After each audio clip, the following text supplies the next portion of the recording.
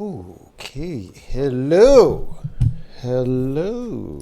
Where did I leave this off this afternoon? Oh yeah, I was making gains. I think I didn't check in though. I think I shall have to test to see if I checked in and so forth. Am I lifting? I am lifting lines of code, bro.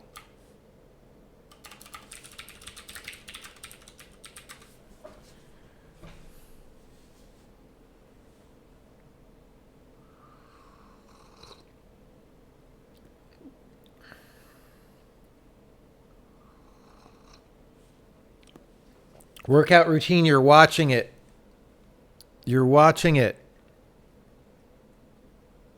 You guys didn't see the gains I made earlier today, though. Those were some good gains. So, did I leave any no check-ins? No.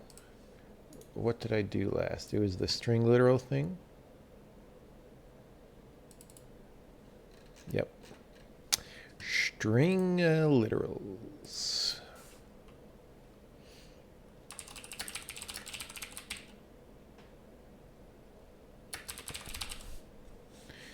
Okay. It's not exactly caching. Memoization, something like that. Okay. So today we been making some gains. So, you know, the past couple days I was cleaning up bytecode and stuff. And so today I was like,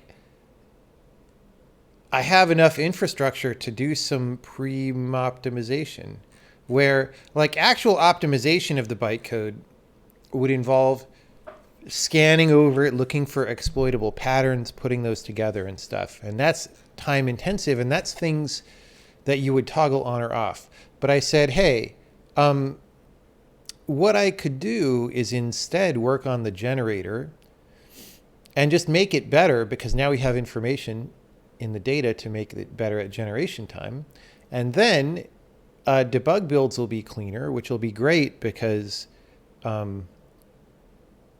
people can read through the code better, like if they try to step through assembly and stuff.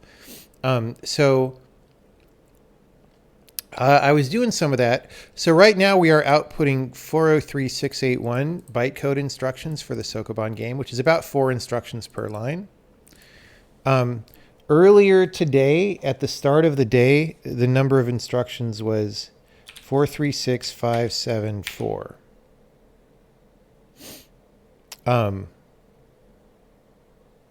Actually, that's like at the middle of yesterday. So we've reduced by not quite 10% the number of instructions outputted. And in some cases, it's quite more readable. Like if you look here, like here, for example, we have a bunch of calls to something like add value folder, and they use mostly the same arguments. And the compiler knows that now. This used to be like 5 or 6 lines per call. So instead, it's reusing the same arguments. And you can sort of see what's happening. Like, oh, we're taking the L value of material panel and calling add value folder. Then shader graph panel. Then material prototype panel, right? So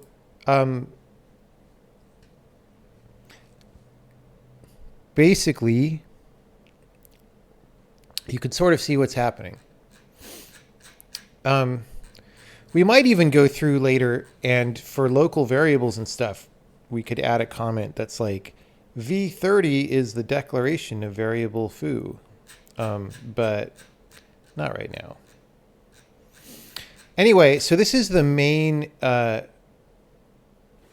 show you what function this is. It is this one that we were looking at yesterday. It's like some number of lines. It does a bunch of repetitive things, so it's a good test case to make sure you're weeding the stuff out of the repetitive things. And then it ends down here. And when you look at how many instructions there are, in this function, now there's 321. This morning there were 556. And yesterday it was more than that. I don't know how much more. So for this function that does a lot of repetitive activities,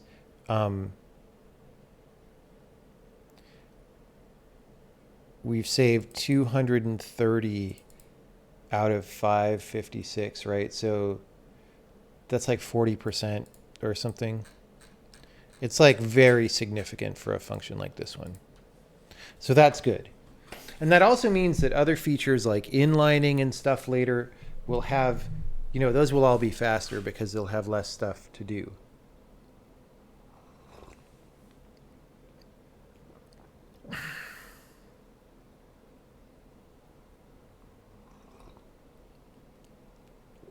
Any questions about that?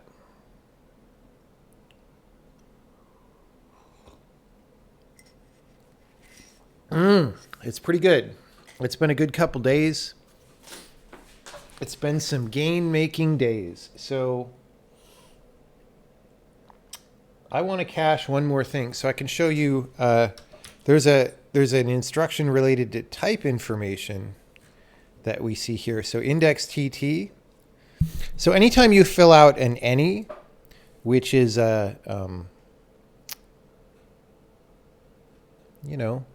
it's a data type that we often create for print functions and stuff. That has a type tag on it, and that's how functions like print know what to do. And so you see we have index TT with 2. This is just get type number 2 out of the type table, which is probably like int or something, right? So we're doing that a bunch of times. Here we do it with 3, so that's a different type. But here we do it with 2, 2, 2, 2, right? So we could get rid of 3 of those. That's not huge gains, but it's still like, since this function is down to 300 and something, that's probably 1% of the function, right? Because it probably happens up here too. 2, 3, B. Oh, that's a hex number.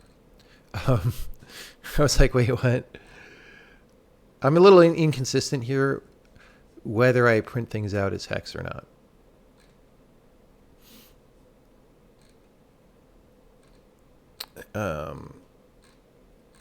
Anyway.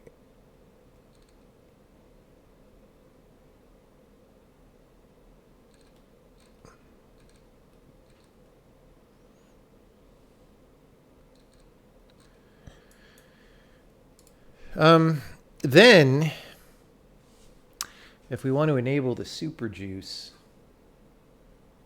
I don't know if we want to enable the super juice. We'll see. Did I notice any performance gains in debug? Good question. I think I did, but they're still not huge. So like here's the fast build, right? And then I'm running. I assume you mean when actually running. Oh, the problem is like we're streaming right now, so it's going to run slower. But it used to be 14 FPS, and now it's like high 15. You see it's toggling between 15 and 16. We actually, due to some other gains from the past few days, we got it up to low 15. I should look at the milliseconds, right?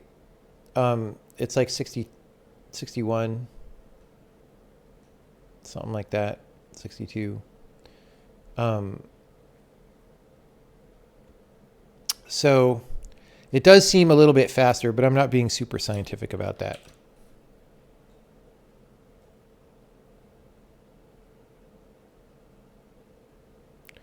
%1 could actually be massive if the function is called a lot. Yes. So the other good thing about this, so one problem with modern programming styles and the way compilers work too, is they just spew a ton of stuff out for debug builds. And the problem is it makes your debug build very, very slow. But you want to be able to run your debug build reasonably interactively, right? So the fact that, like if a heavily called function gets significantly faster in debug build, that's actually pretty major in terms of value delivered to people.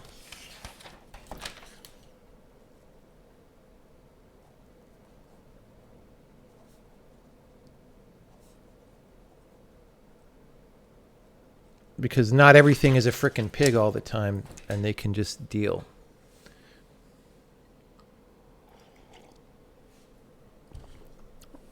Are all the V temporaries primitive, or can they represent compound data types?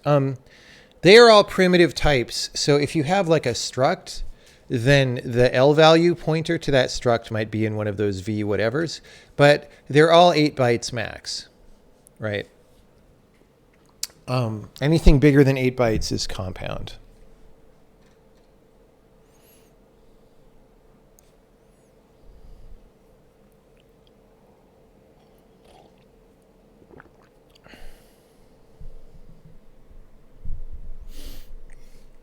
So I want to do this index TT thing. And then maybe we clean up some of the other maybe we do the BB index thing, since we talked about that on a previous stream. That could be fun to do. That won't make instruction gains, but it'll make cleanliness gains. We could do the A64B flagged audit.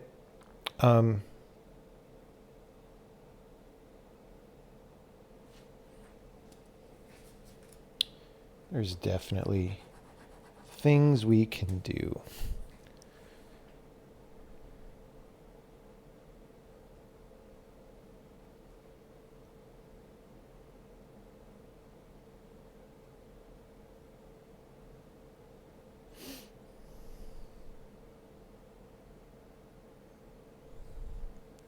What does the number on the left mean? That's just the instruction number. It's just counting one up one each line. That's all.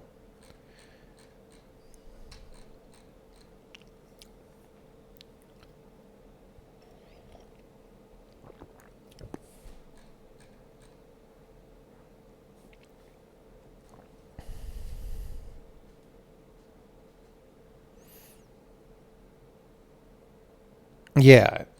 Yeah, it's basically just to help you read.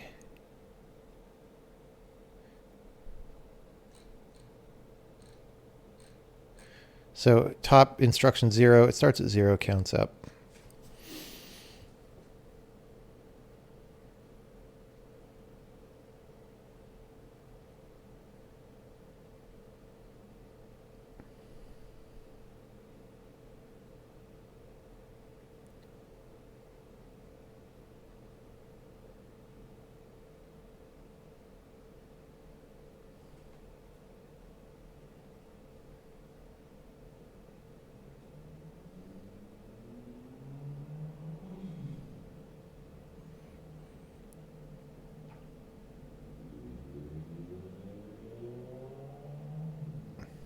Yeah, there's definitely some things that I want to fold at generation time. So like there's simple stuff like here we're doing a not and then a jump if false. That's pretty obviously should be a jump if true, right?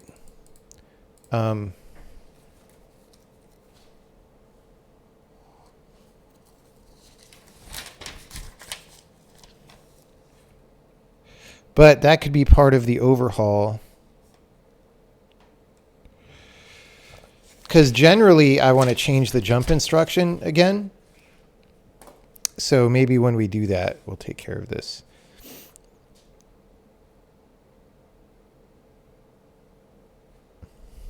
Okay.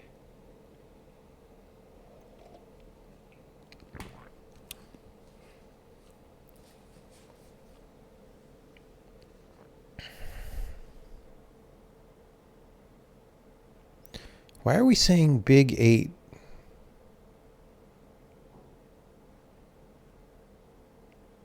Oh, because they're...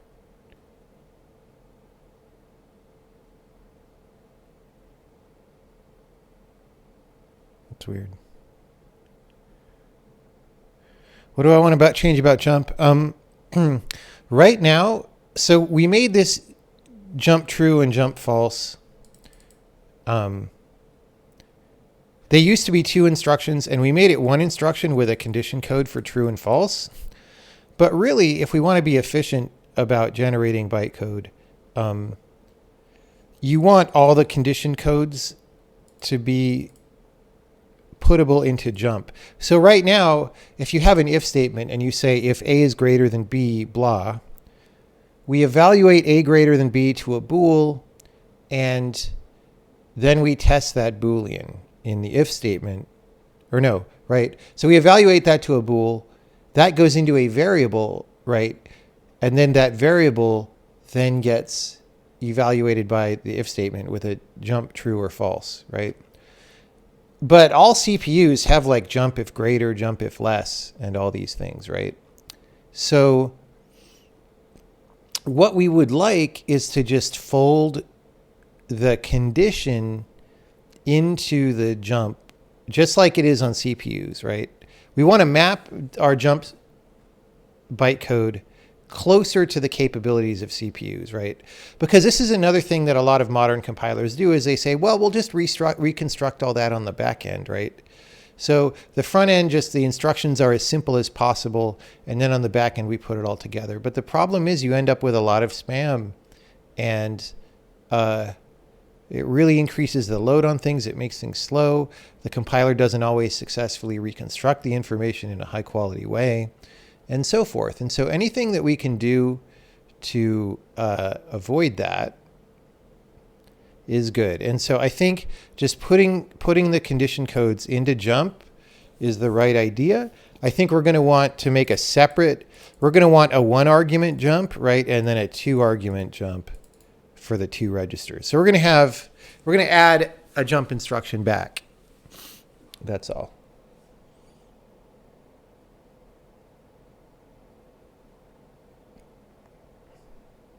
Do I have an intuitive notion of how much CPU is used only to convert from and to quaternion in matrix? Quaternion to matrix is fast. Matrix to quaternion is slow.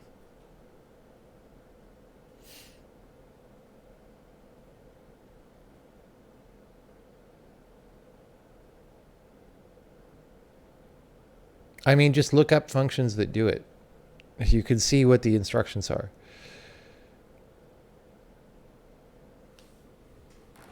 Okay.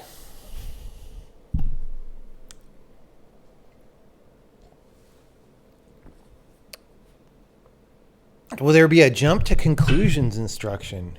Maybe. I mean, maybe that's what panic is. Isn't panic really about jumping to conclusions?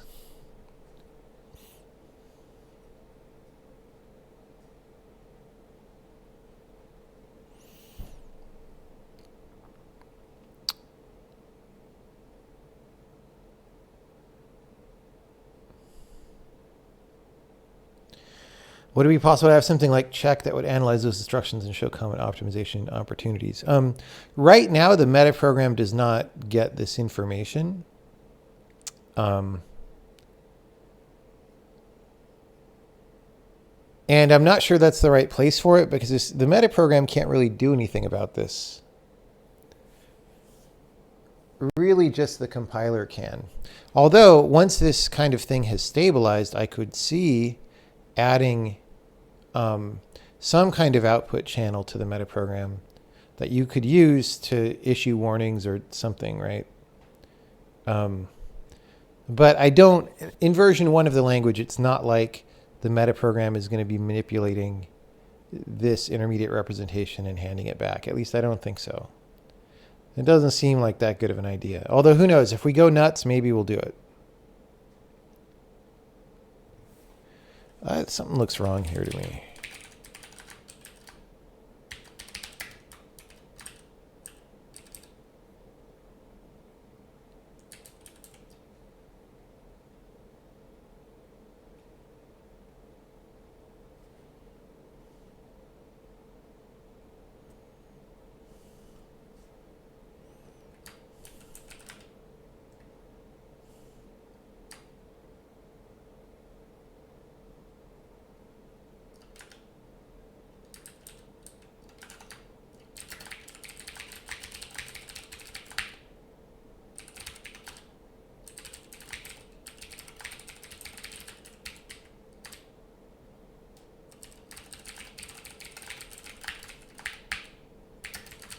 I don't think that was a correct thing.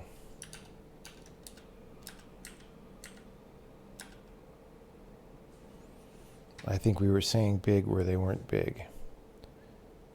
Oh, we were, what? Oh, wait, is that, hold on. Oh, that was release compiler. Are we running release? Yes, okay. Good. I keep saying big. I don't believe that. Getting the path. Oh, that's a string.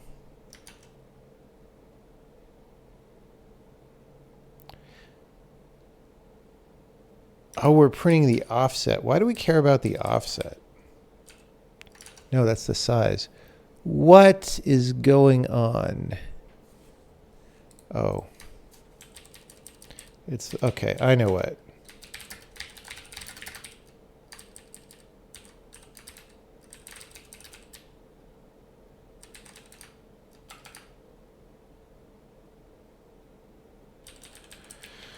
I typed the same thing that I already had in my code. I just put the wrong size. It was saying big, but the numbers were all 8, and 8 is not big. So that was confusing me. Now I am not confused anymore. It'll say big 16 now. See, big 16, big 16. That makes sense.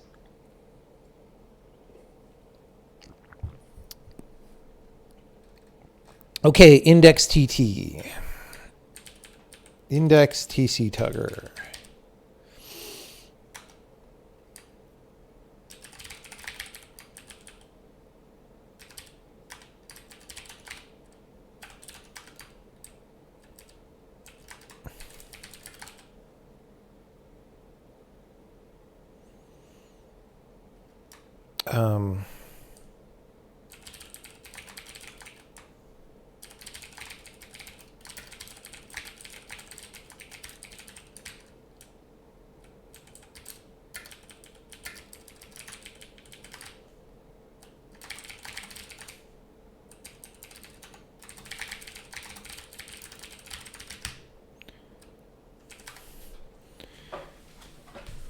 Okay.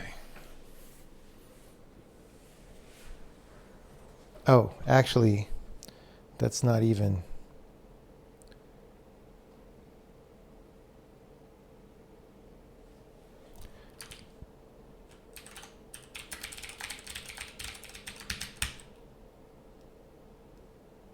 That's what we want.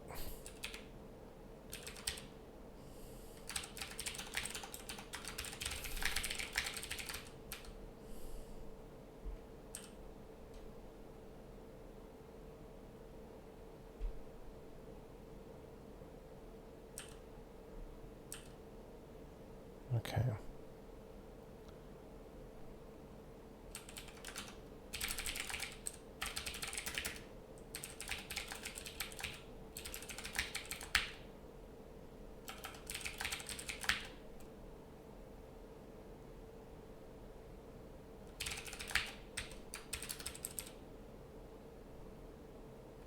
Wait, what's it called? It's not add or emit.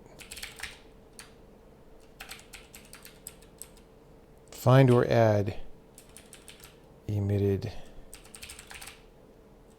Sometimes I say that find.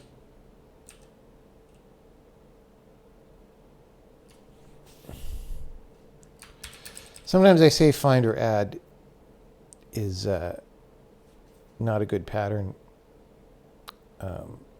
But in cases like this, I'm fine with it.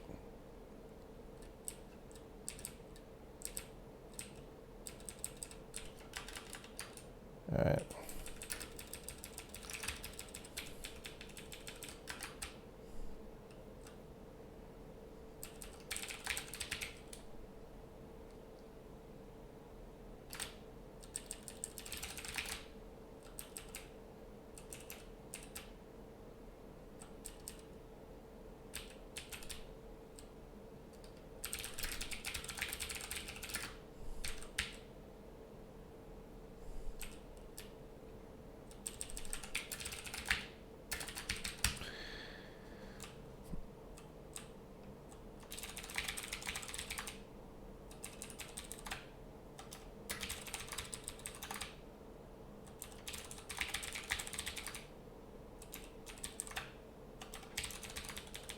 Actually, I think we're just going to do it here.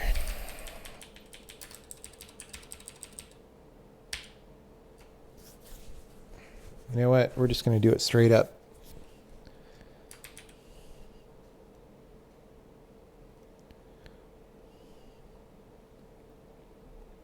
Because this is a much simpler case than the other ones. So we do this, we emit the instruction, and then we say return type value.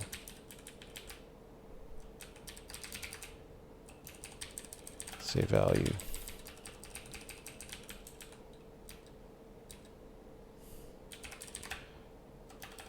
Index. Oh, value. Okay. Here we're going to go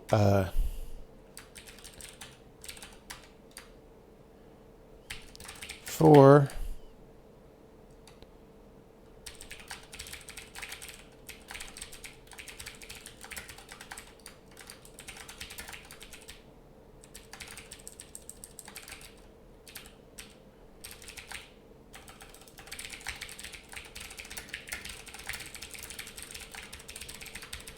easy.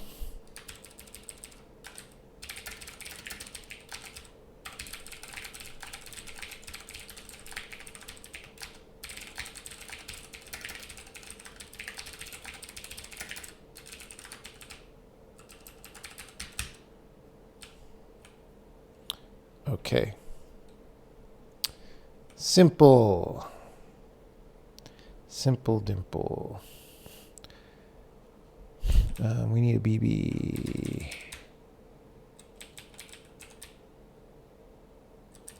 Okay.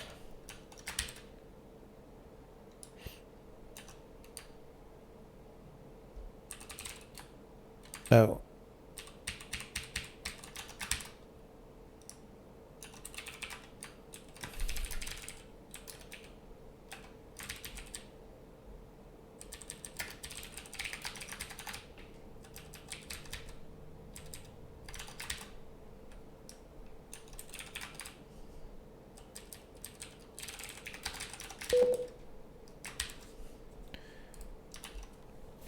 There we go.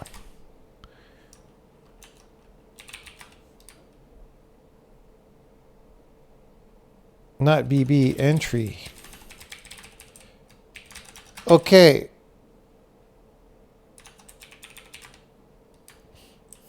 Find or add. What did I call it?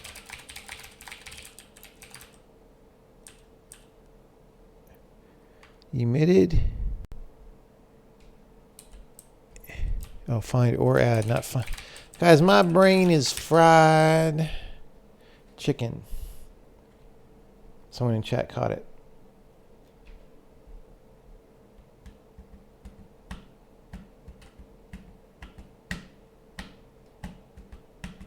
Okay. So, we're down to 318 now. I don't remember what that was. 321. So we saved 3 index TTs. I actually expected more because I thought I identified 3 from the bottom block. Let's look. Let's make sure it runs first.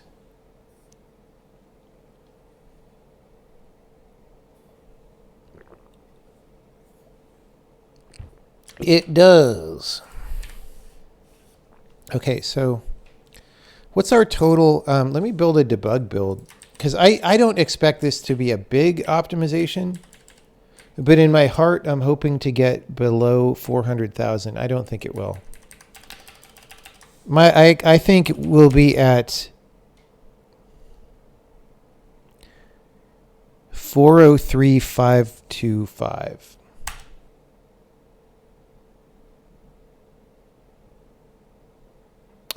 Better than I thought. All right, 402,784. So the number before this was 403,750. So we saved like almost 1,000 instructions or 0.25% of the program with that, which is worth, I think. That's worth. Okay, so let's look at these index TTs now.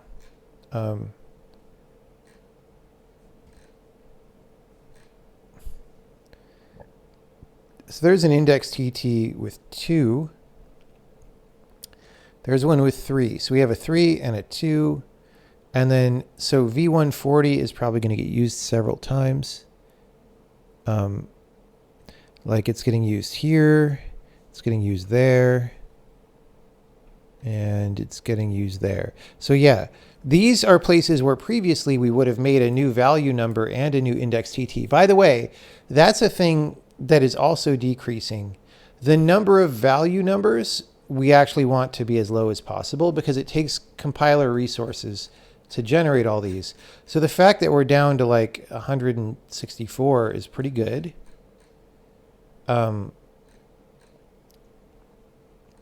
In my opinion.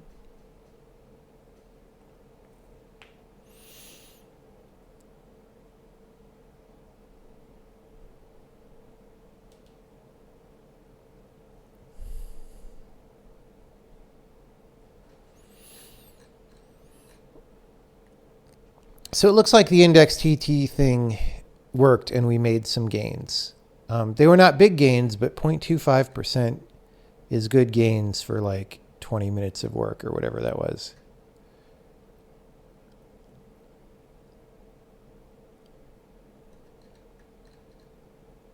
Less instructions means faster compiler if you don't spend more time reducing the number of instructions than you get out of having fewer instructions, right? But it also means, you know, when people read debug output that optimizations have not run on, that it will make more sense to the human eye. And even this intermediate, this is like readable now. This didn't used to be readable. Formatting was part of the problem, but it also, there just used to be too much spam in here to tell what's going on. And now I can actually tell what's going on.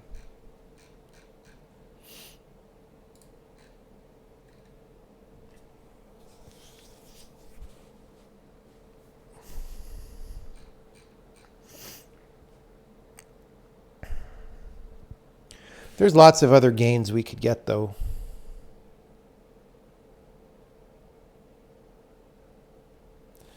But yeah, we've gone today from 556 to 318. If we go from 556 to 308, that's two different calibers. But maybe we won't do that.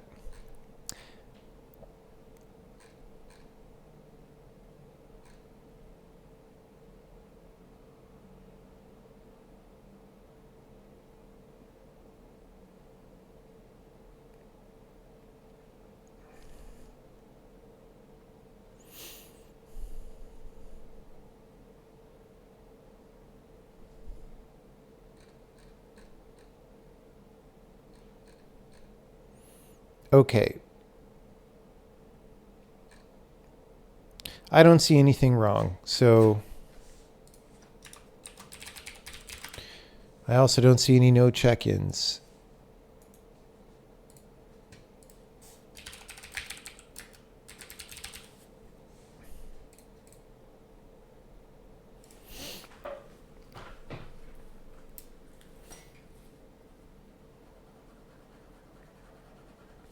There's the question of whether I want to cache the array for a varargs call.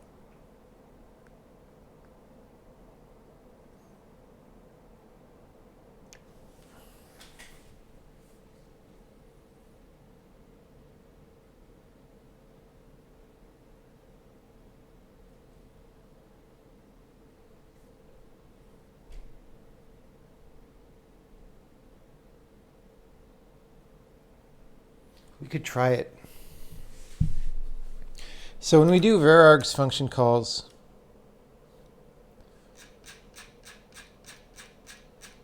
so a lot of these instructions here are, see, we're making an allocation on the stack. We're moving two things into it, right? Making an allocation on the stack, moving two things.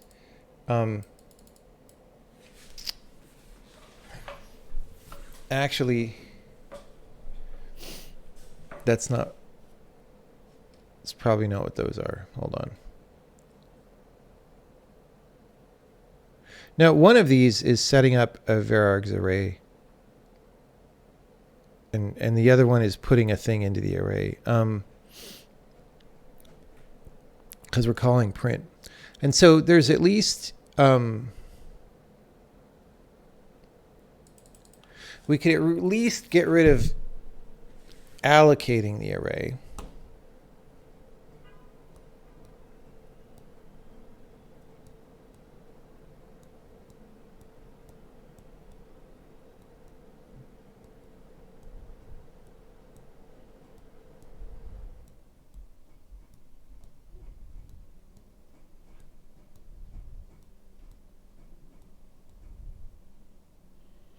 And in some cases, we would even know that the varargs array that we're reusing, we would know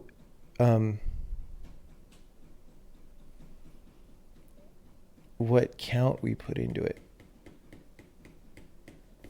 So we could even do that. And this would help when you call a lot of varargs functions.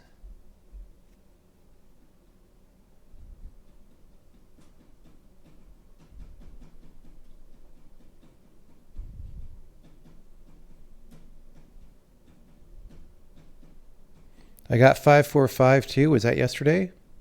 Wow, we're hitting all of them.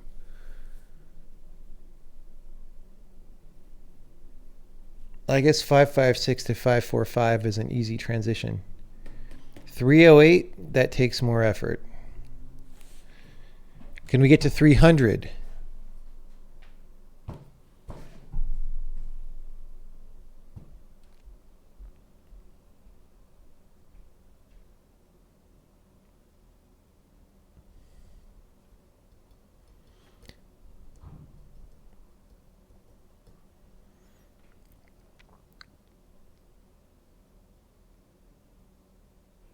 So what I can do is, when we make a varargs, I can put it in a wait list. Because the problem is you can have more than one varargs per function. When I make a varargs, you could put it in a wait list. The problem is, when I reuse a varargs,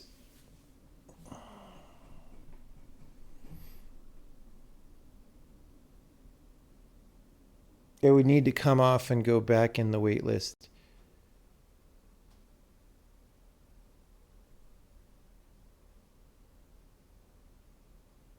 You know what? I want to do it.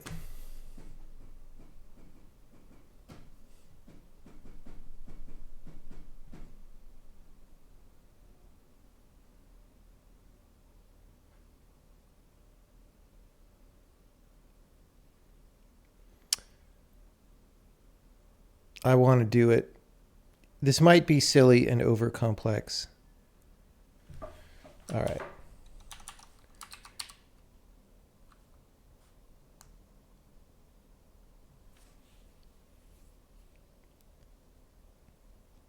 Actually, it's got to be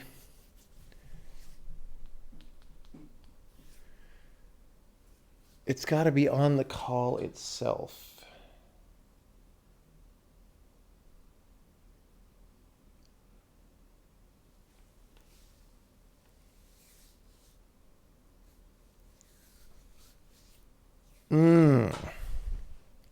I want these gains, though.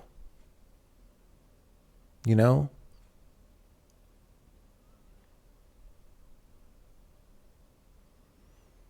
I want me some gains.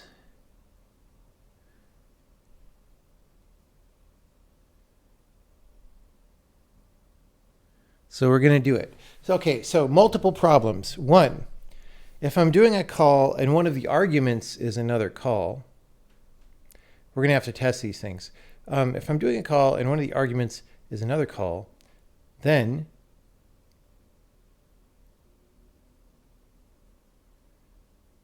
clearly we can't reuse all that stuff. Although I don't think that can happen, actually, because it doesn't nest that way. What happens is we iterate over all the expressions.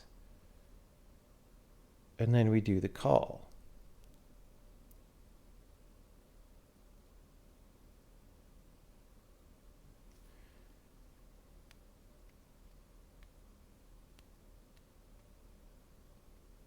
And so like one of the arguments would be a make var args.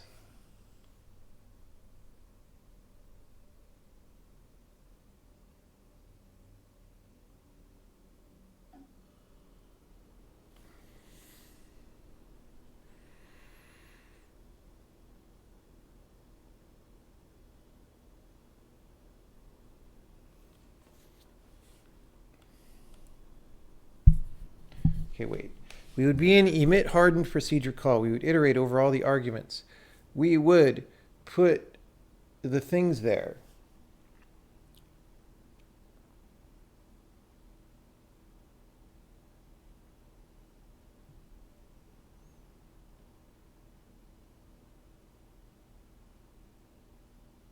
No, yeah, we do. We recursively visit. So, okay.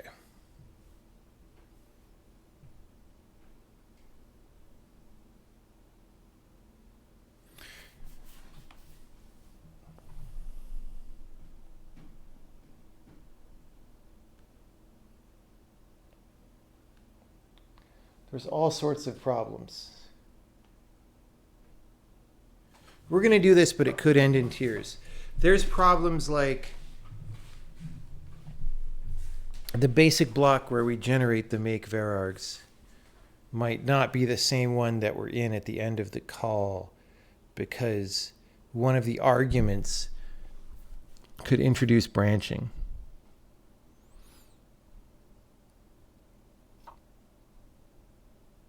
I don't want to do it right now. It's too complicated.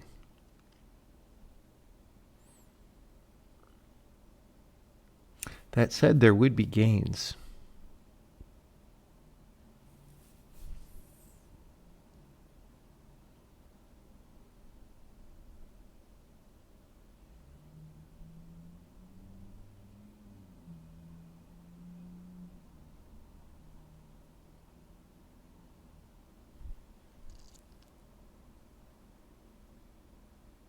Nothing can't happen if you evaluate before making the array, right? But the time we make the array is when we do that particular argument. All right, let's try it. Because I'm crazy and stupid, we're going to try it. I did check in, right? We're going to need some caffeine and some chocolate. Oh, okay. I got a new batch of the cinnamon spice tea. So I think that's going to fuel me through this.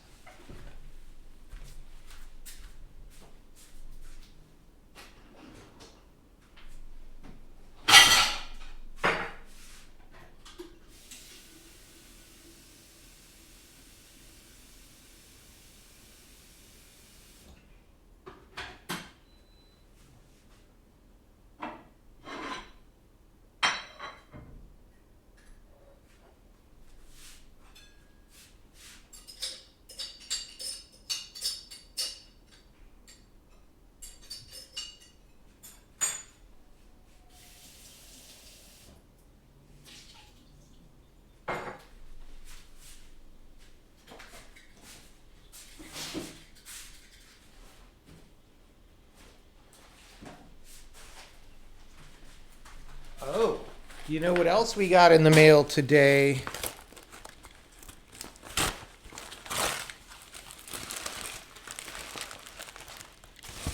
It came with a free Charleston Chew, apparently. That's strange. Longtime fans of the channel may have guessed. What is it? What is it in the package?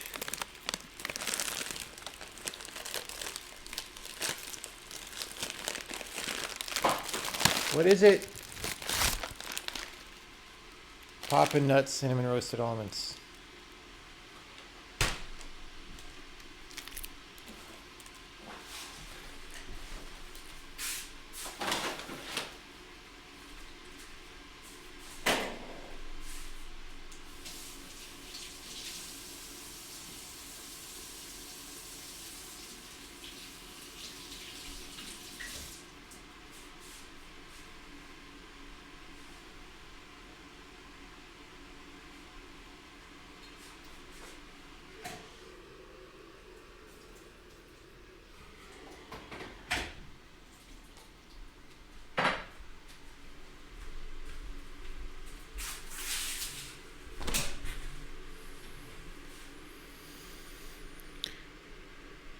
Do I drink Soylent? No.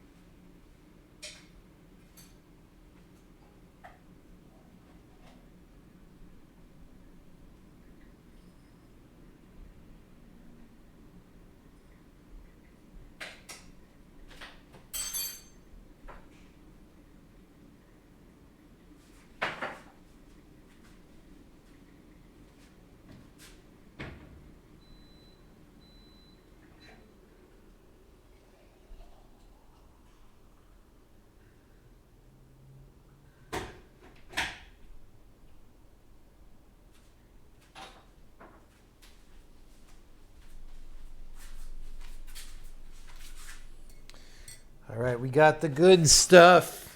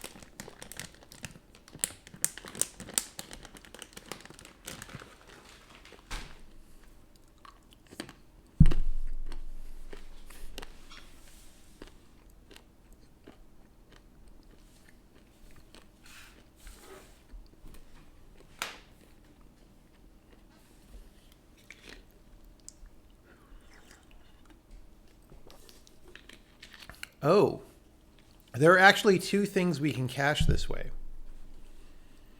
We can cache the make varargs and the caller locations.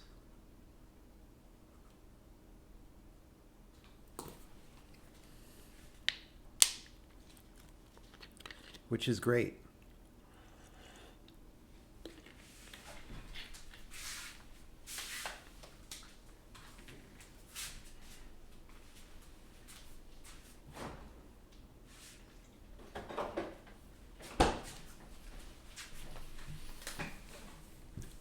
I had caller location cache down on my piece of paper before.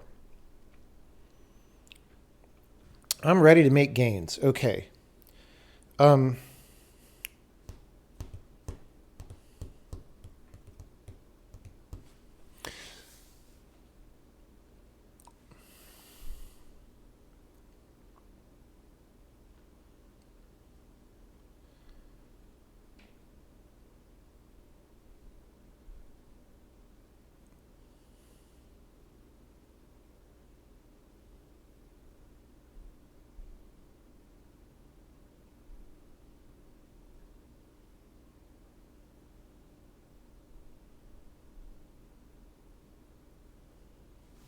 Okay.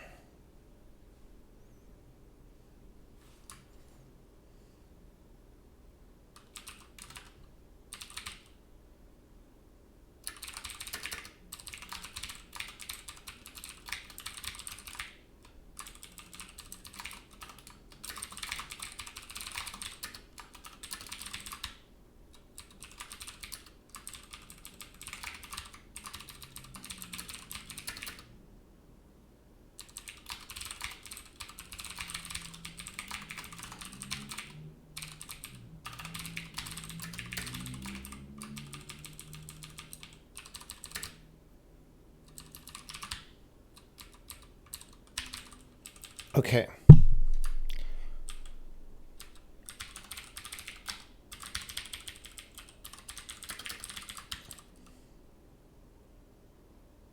Actually, that's it.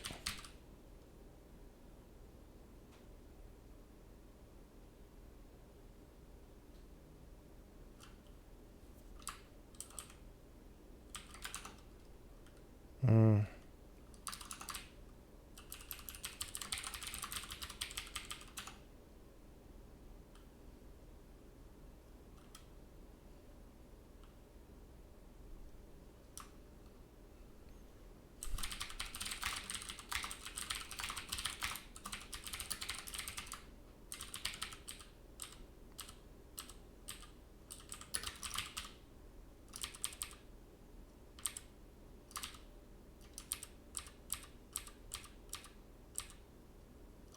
I'm in the wrong file. I'm like, I don't see what I'm looking for. Here we go.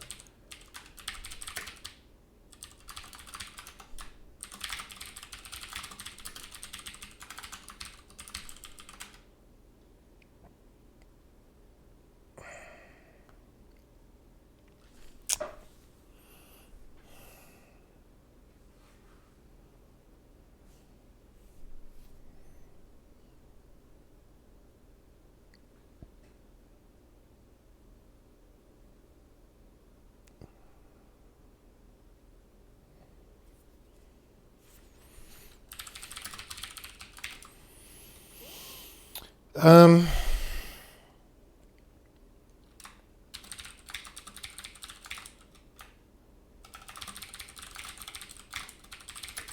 I should probably put all this stuff in a different file, honestly. Um,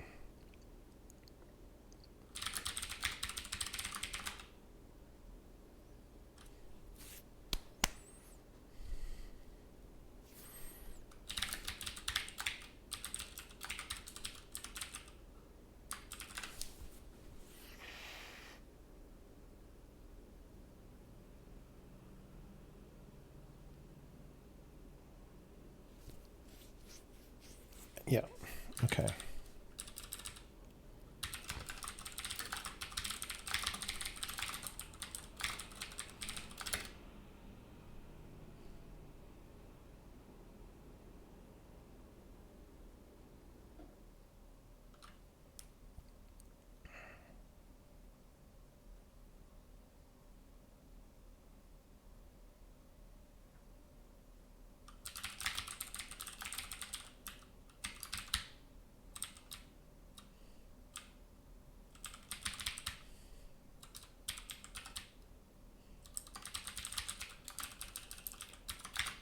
I can taste the folly of what I am doing already. Okay. So what's going to happen is, anytime we need a varargs array, we're going to try to grab it from here. If we do grab it, then we're good. We pull it off of that record array, and we put it in the used. Or if we make a new one, we put it in the used. When we pop the call,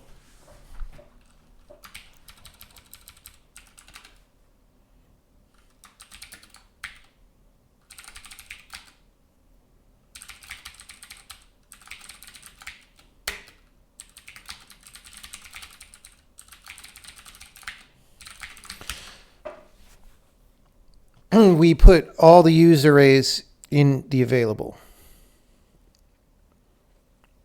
Okay. So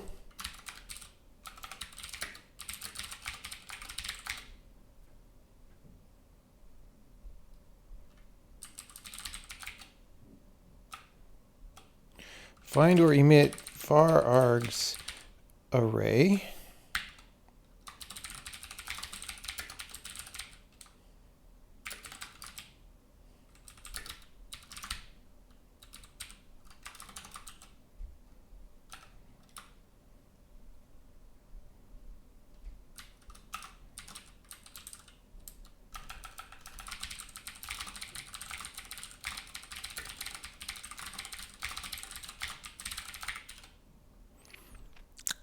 we're going to go over this. Oh, if there's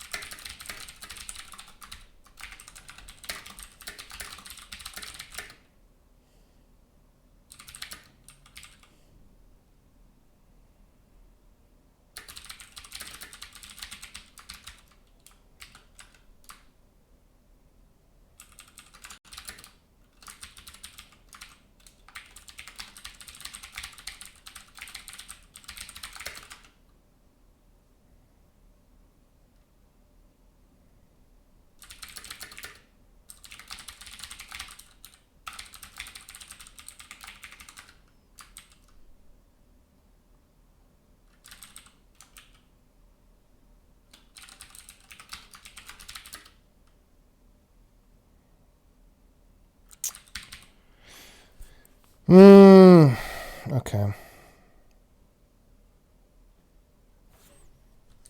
This is going to be helper.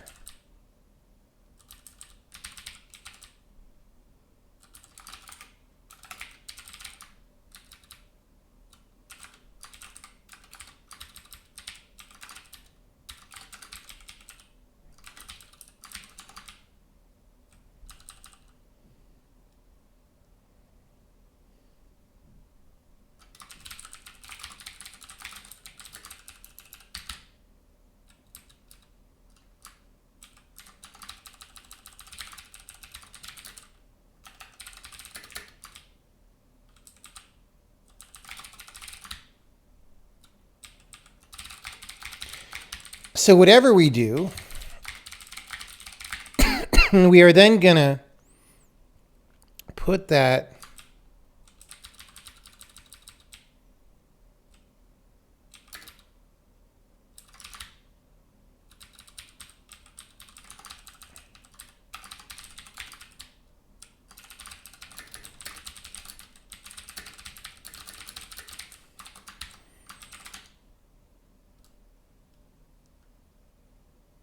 okay, and then one of these assumptions is going to be not true, I'm sure.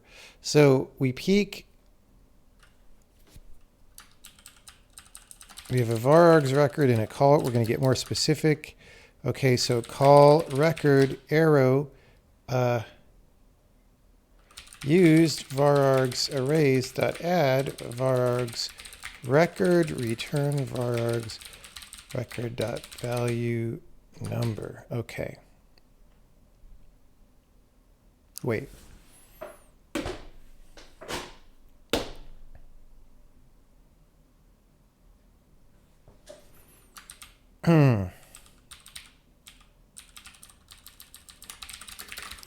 What a mess.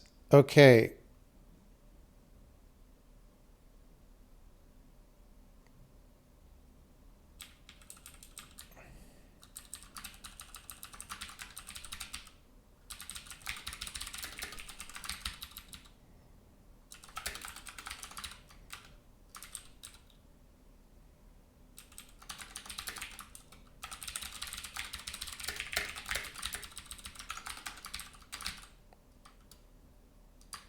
Okay. So if it dot value number is equal to okay.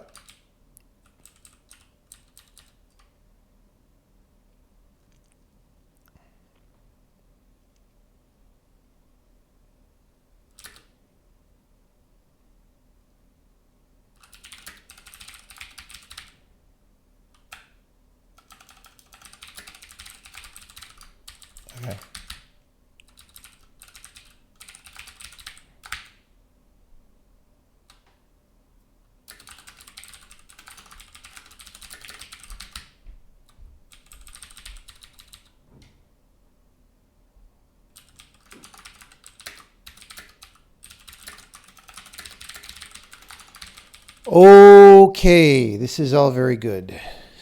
Sort of, not. Wow, this tea packs a punch.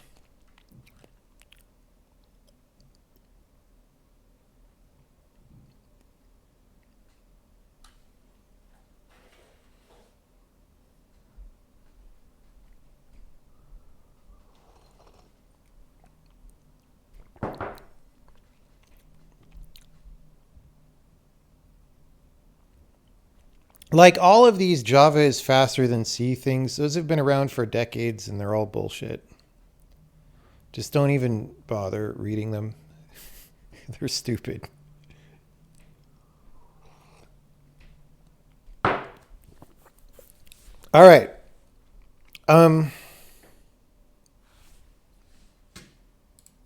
Need pull up camera? Well, listen. I mean, I'm just a streamer. I can't afford that many cameras. Let's turn the magic lamp.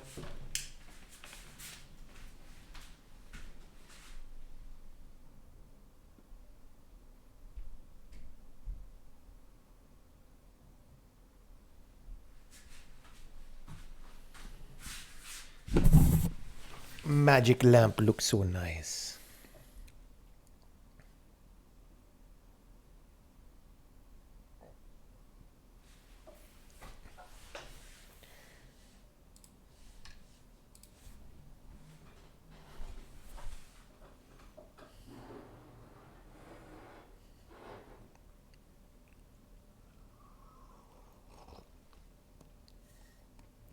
I love having a big warm mug of tea. The Winnie the Pooh mug is good, but this one's satisfying in a different way.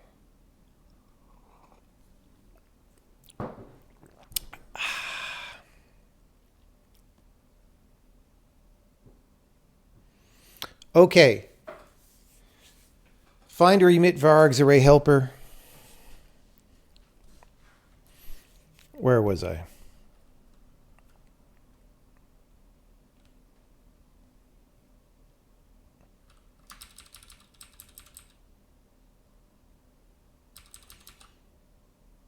Oh. Can do that.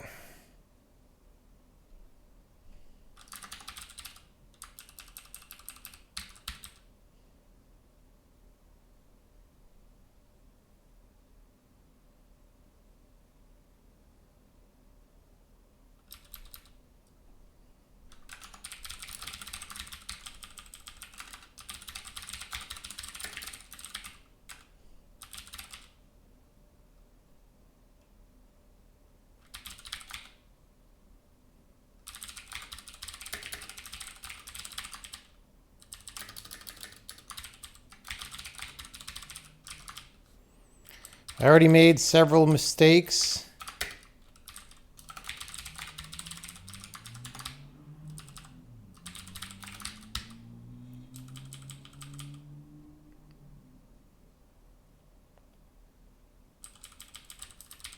Okay.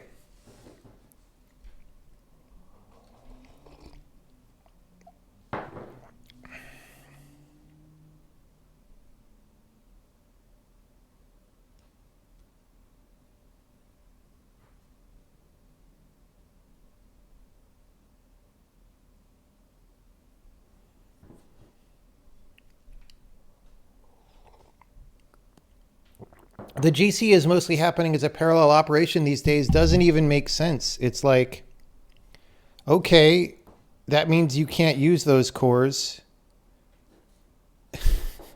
Have fun with that. And it also means now you have somebody hammering on all your cache lines, so your main program runs slower anyway. Like, it doesn't matter that it's in a separate, if you actually know how current day multiprocessors work, you wouldn't think that that was a good idea.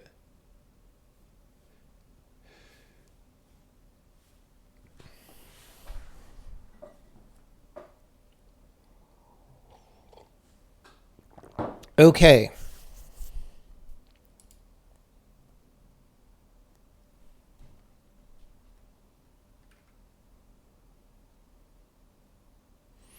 We could put the stack allocation on there.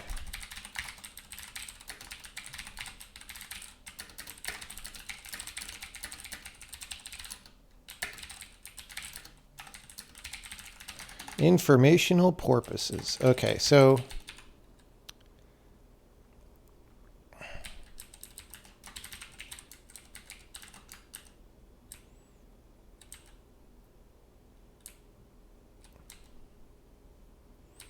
okay.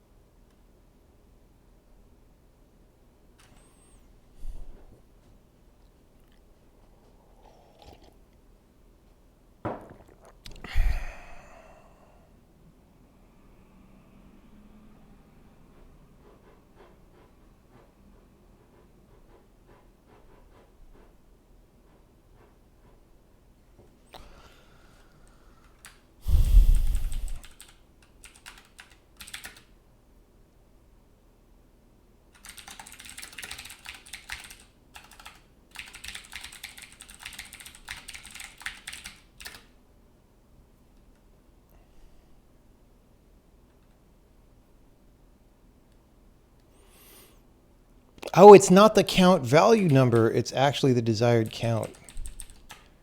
That's right.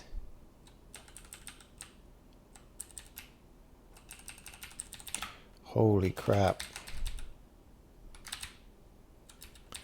See, I made the mistake of thinking that something was a mistake, and it wasn't a mistake. Of course we know at compile time how many arguments there are. Don't be silly. This ain't Lisp. Find or omit vargs array helper. Yes. I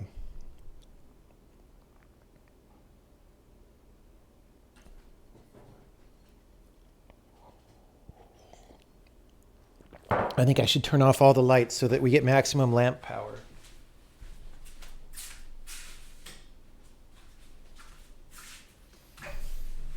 When people say they use the lamp stack, I'm like, buddy, I use the lamp stack too.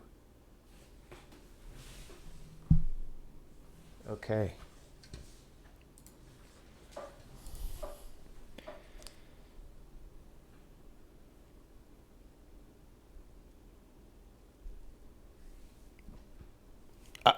Uses the buzzword parallel. I mean, basically,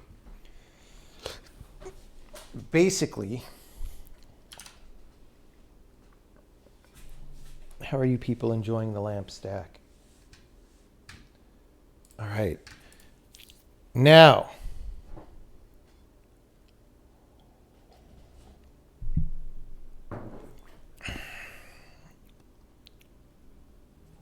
find or emit varargs array, not the helper, the main one.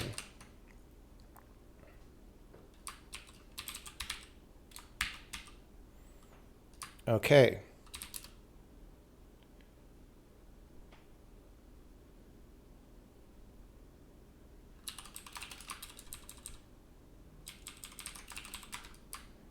Then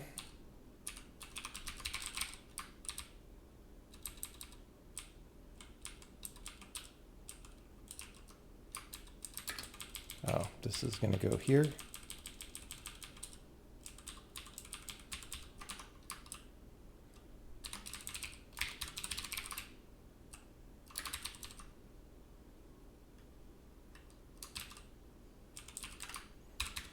Okay.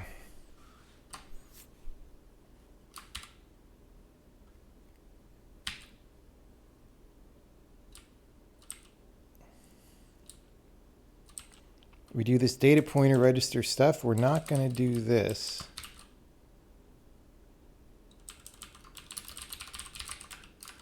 We're going to say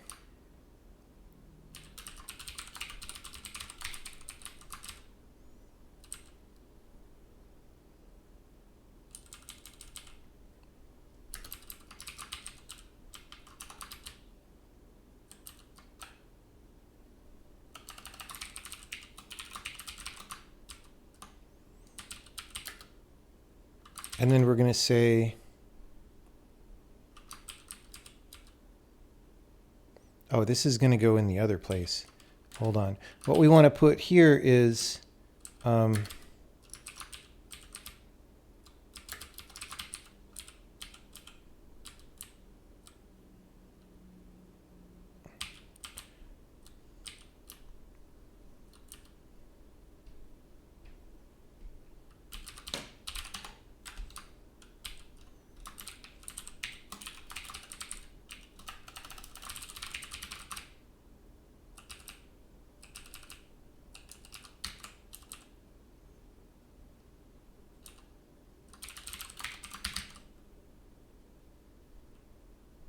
okay. We do that. So we figure out the data pointer. We store the data pointer.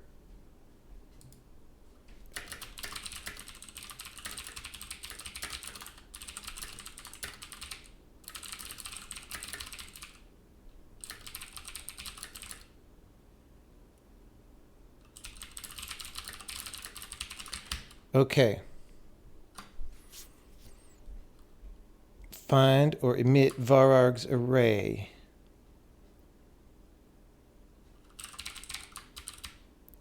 Okay, so here in the non-helper, wait, no, in the helper, we go count value number. Whoops.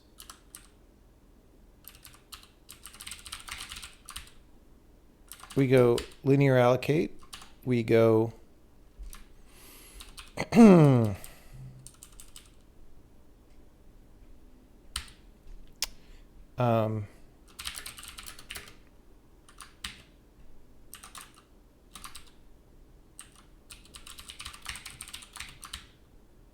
this emit unknown array init should be called something different.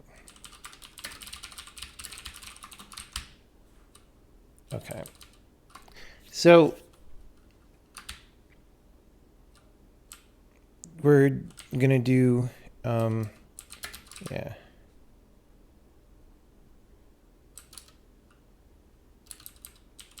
We do this.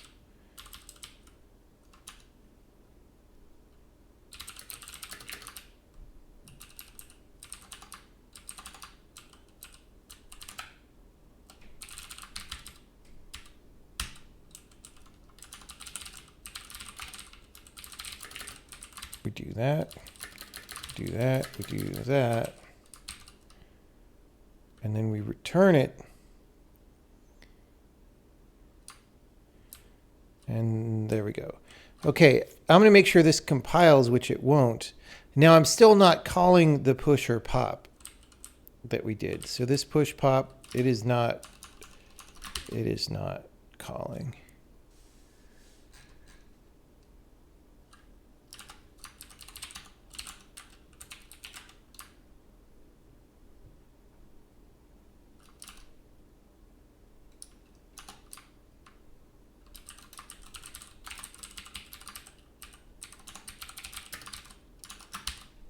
Or is it called linear allocation?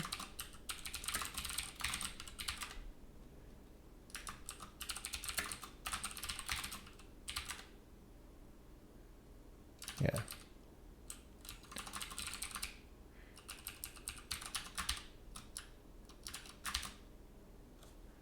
Okay. Current bytecode cannot access protected member. Do you know what I say about that? I say frickin' bite me.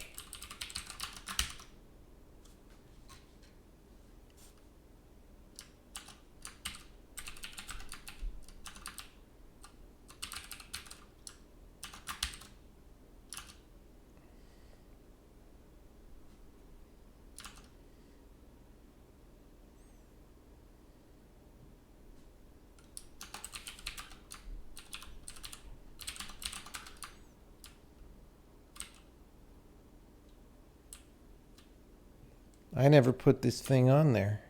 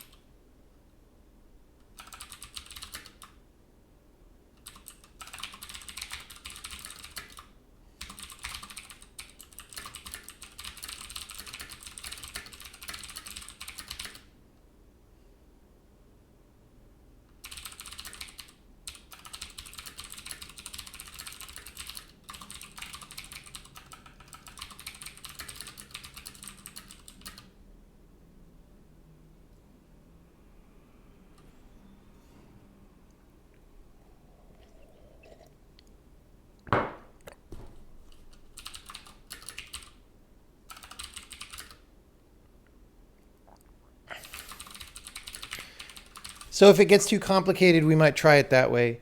Um,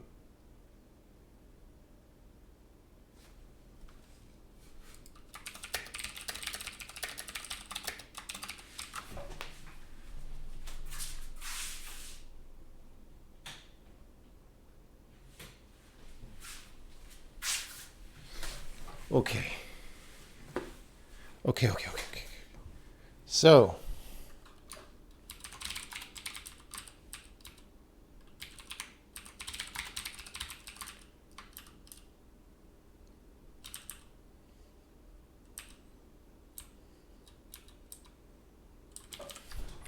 did I write down delete using function?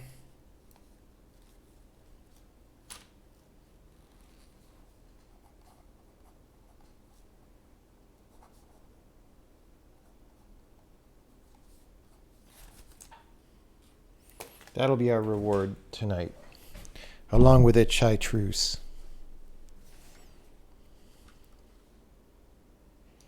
Okay.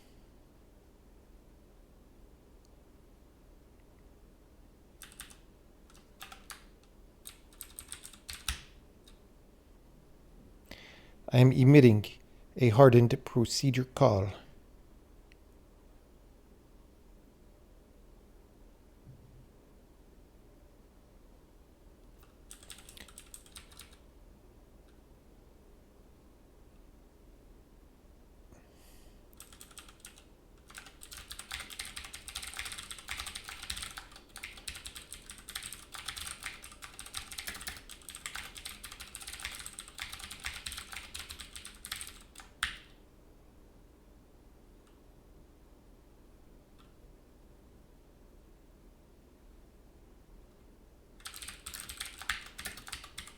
All right, well, that part is busted.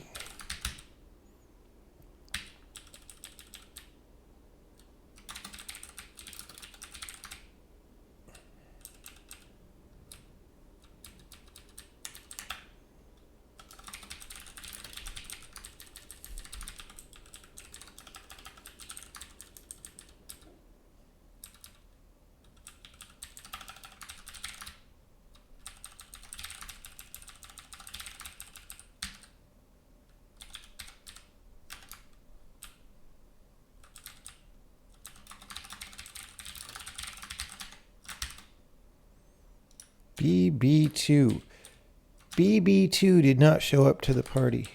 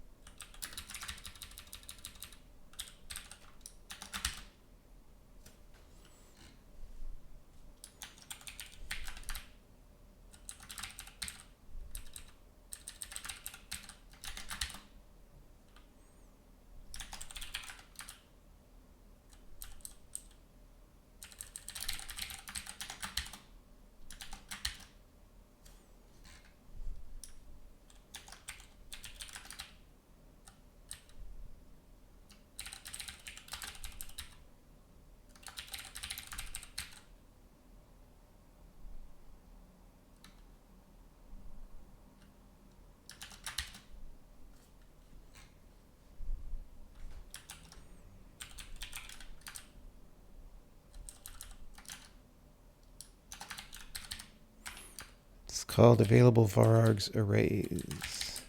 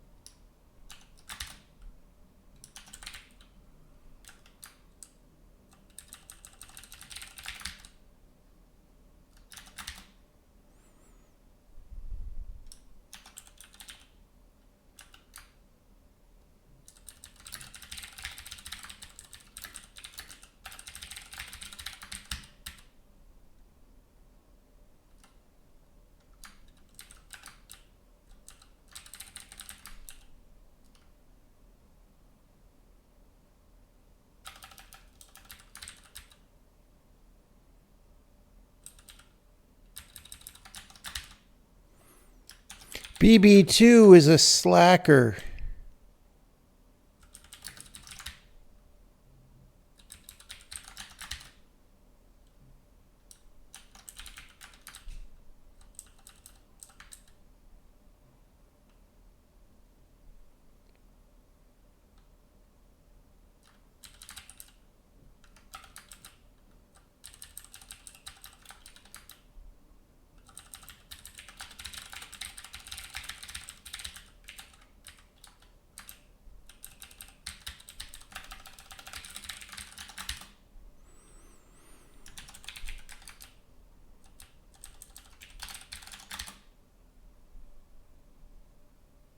Okay. How much of a disaster is this going to be? That much.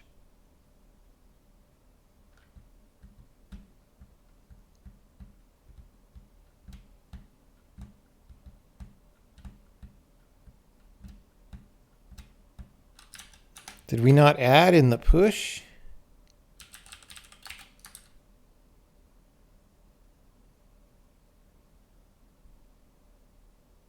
We did, though.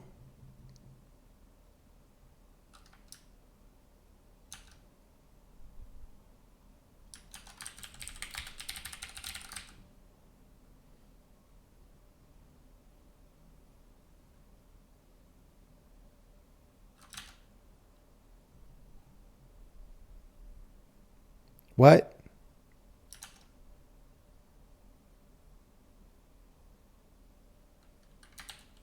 Oh, we might... No, we can't yield. That's... Okay, hold on.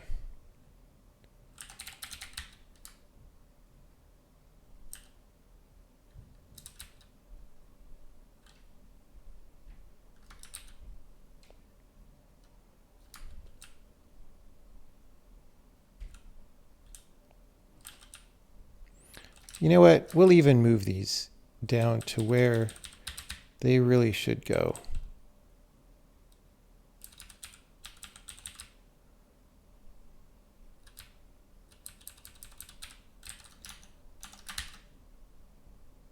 It's not going to matter. Why is that?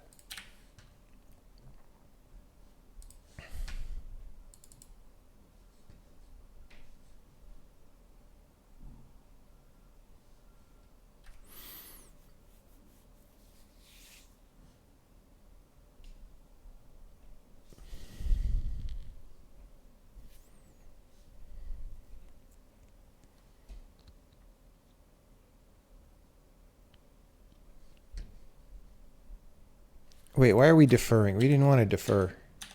I wanted to remove the defer. That was the whole point of that. Still not going to matter. Okay. What is happening?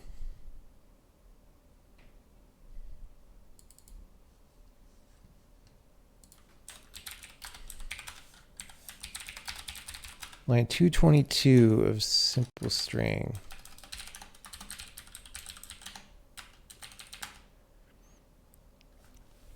It's assert.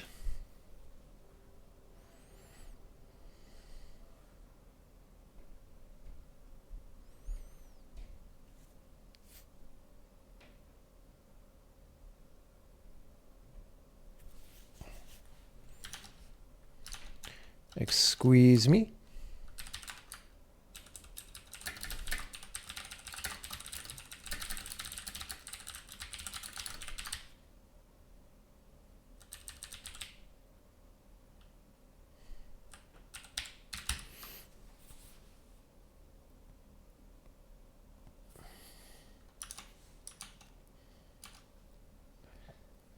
Why would assert be having a cow?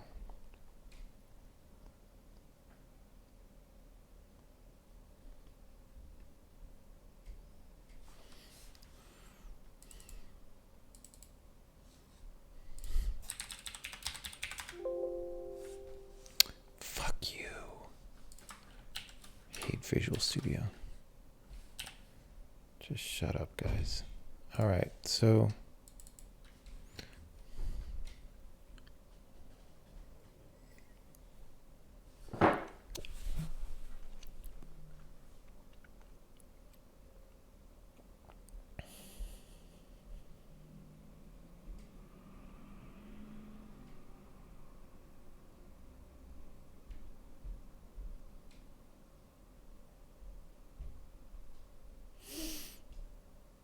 why are you guys talking about what bad programmers say? I mean, I guess it's worth a little bit observing it, but spending so much of your time thinking about what a really bad programmer is saying, it's not productive. Like, it's better to be making good things than to argue with people who don't understand. Because the way to show people that they're not correct is to make better things than they know how to make. And they look at the things that you make in the amount of time that you make them, and they say, whoa, maybe I need to learn whatever that guy knows that lets him make that thing, right?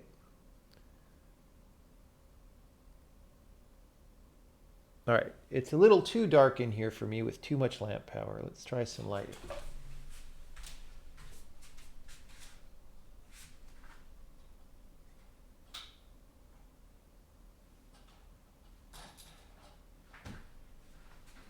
How's that? That's straight in my eyes.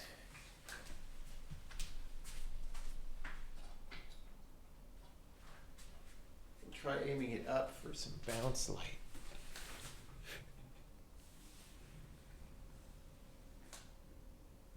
That's got like a nice tone to it, doesn't it?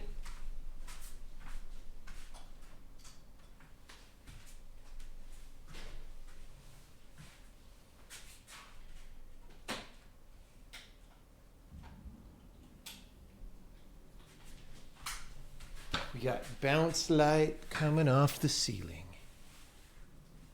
So nice.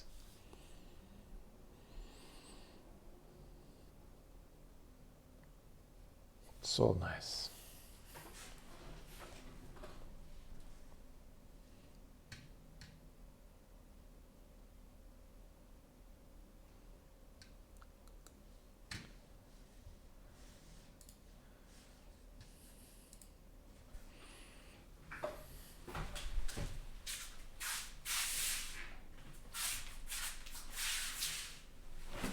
Okay.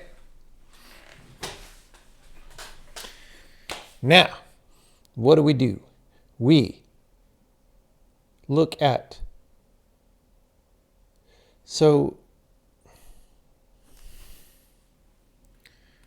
I mean, we're just gonna.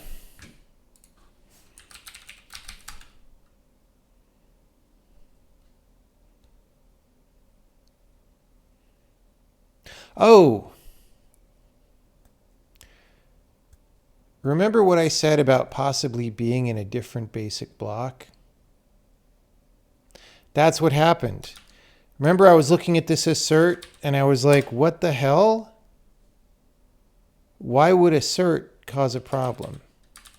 The reason is because this is a short circuit operation. So it actually introduces a branch in unoptimized code. So we're in a different basic block.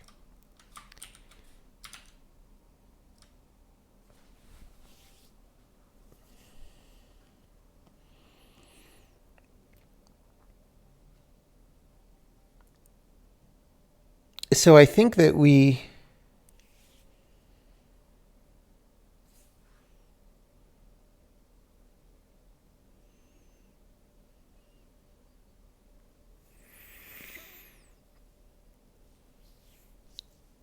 this is part of what made it annoying and stupid and complicated.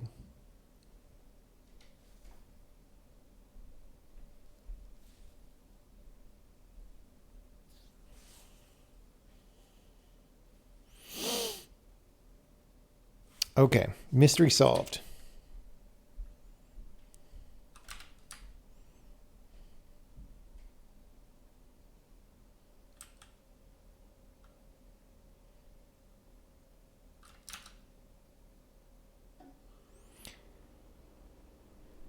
But like, how did we end up? Oh, yeah, I get it. Okay.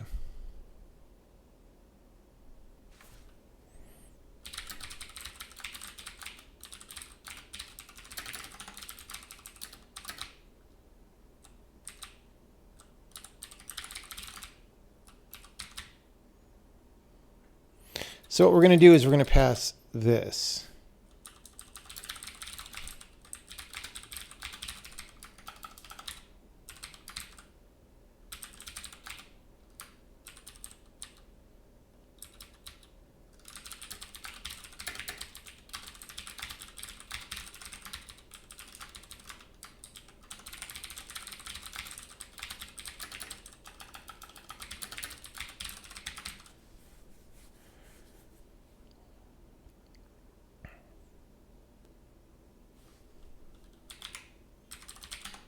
I don't think we actually need to store it on the record, but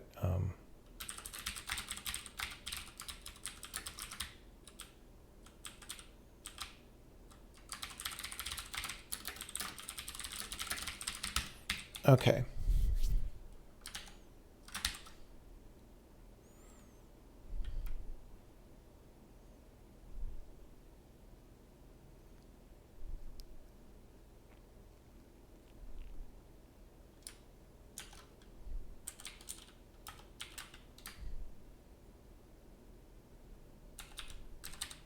Wait, what?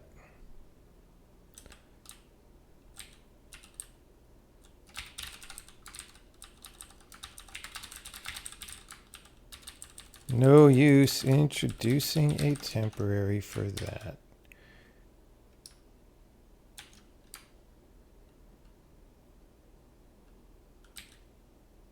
Wait, what? Oh.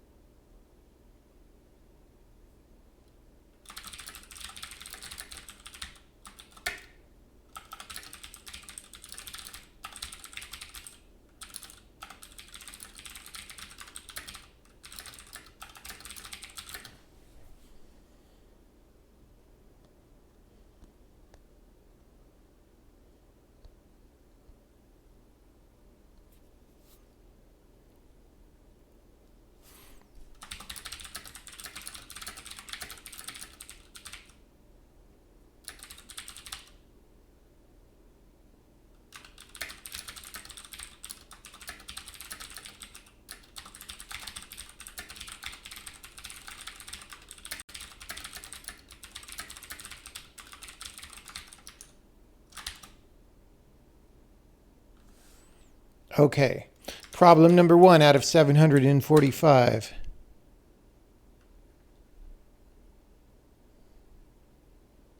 So now it looks to me, okay.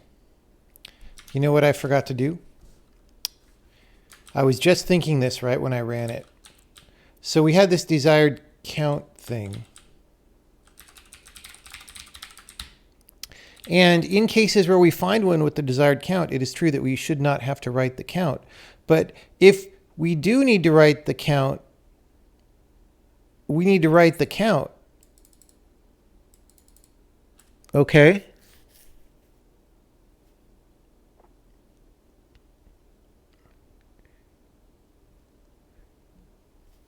Now, firstly, we're not even writing the frickin' data pointer. I don't know where the hell that went. Oh, the caller writes the data pointer, but this one writes the count.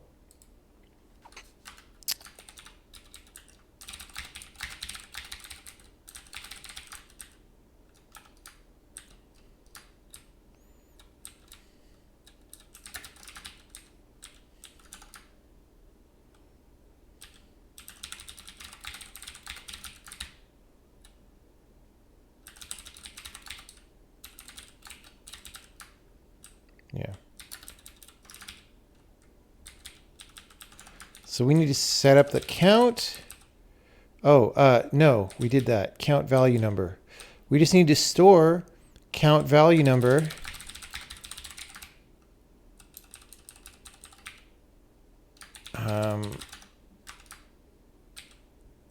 for the count offset into the result array.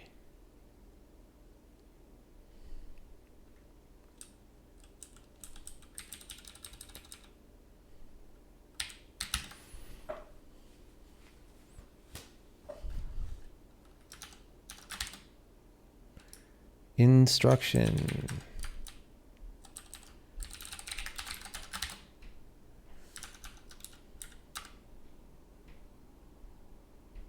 Okay. We're subscripting.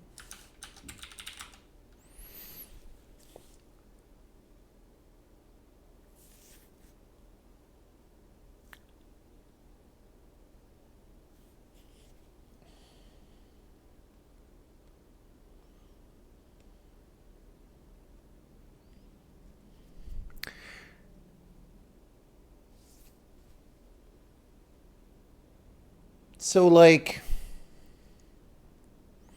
I guess we want to put this on the basic block,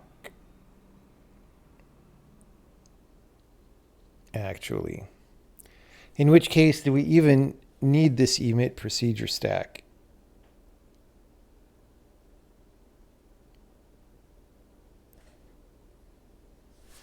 Maybe not.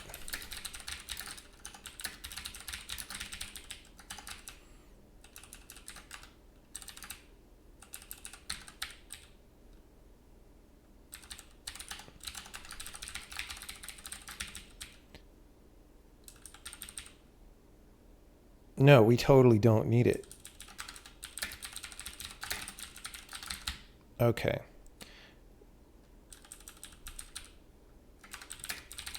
Maybe this isn't as complicated as I was thinking. Anyway, so we got the used vargs arrays.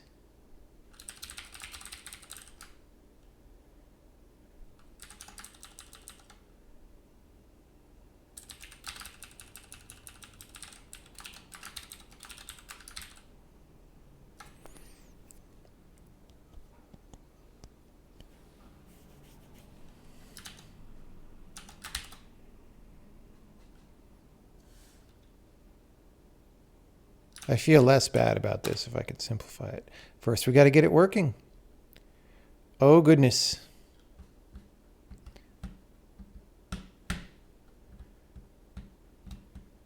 We're definitely calling print incorrectly. Okay, one step at a time. Let's not find anything.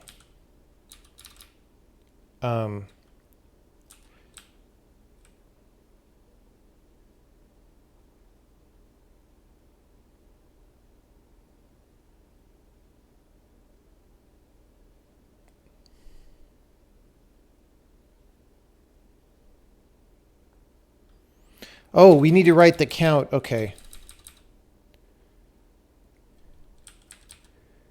We need to write the count.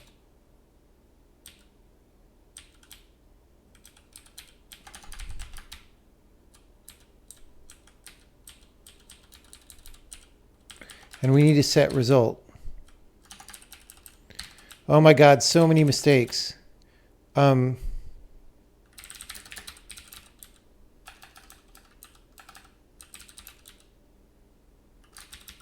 Wait.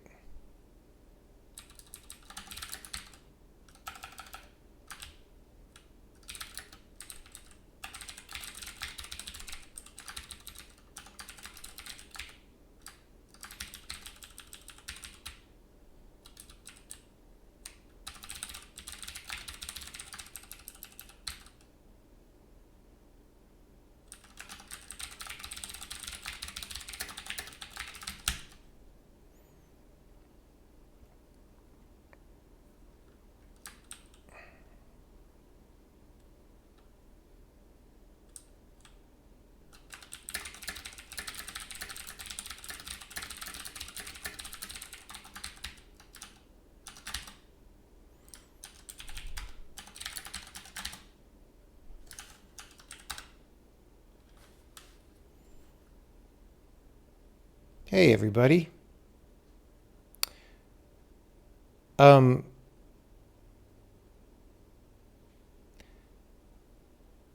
I mean, this happens sometimes when I screw up, but it looks to me like we think we're making Halo games and we have 343, whereas before I added this, we were at less than 343, weren't we?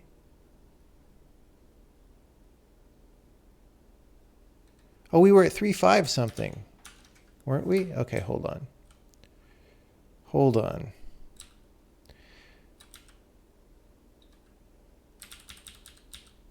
We can just never add any to the used and see how many we get. 351. Okay. So we saved 8 instructions, which is 2% of this function. Is it worth that much complexity? Maybe. You thought we were like at 321? No, I don't think so. I mean, I might have screwed something up that added more. Somebody could go check the VOD if they want, but I think we were, I think we were 3.5. No, we were at 310 something, because I remember I was subtracting it from 556 and getting like 230. So I probably goofed.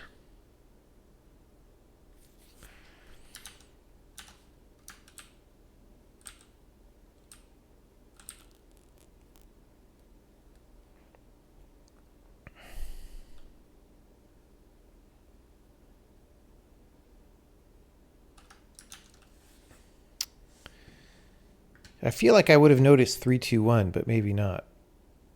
Okay, anyway, we can look at this.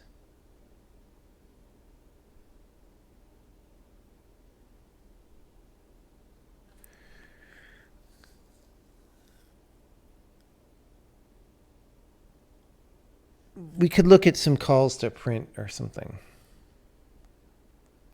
Okay.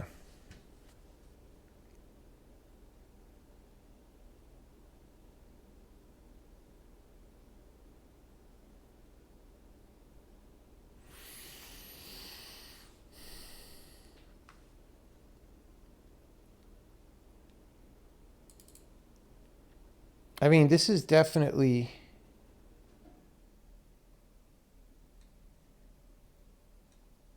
not reusing that.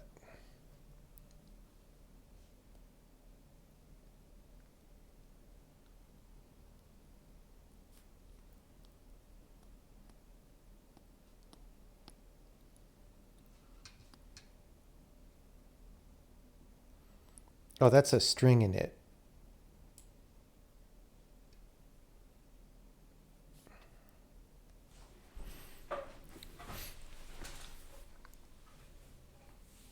Three, two, one was for release.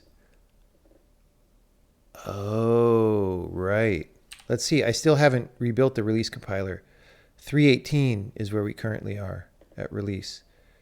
Oh, and now it's trying to go down to 308. Okay. This is me being a silly.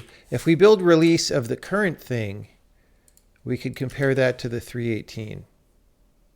So release doesn't have like array bounds checks and other kind of debugging things like that.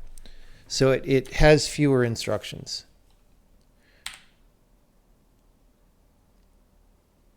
Wait, now it's at 343. Oh. Okay, so I definitely made something worse. But this is with the used. No, it's not. Guys, I screwed something up.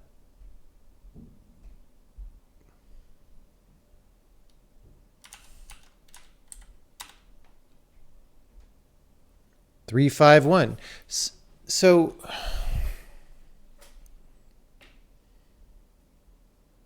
Oh, sorry. The debug versus release compiler is very different from the debug versus release game. So debug versus release compiler actually should produce the same number of instructions. Debug versus release game should be different. It's one less in this case. Great. I guess we're not doing array stuff in that function. Okay. So I goofed. Now, unfortunately, I probably screwed it up. Oh, maybe not.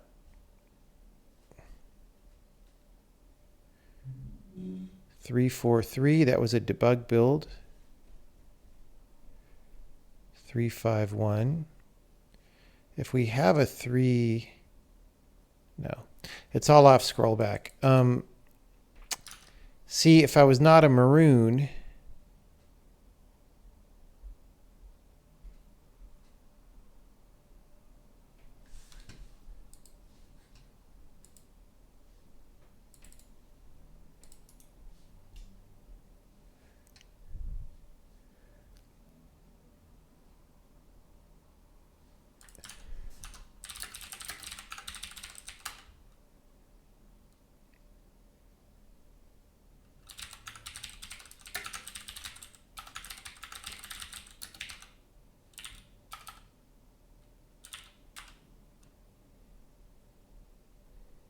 that's 565. So that's from, apparently the build server isn't working right now, and that's from before a lot of things happened. This is before any of the gains, guys. This is even when this string printing was broken and kept getting longer and longer every time. It's from like this morning. All right. Why is the build server not working? I don't frickin' know. It just stopped yesterday.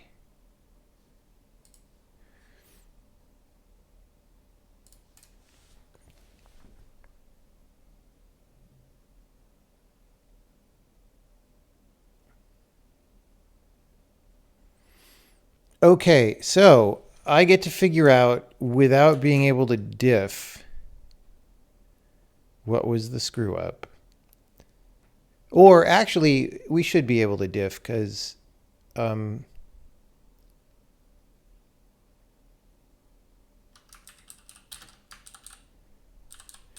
probably something dumb. Actually, let me look it over before I try to diff. But the point is, there's only one calling site to find or emit varargs array, so I can replace that site with the old code that just used to output the thing, right? That should get us back to the 318. But I just want to take a look.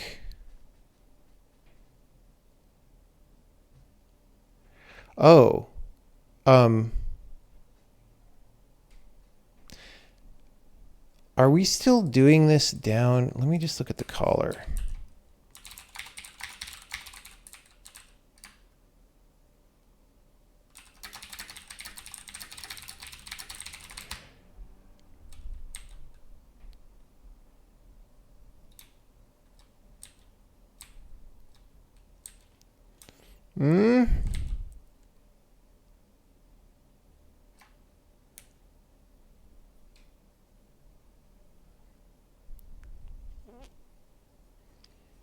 Looks okay to me.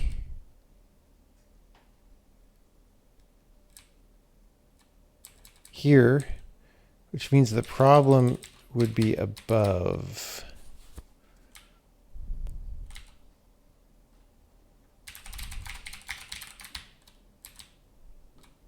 Okay. We get the basic block.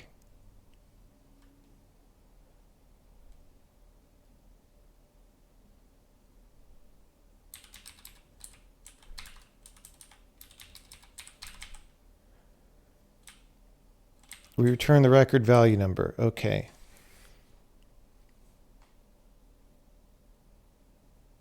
I could selectively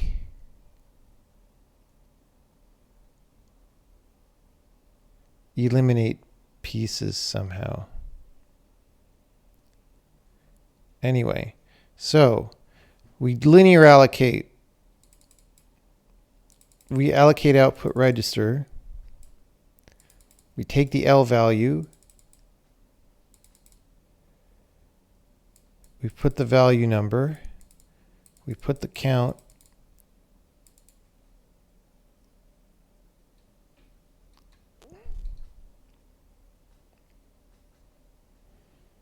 Actually, we don't even need to break this into a helper.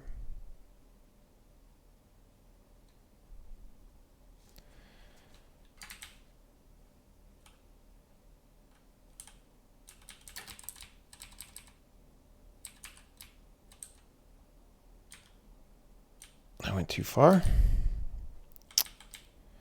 So we're going to get rid of the helper.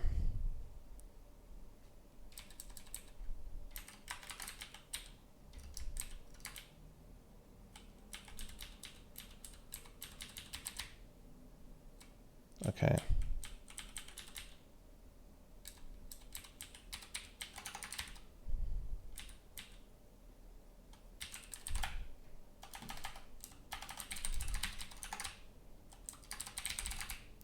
That's not going to change anything unless I may added more mistakes. But I feel better about it.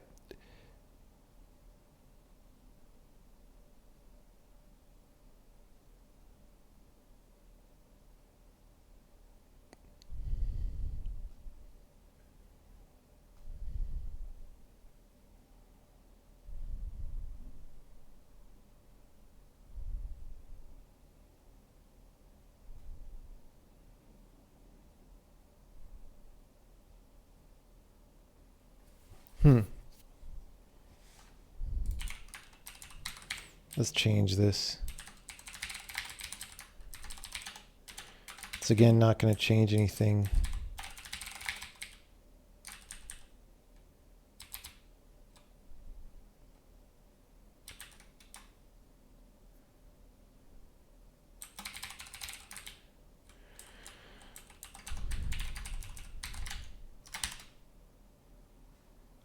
Okay.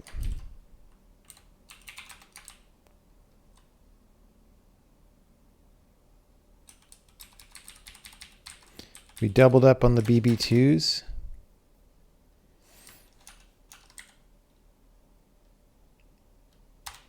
Still not going to change anything. Oh, 565 because we commented out the frickin' used.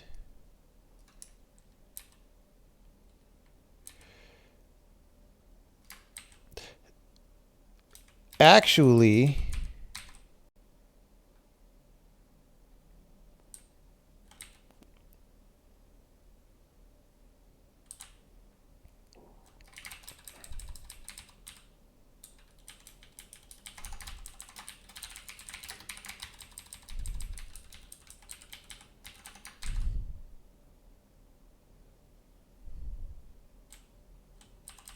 let's keep this. This was clearer.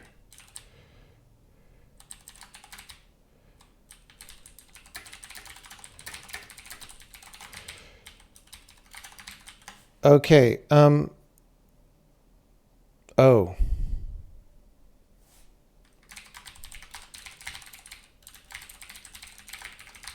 I don't feel like that's going to result in more instructions, but it's definitely a mistake.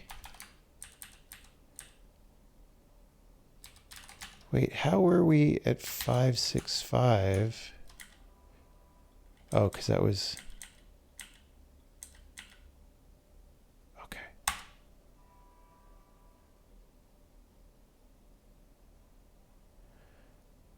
All right. 342. 343. That makes sense that we haven't fixed the mistake. But at least the number's not jumping around randomly. All right. Can I see anything by looking at the early calls to something like print?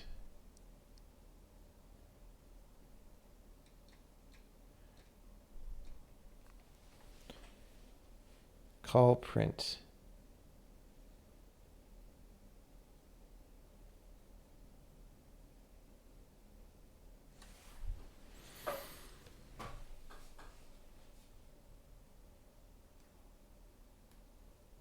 Yeah, this is stupid right here.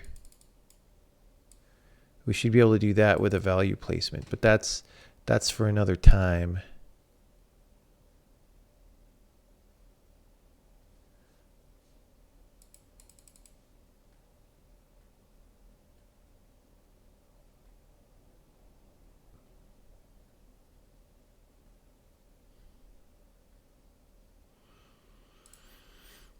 Um,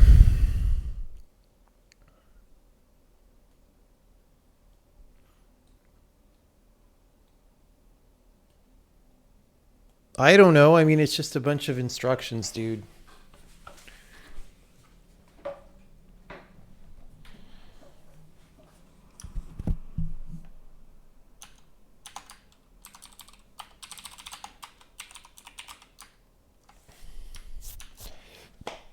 So that's got a one argument varargs.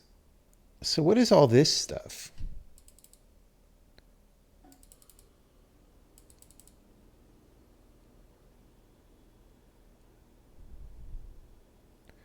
It's almost as if we're doing that instruction twice every time. It's hard to tell because it might be like one for a string literal. Okay, let me mark it up.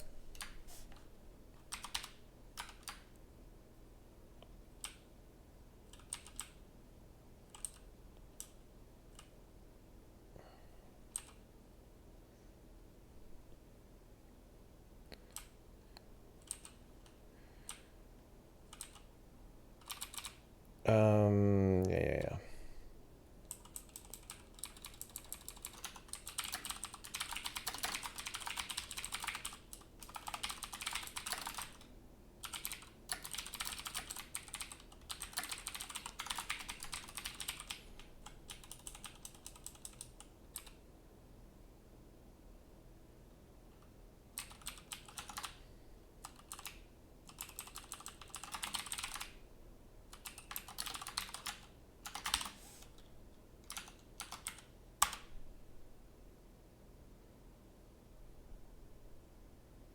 Okay, let me clear. Whoops. Here we go. Here we go, people. People.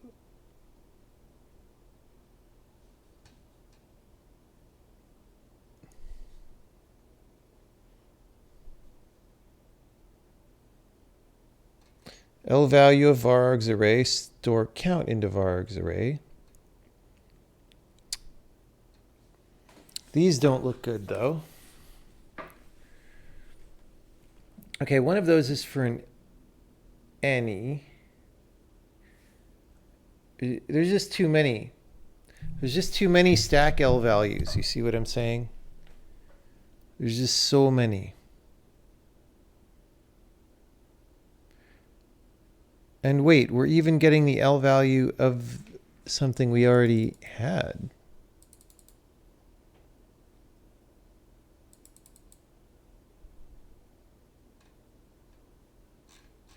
Let's see if that continues. Actually, here's what I could do. I could make a very simple program where we go, where there aren't any there's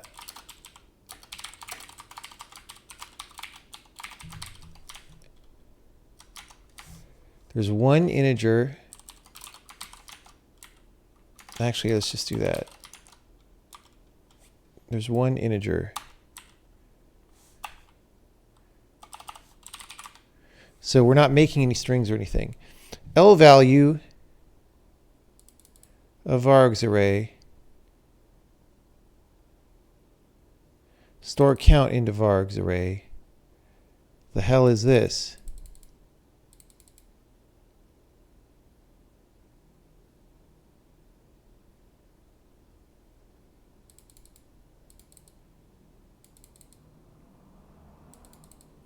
Oh my gosh.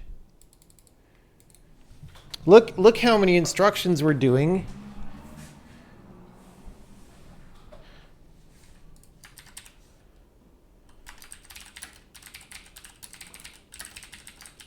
But like this doesn't have anything to do with what I was just doing, does it? Did I edit this while we were here?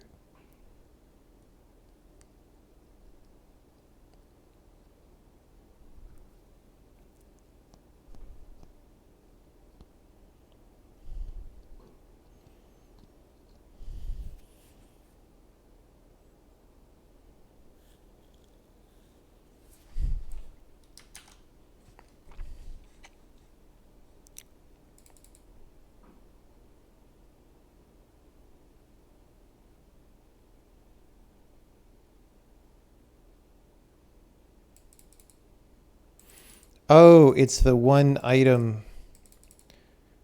It's the one item thing. Okay. This part.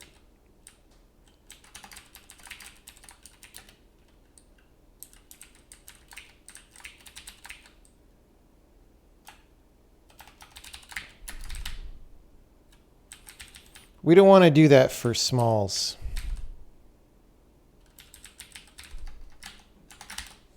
Probably.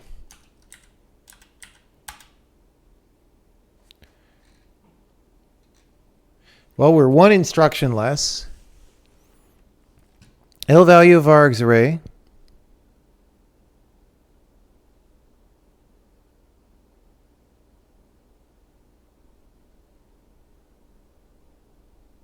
Oh, you know what? We could reuse the data pointer. I wasn't even thinking about that.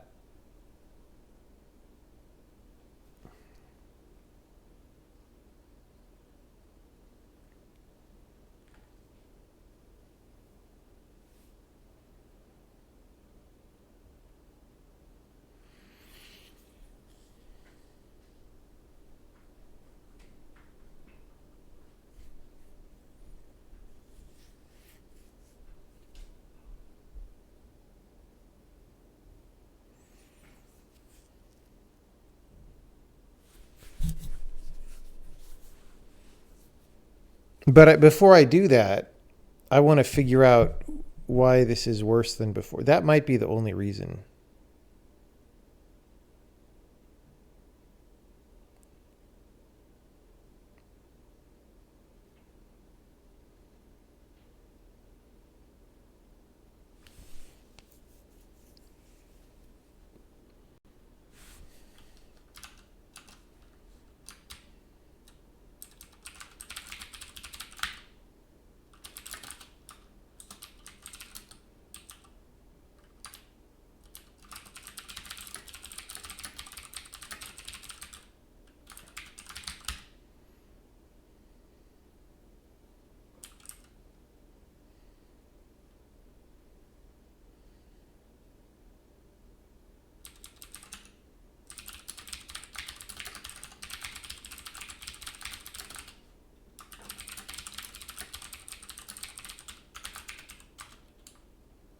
No, store data pointer.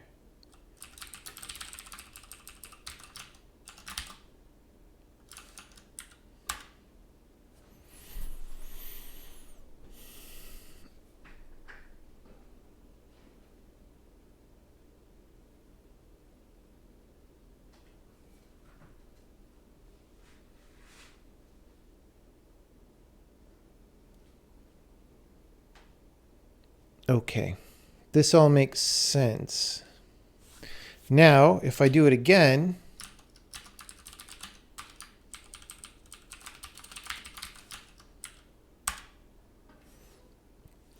so we were at 8 instructions before, now we're at 13. Yeah, let's see. So we do the call. Stack L value, destination memory for vargs elements. Store data pointer into the array. That all makes sense. Constant 2, that makes sense. That makes sense, that makes sense. Okay, we are not redoing the following things. We are not redoing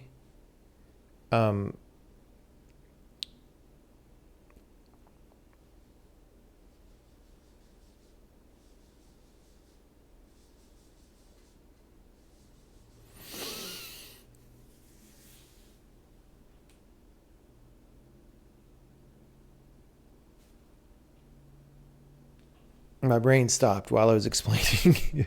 We are not redoing the count store, and we're not reviewing getting the L value.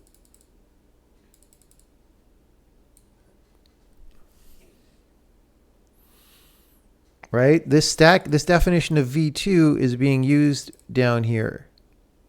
So that is correct. Now the thing about this is we're still doing a lot more than we need to here. We can do the following things. Before we do anything else, let's make sure we pass the tests and stuff.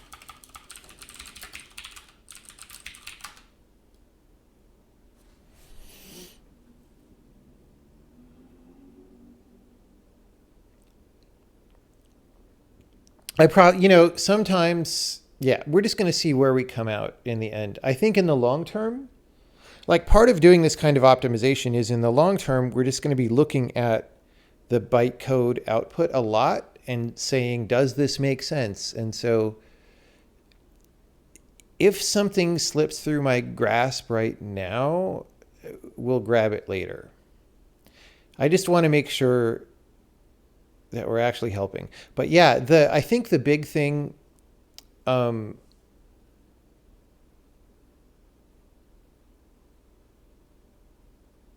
okay, that is a stupid problem with the program. That's not a test fail. The test did just fail, but it's because, again, this test runner program doesn't create folders correctly. I've had this problem before, although I haven't had it like this.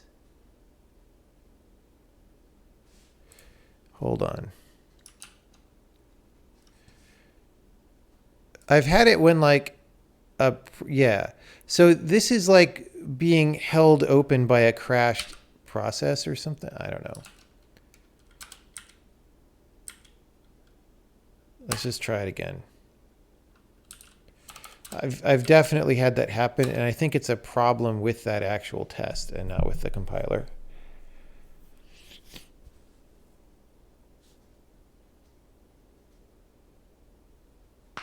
We'll see, though. We'll see if it happens.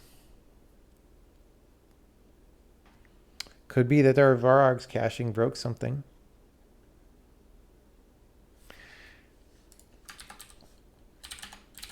Okay, I'm going to claim that we don't need this procedure call related emit record.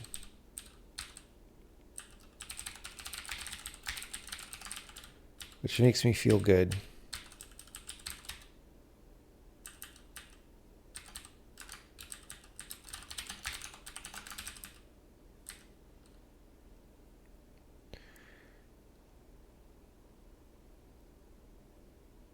We actually don't even need the push at all.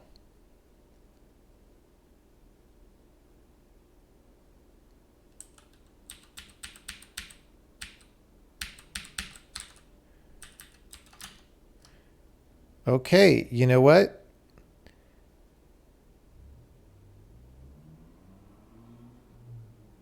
I think we did break something still.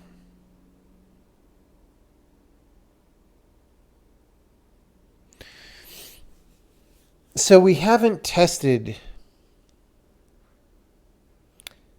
nested procedure calls.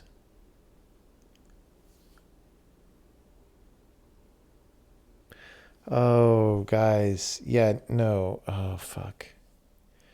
Nested procedure calls are going to break this. So we do need the fucking things that I just deleted. That's why I put them there originally.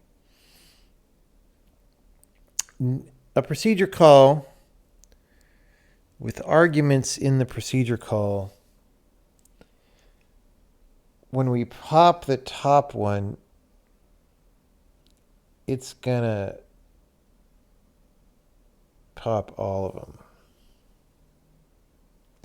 Because it pops everything from the current basic block. Yes, we need to pop only the ones belonging to the current procedure, which means we need to know what that is. Okay.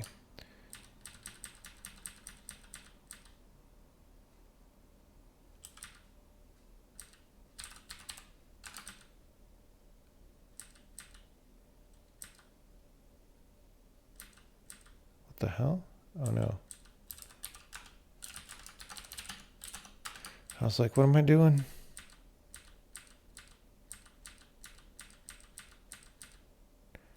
Okay. So when we do the pop,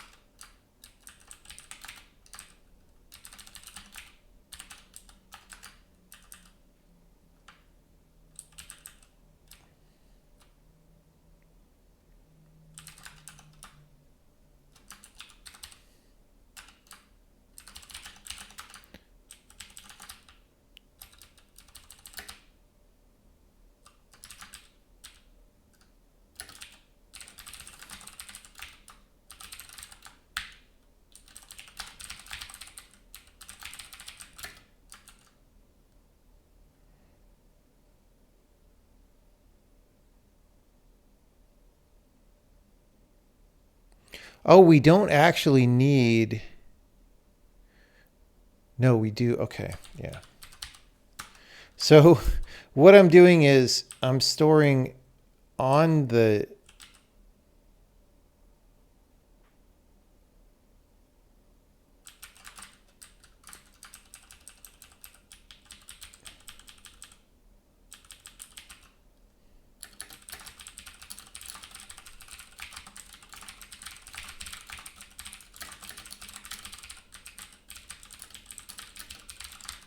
Okay.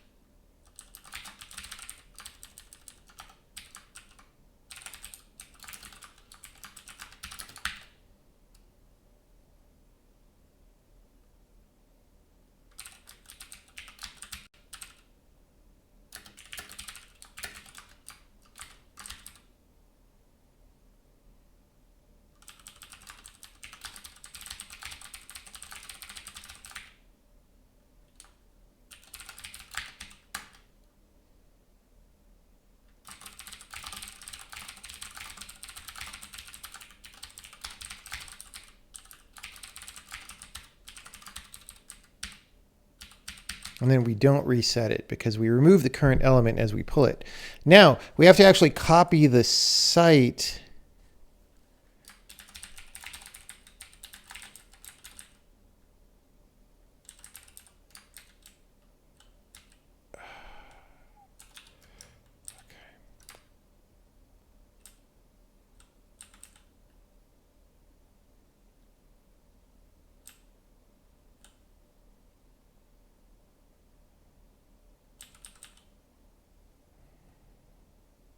We actually don't need that. Let's just do this.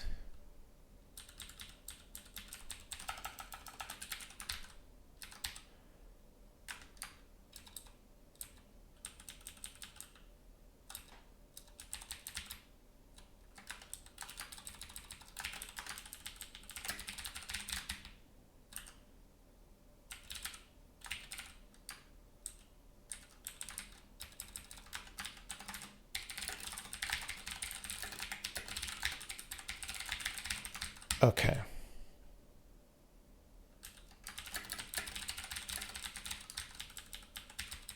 Actually,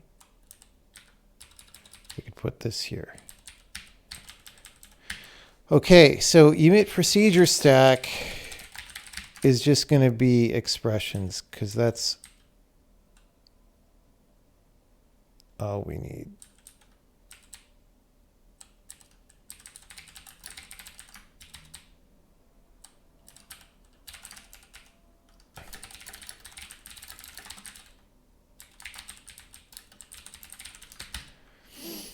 Okay.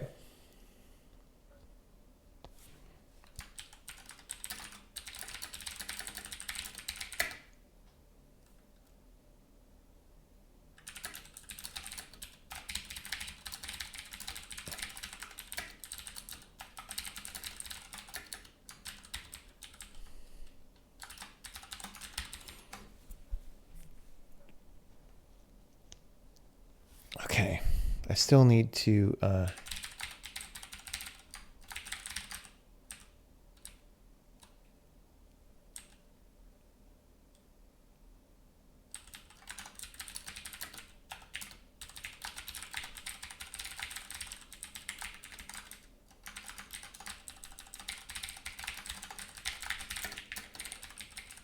okay. The reason we have this on the stack is so that when we do one of these ting-tanglers,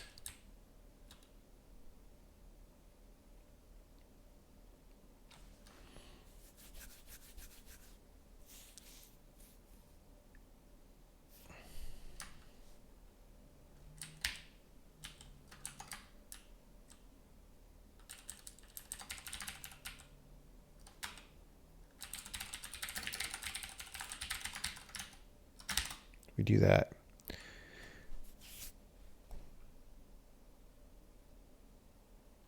I actually should have stored it on the procedure. Like, I don't know.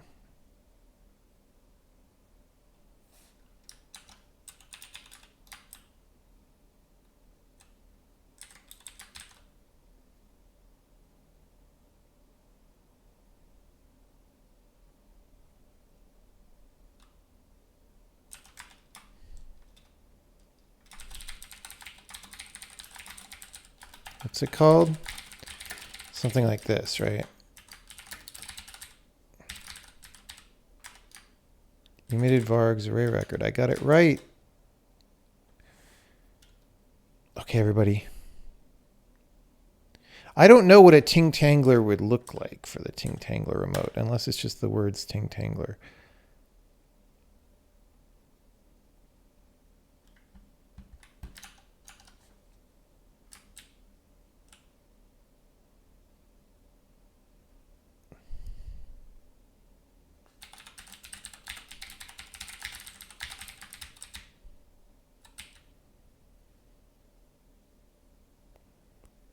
Oh. This can't be on the basic block. Ah, damn it, dude. Right. This is on the bytecode, not the BB.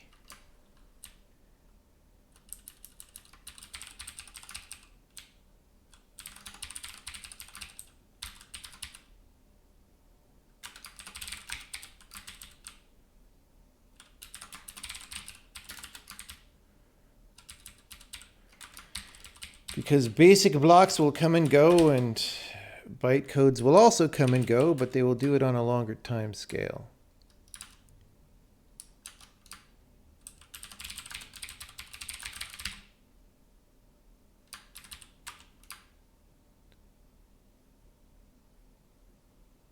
What do you mean it's not a member? Oh, of basic block, I see.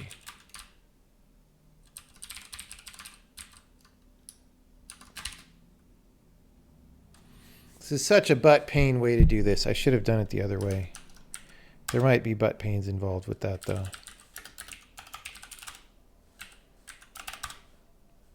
I can't type. Error, : user cannot type.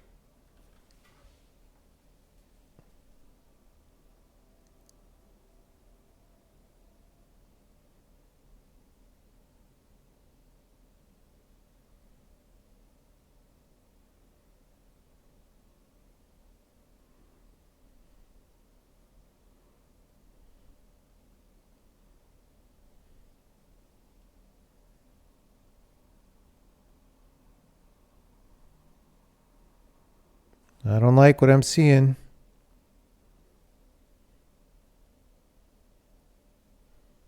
I knew it when I was thinking about this. I was like, oh, it's so complicated. Okay, well, we made it to a different test, I think. Because the old one was server. No, I mean, maybe we crashed earlier now. I don't know.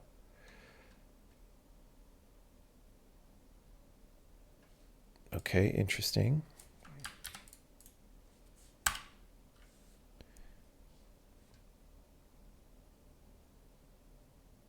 Emit macro expansion.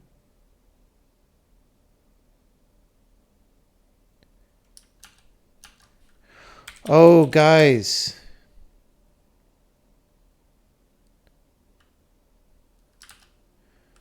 Macro expansions take varargs. They are not hardened procedure calls. Fuck.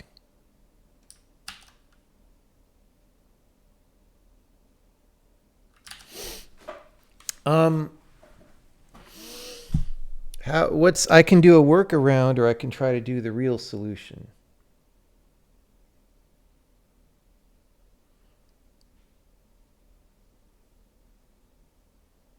It said okay, then failed. It's because these are running in different threads. So like this one failed and these ones are okay.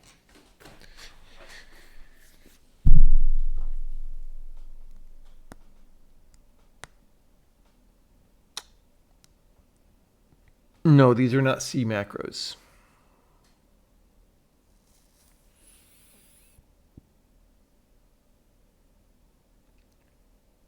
So I could move this up to emit procedure call, which makes sense.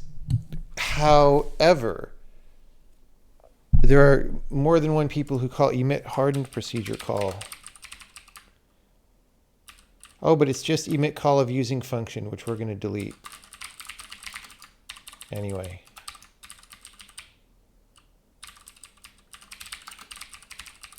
Okay.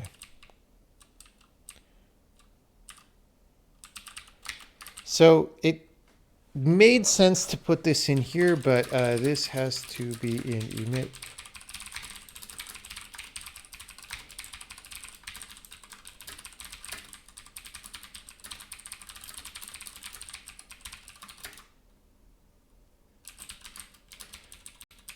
Okay.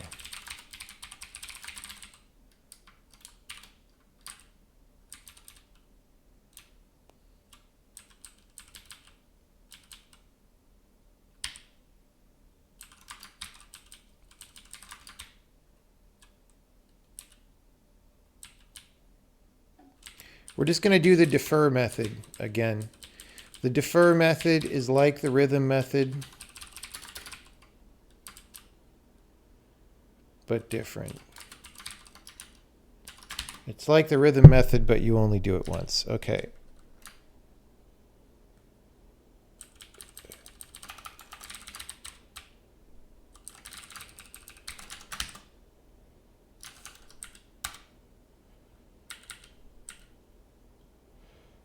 Okay.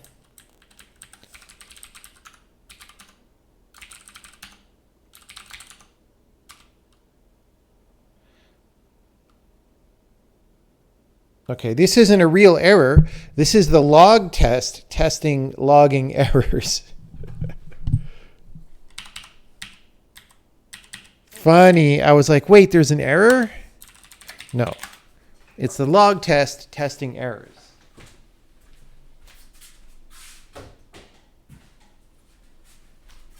Guys, if this gets working and it's a substantial instruction savings, then I deserve a chartreuse, even if I rip all this out later and or simplify it.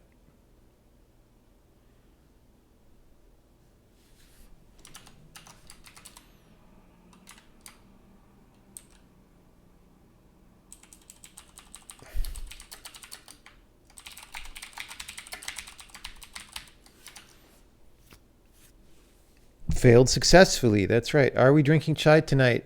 Quite likely. Oh no! It's this again. Fuck.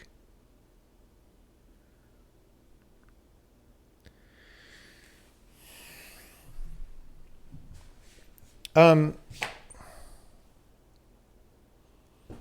it's okay, because we just have to figure out what is the problem.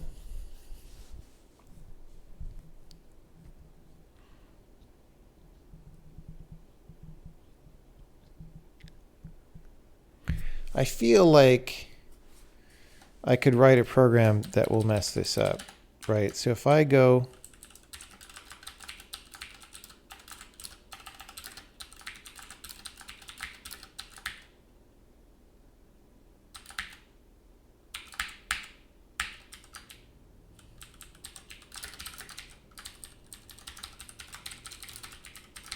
okay, so we're going to do f of 1, f of 2, f of g of 1, g of 2, g of 3, g of f of 4.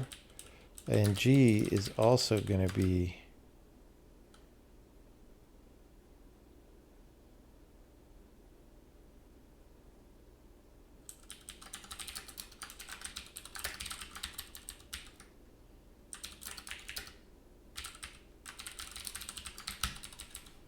okay. So this is going to be g. Okay, so f of 4, gf of 4 is going to be 4. This should be 4, 3, 2, 1, and then f of that should be 10.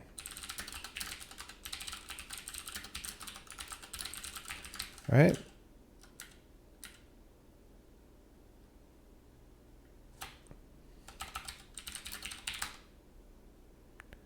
Look look at all them. It's 63 instructions.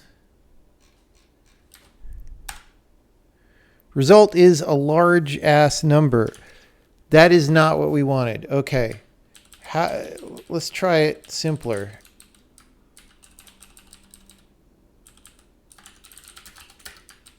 F of 1. What is that? Result is 1. Great. We're winning. F of 2. Result is 2. I mean, why? Oh, the call to print maybe is a lot.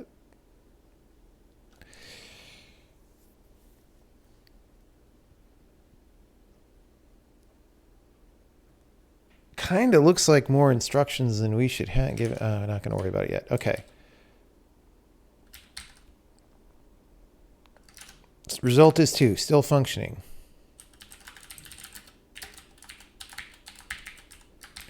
Going to go back to 1. Result is 1.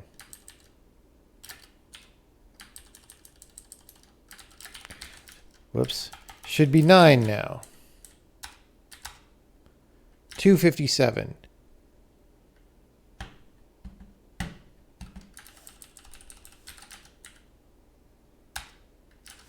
$257. 9. G of 1 should be 1. It is not. So all this complication that I added in order to handle this problem is not handling this problem.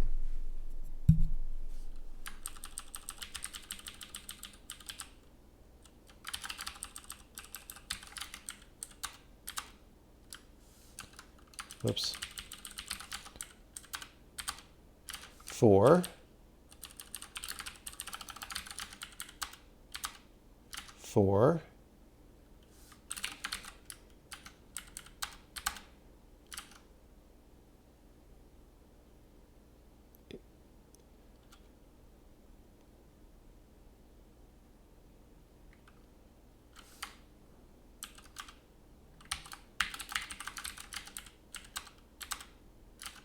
What is the problem? Okay. Here we go. This was breaking. Yes. Okay. How about that? No.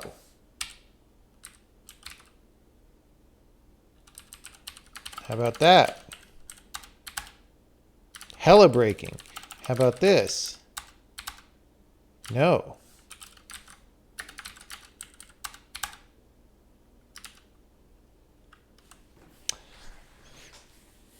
Well, how about this? So it's a very peculiar set of circumstances. We're reusing the thing.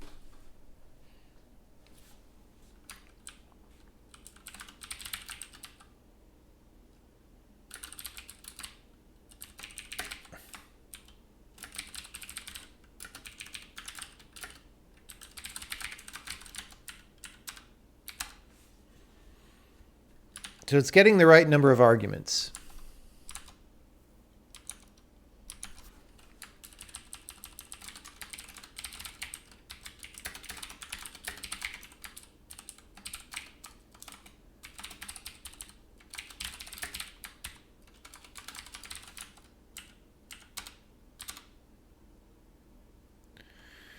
And it's just that that one is garbage.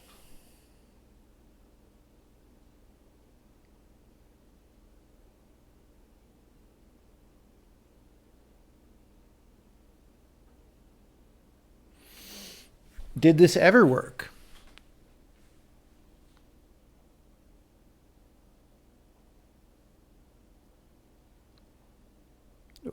Or was it always broken? I assume it's not always broken, and that it's the same problem that we are now exposing in that other test. But we do not know this.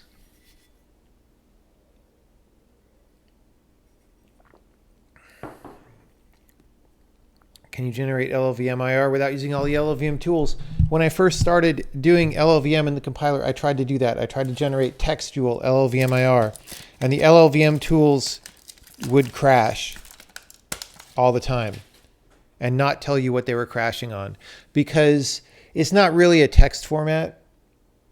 Like, it's sort of a binary format that looks like text. And if you get anything slightly wrong, they'll explode.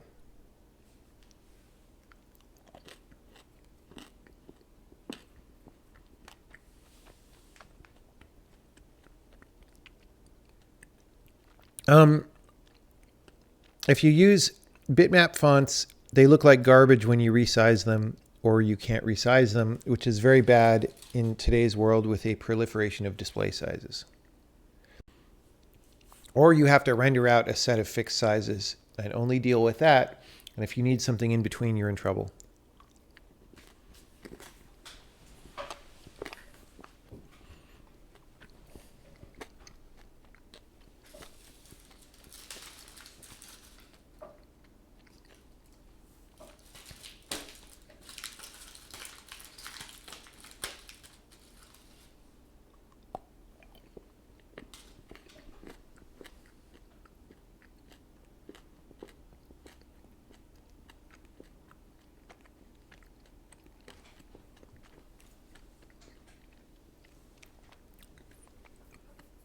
Bitmap fonts are good for small fonts. What happens when you need to run on someone's 720p console and on someone's 8K PC monitor?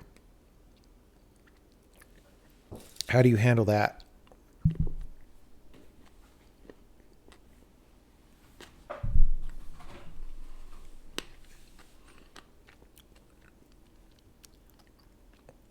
Scale them up. So the guy with the very expensive 8K PC monitor who wanted to try your game to showcase the technology of his bitchin' 8K PC monitor gets scaled up ugly fonts.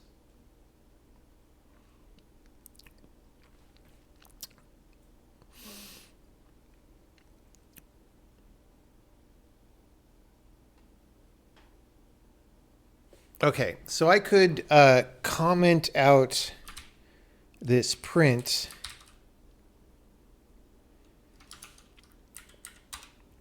This is going to keep this a little more manageable. Okay. So we should be able to read this. Let's find out. So line 20. L value of our args array is in V4. Store the count, which is 1. Great.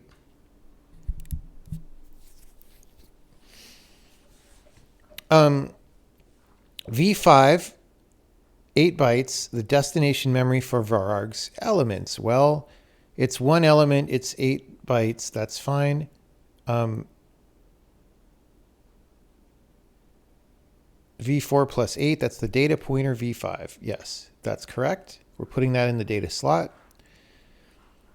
V3, which is the argument, which we're reusing. V3 in one case meant the length of the array, but now it's the argument that we are passing, goes into the varargs array. And then we call F. This all looks correct to me. Now, for some reason, we're copying V2 to V1.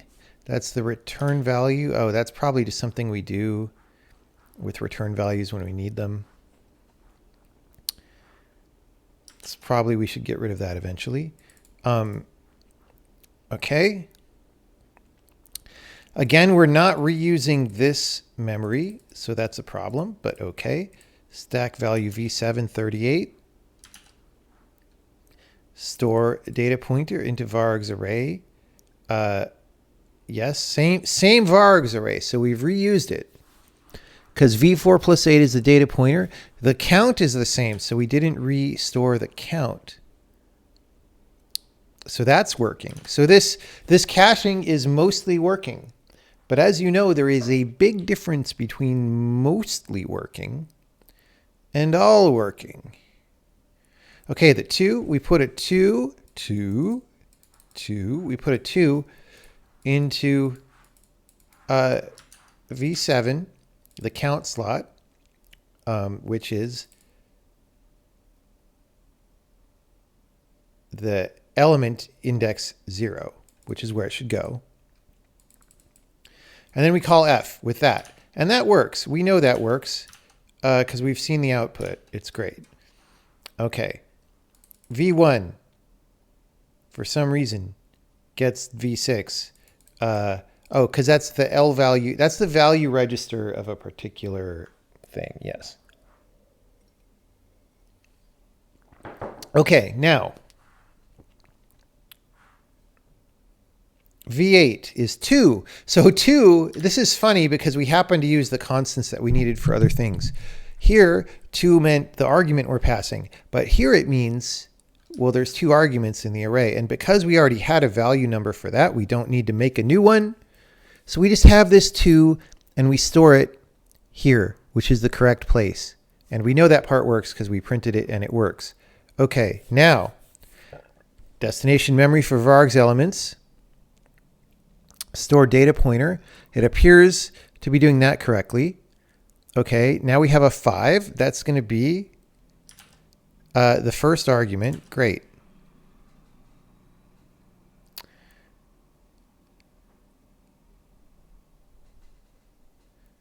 Okay. Yeah, here's the problem. We're reusing V4 here. So I'm looking down here. We start doing the call to G here. We're doing another varargs. This is the call to G, and it's putting it. Okay, see, it's calling G of V4 and F of V4 in close succession. You can't do that. We wrote all that extra code to prevent you from doing that, and you did it anyway, you jerk.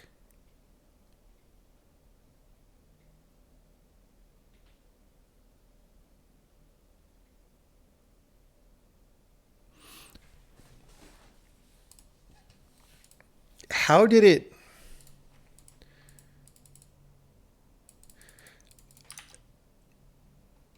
We must not have taken it out of the array. It must be a really simple problem.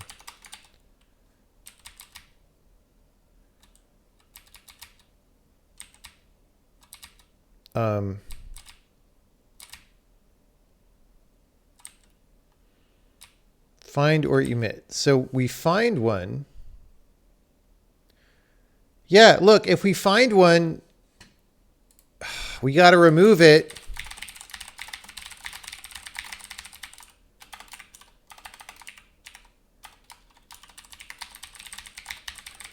It's not available. It's like when your girlfriend thinks you're her boyfriend, but then other girlfriends also think you're their boyfriend. You're supposed to be not available, but you were available. That's not, we don't condone that behavior here.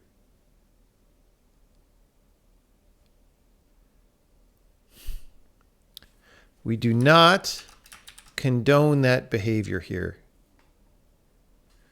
Monogamous code. Well, you don't have to be monogamous. It's just, if she thinks you're not supposed to be available, then don't be available. That's all we're saying. Hey, look, it worked. Let's make a more convoluted case of this, and we'll put that in the tests. Actually, let's make sure the regular tests pass.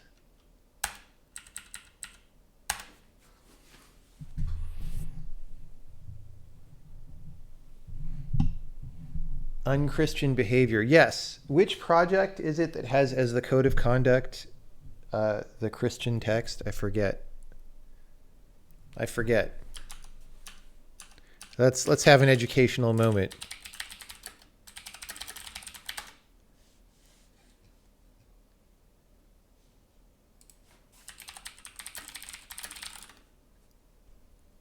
It's SQLite.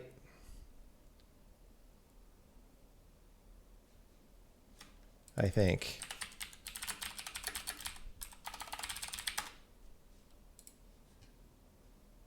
Oh no.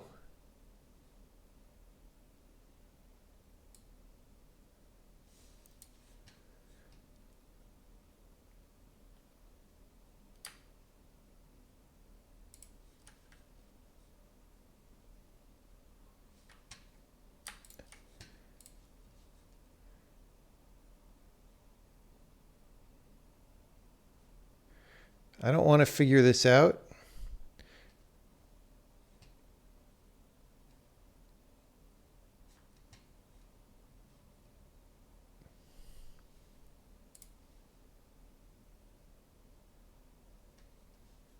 Here we go. How do I view?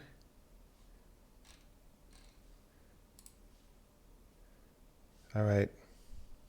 Well, somebody could figure out how to read it, but they got censored due to concerns raised by readers.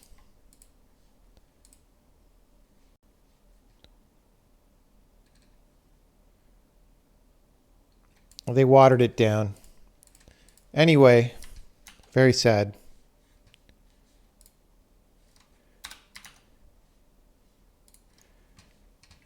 Oh, someone's got the web cache. Nope, that's a newer one, I guess, or maybe not. Okay, there we go. I need to play Steven Sausage Roll on Steam. On stream. I've played it like 3 times.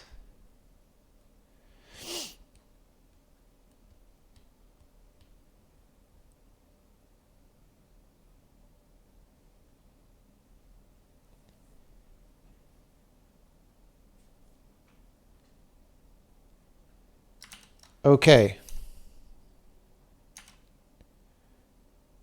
Damn it.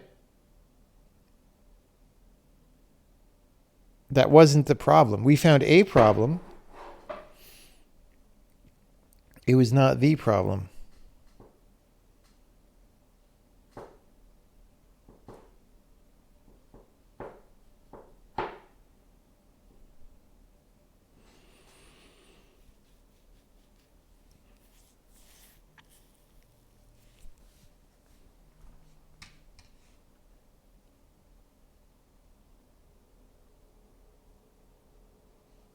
Okay.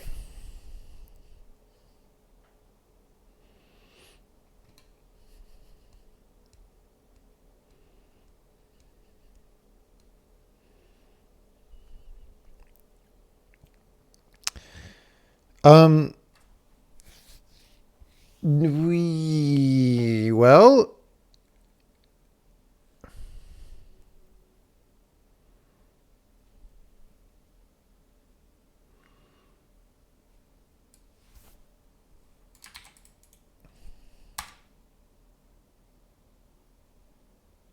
so I think it's failing very early in the thing, because this is supposed to be the metaprogram arguments. So let's take a look.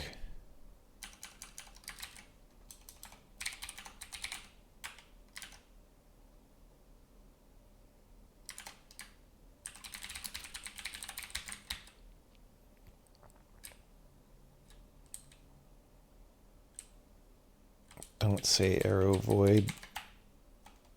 That's not. All right.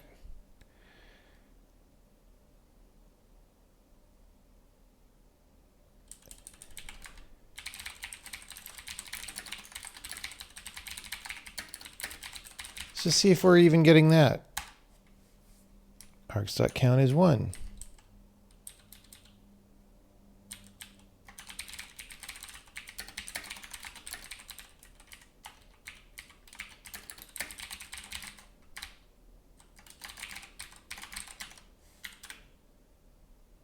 Compiler.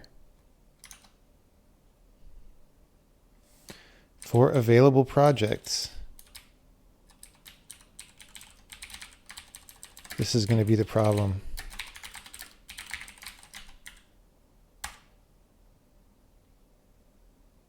Yeah.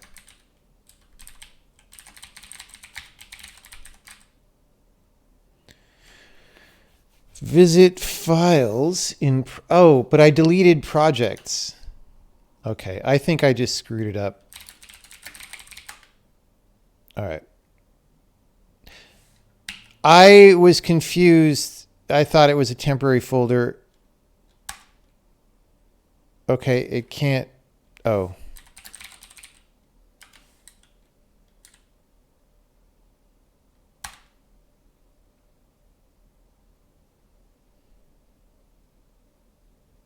Whoops. I hate when programs are picky, unable to open file projects for reading. Is this a new problem, or is this why the frickin' build server isn't running? Did I like mess this up yesterday and somehow not notice? Well,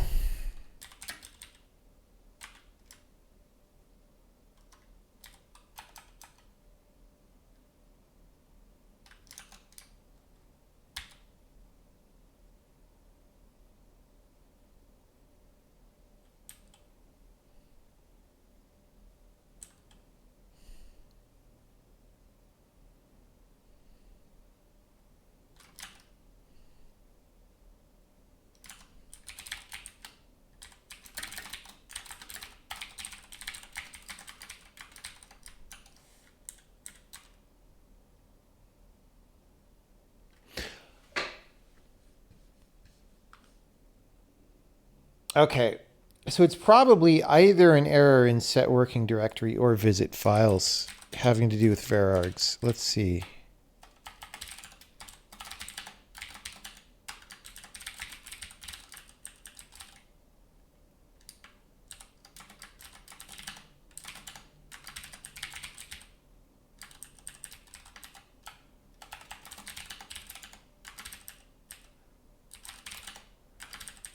There it is. Okay, this is not even varargs.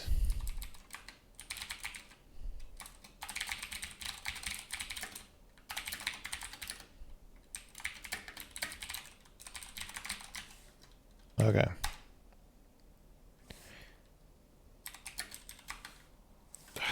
Whatever.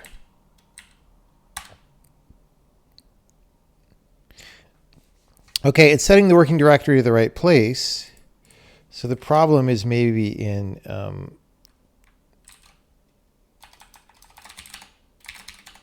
visit files.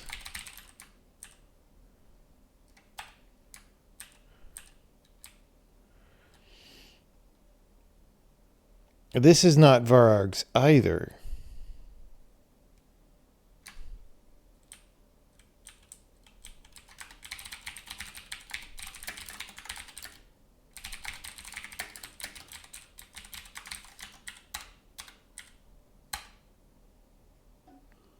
Projects.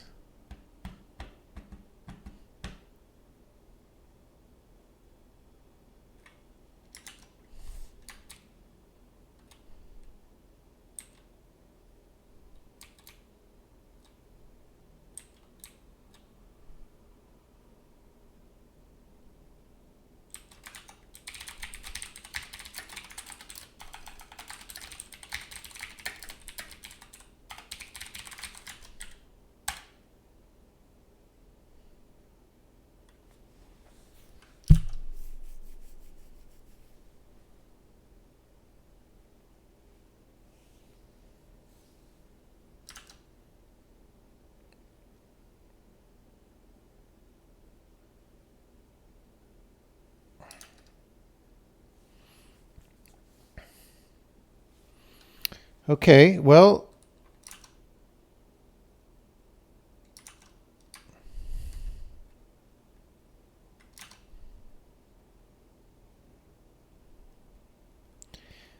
this is iterating and seeing all the things.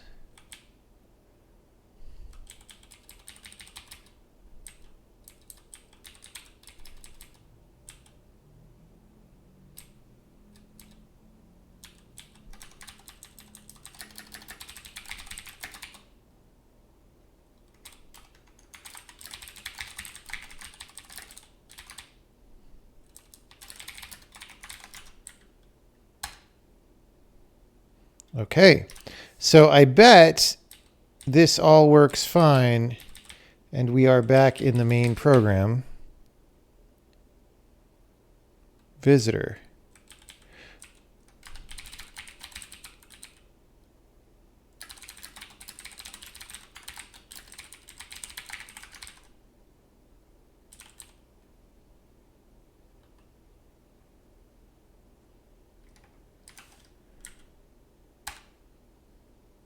Whoops.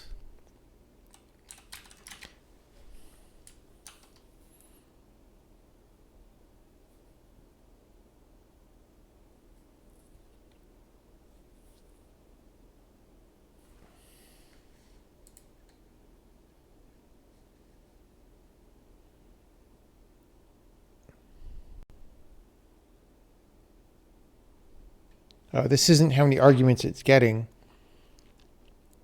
It's adding things.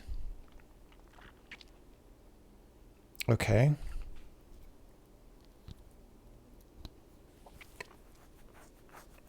It sure looks like it's modifying available projects.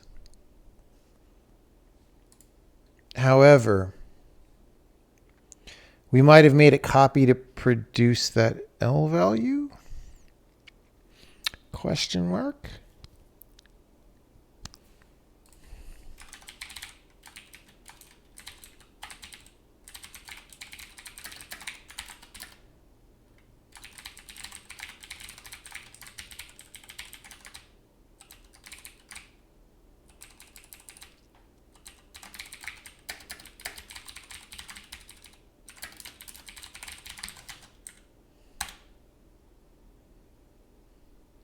It's got the right pointer.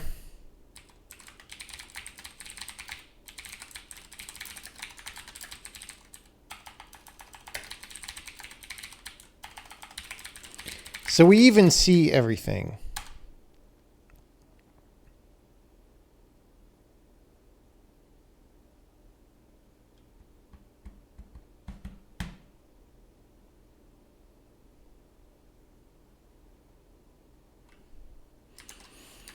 We must be passing this to a varargs routine. Okay.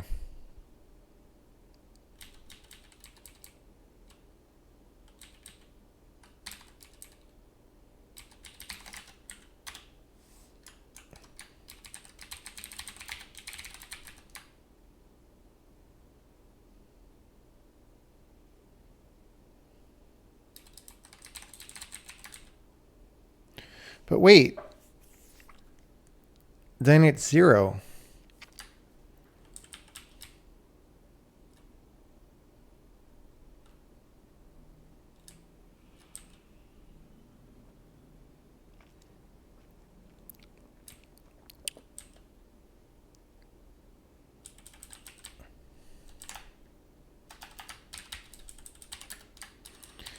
Oh, okay. So we're compiling it. This is kind of horse shit. Why are we doing this? Oh, I see why. I guess I kind of get it. Oh, it's concatenate that's failing.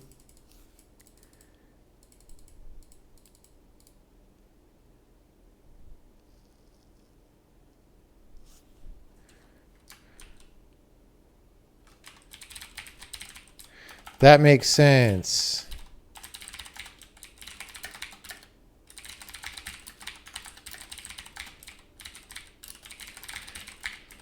Concatenate is getting a varargs of the wrong. Yep.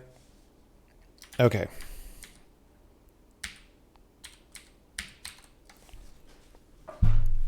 Now, how do we repro this?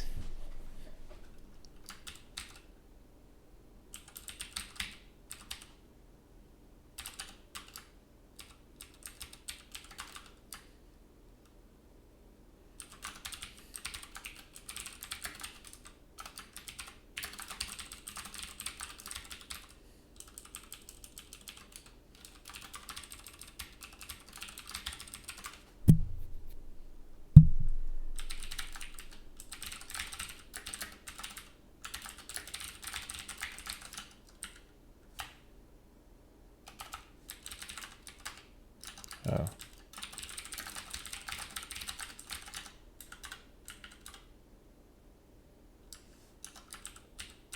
Is it in string? What? Stupid. Okay, that worked fine.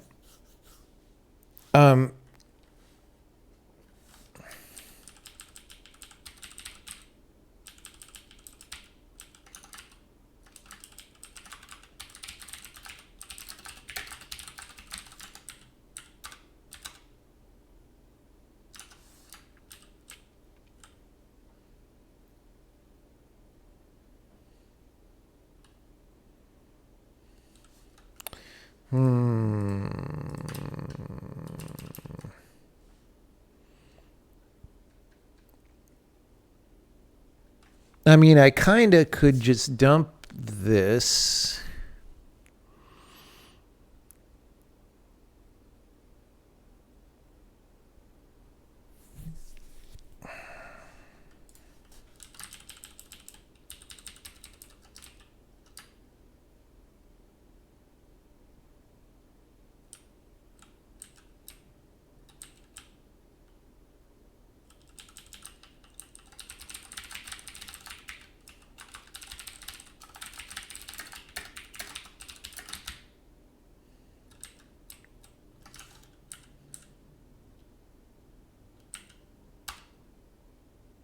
Okay. So this call to concatenate, we're going to have to trace it back. It's going to be annoying. This is at line 64.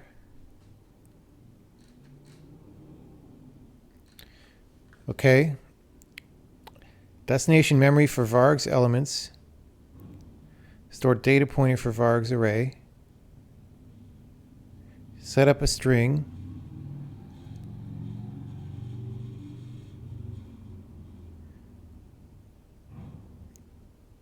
That we already happen to have a length from. Fill vargs array big item. Fill vargs array big item.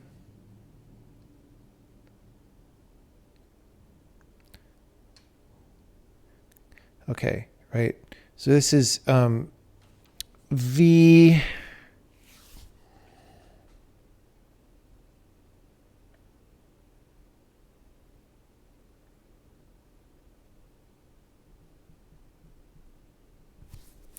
V38, I guess.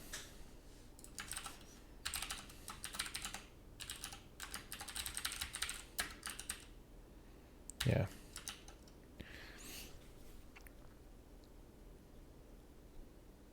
Okay, so V38.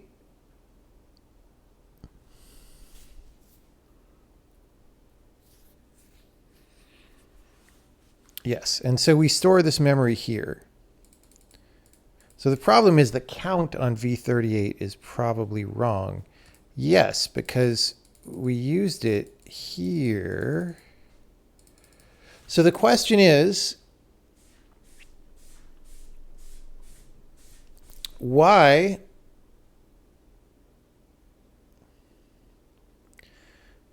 are we reusing V38 but not setting the count field?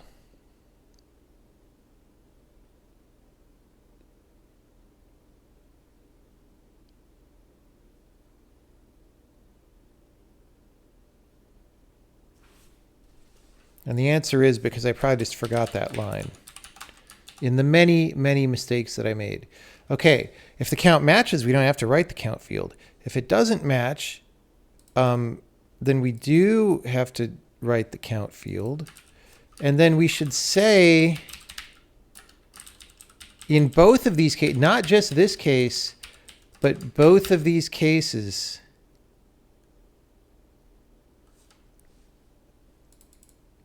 we set the count. Both. Okay? Because it was different. God, I'm such a noob. I'm going to get fired from Applebee's. And I'm going to have to get a job at like Apple or somewhere. You know what I mean? Like somewhere that accepts things like this. Like somewhere where they make compilers that compile at like 1,000 lines of code a minute. I'm going to have to work somewhere like that. It's going to suck.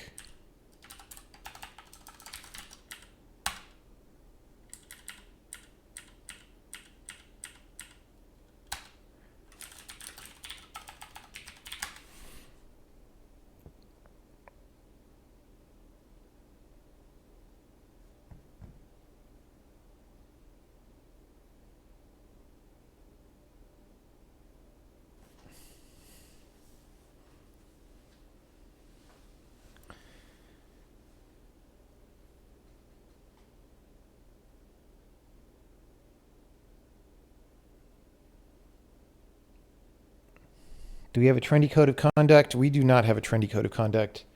When I make one, it will not be trendy. I do not know if it will be as good as the rule of Saint Benedict.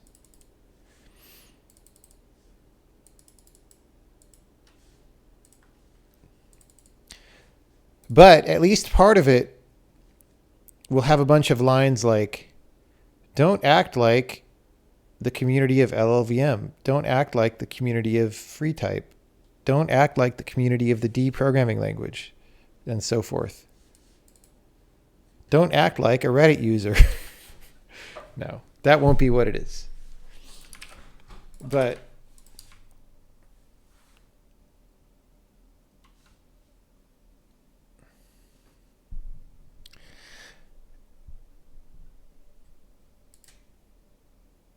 so it's pretty weird.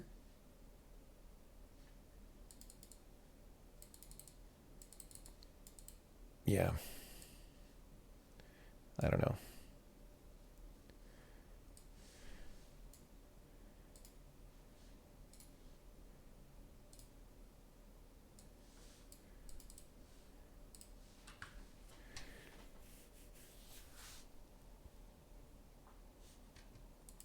Don't act like Twitch chat. Don't call it a vector unless it's a vector. That is definitely in the code of conduct. Oh my gosh.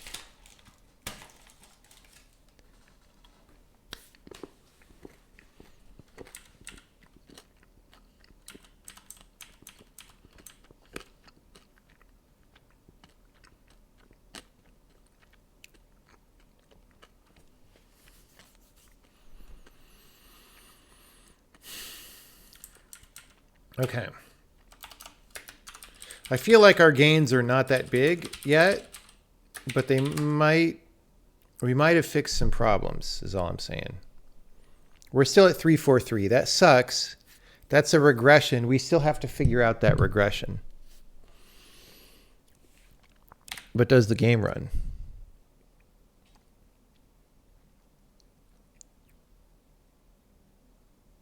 Game does run.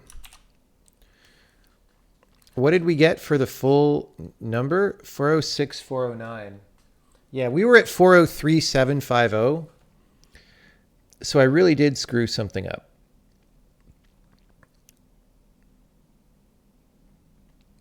Okay. However, we have an ace up our sleeve.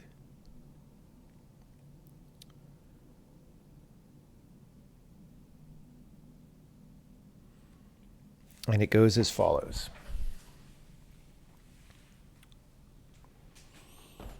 We're going to add yet more complication. Actually, no, we can do this. Okay.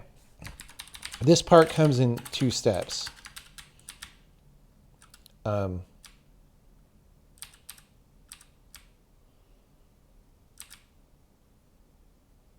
Okay.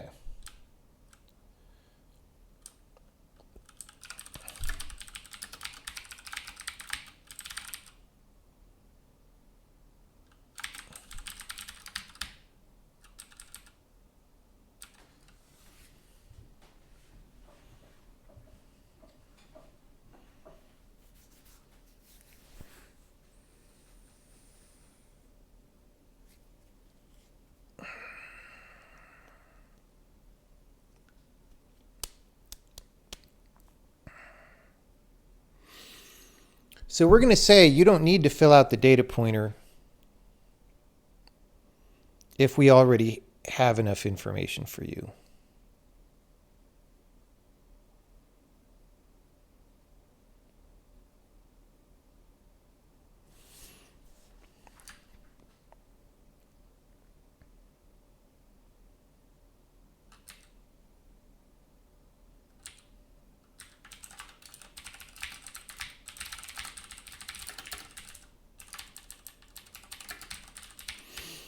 If you match the same count,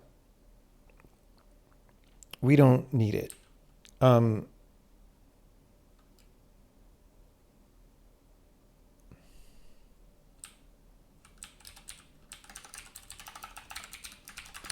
we should at least be able to see this improvement in our little C program.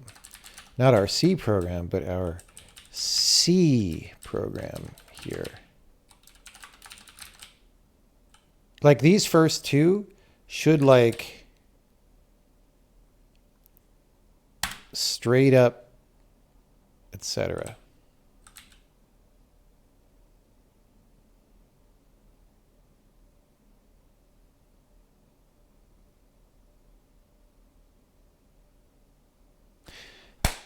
Except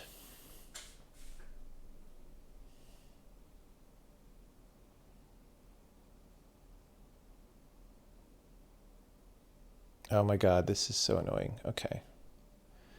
Okay. Okay.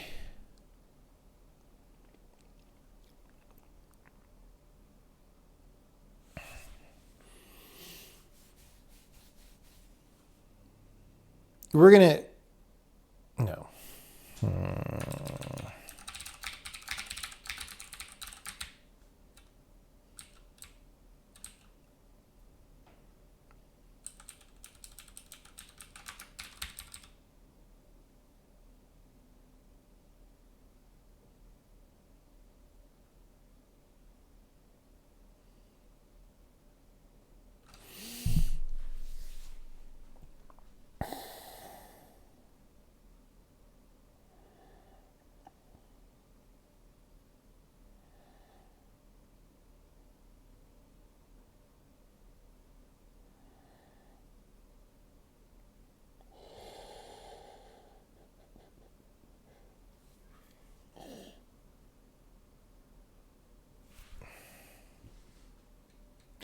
Okay, here we go.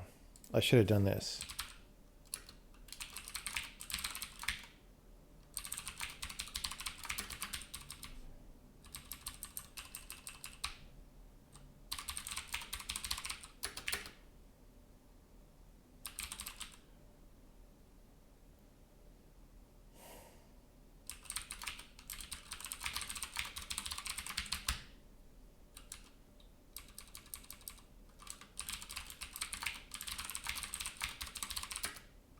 Oh.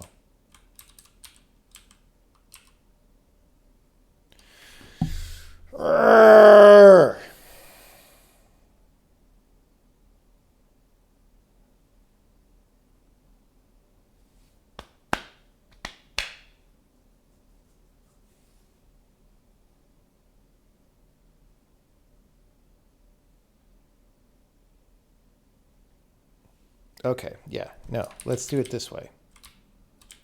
Instead of returning the value number, we're going to return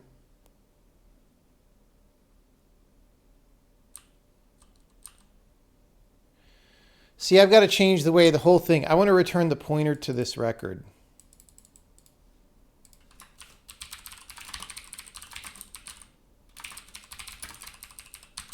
So we're going to say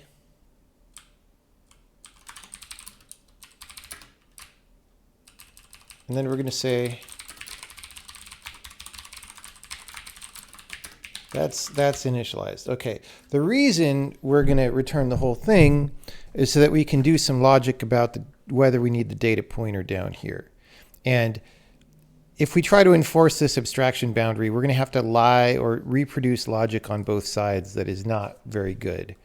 So we're going to do this.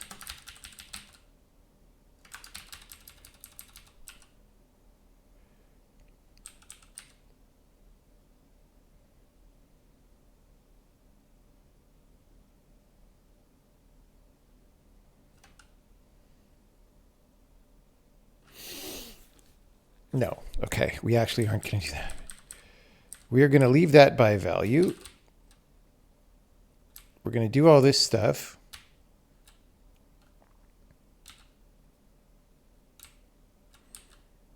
And then down here, we're going to say, when we add it,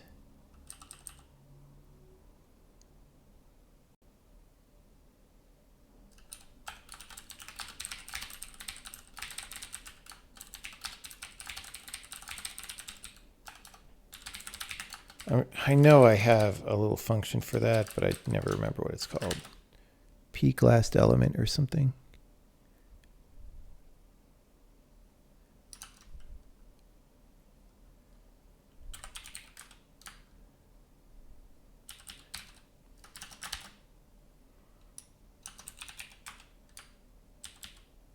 Look at all these past ways I had of doing this.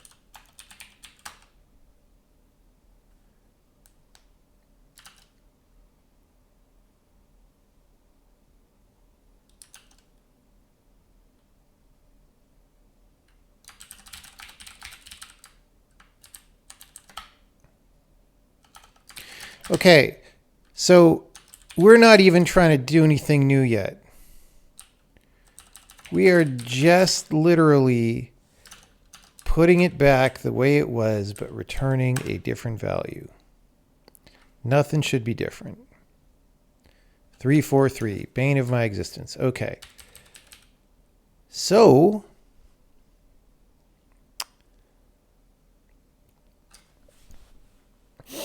now that we have this, we can say, do things with it.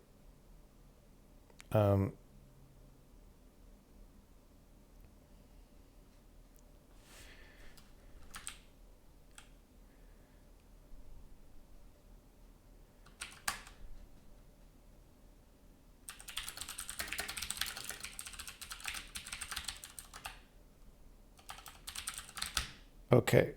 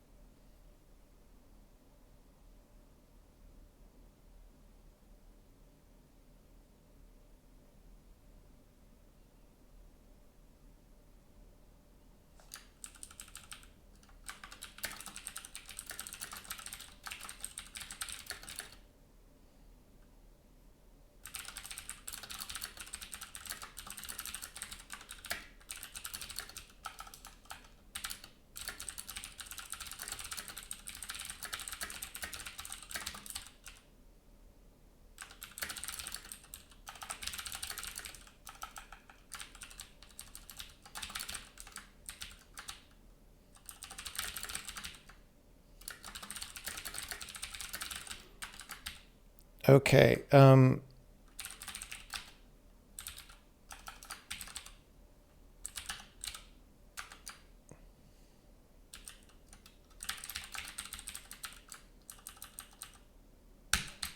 No longer true that this is not used.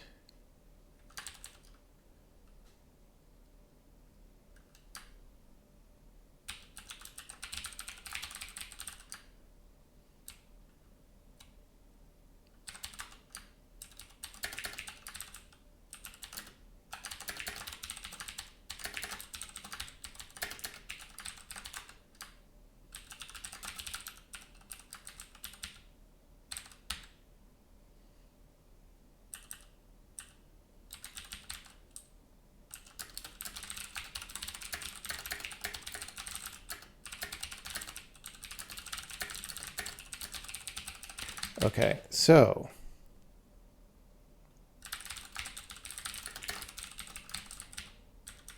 otherwise, we're going to set this here.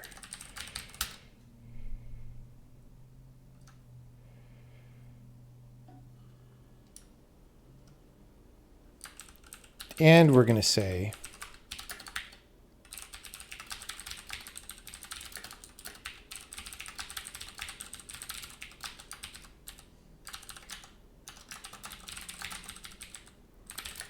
size in bytes, size, what's it called? Size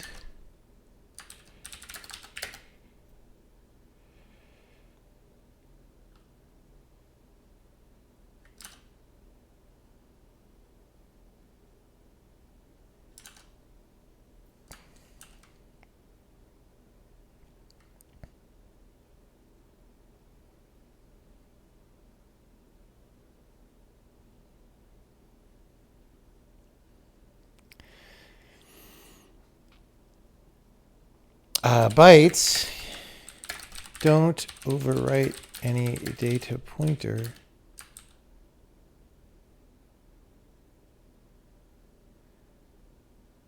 We already had a pointer to enough space in the already existing varargs array. Okay, else we do this stuff. Now, here though, we need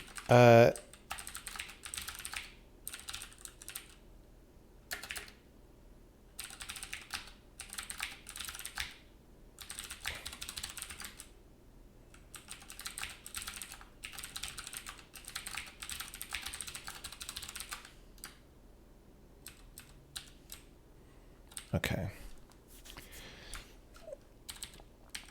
So we need to record that.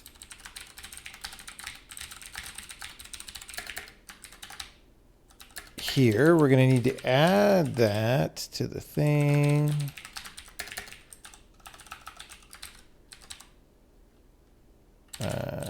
Here.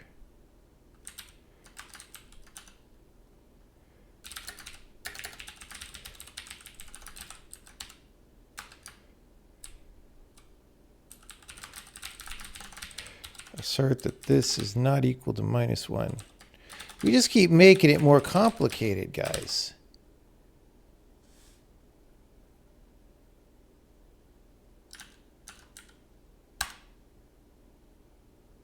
Boom.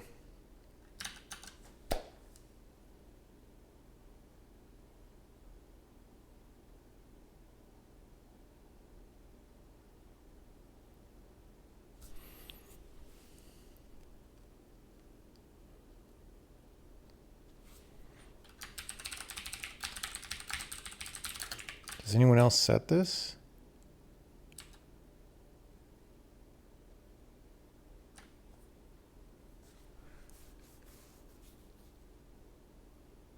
Like what? We set them at the same time.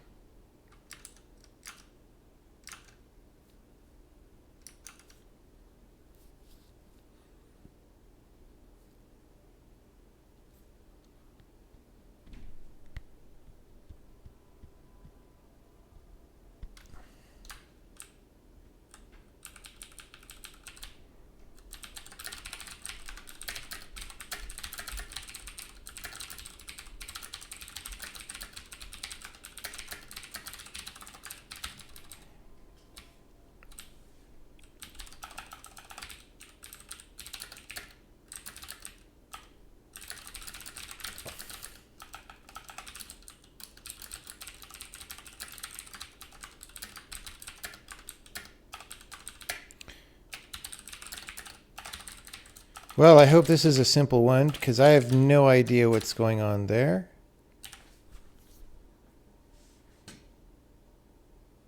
Boom. Boom.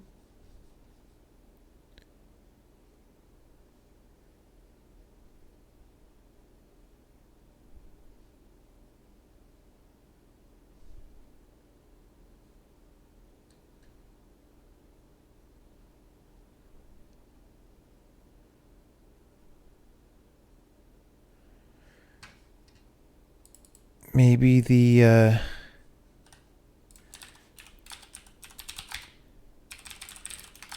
site in the code will give me a clue.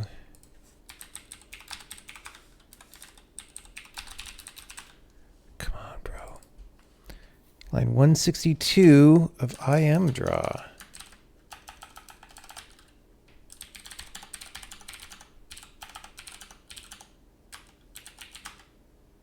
IM indices. Is it a macro? What is this?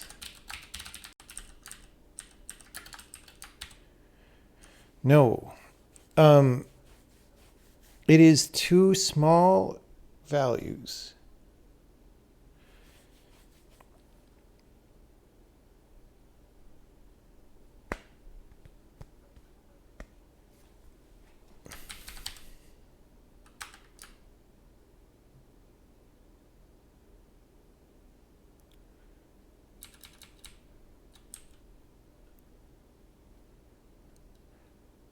Oh.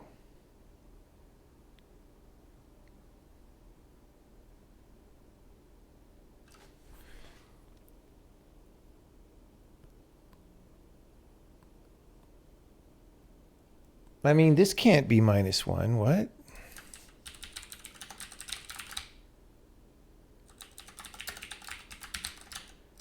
Squeeze me.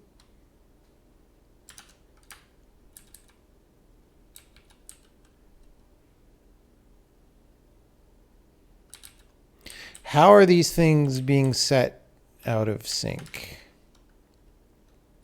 I don't... Maybe I'm seriously out of brain juice.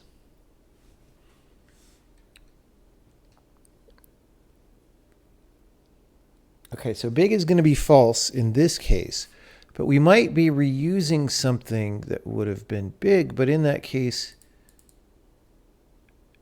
like either we set the value number to -1 and the stack allocation null, or we set the value number to not -1 and the stack allocation to not null.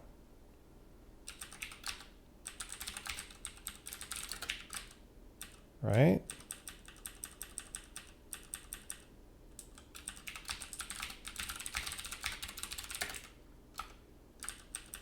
Like that is literally, it's there on the same screen. This is not going to have fixed anything, but we're running again. Okay.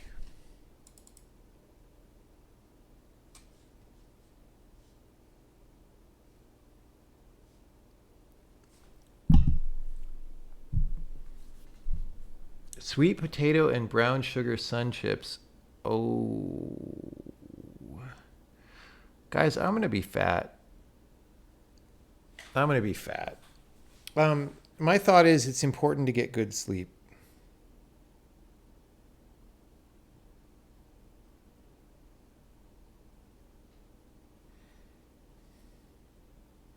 Unlike what I did last night.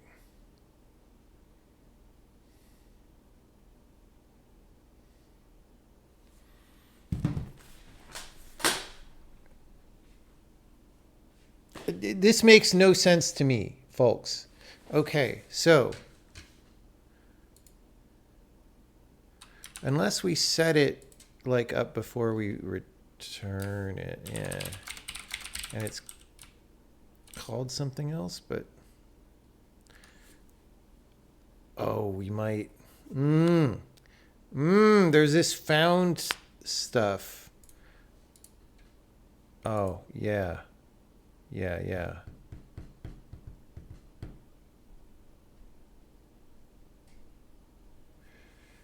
Okay.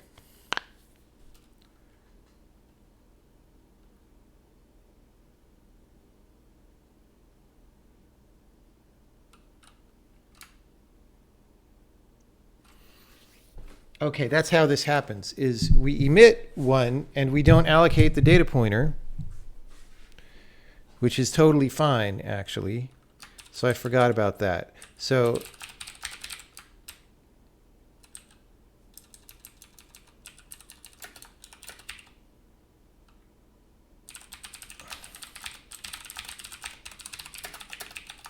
we have to have an existing data pointer because we might not have one.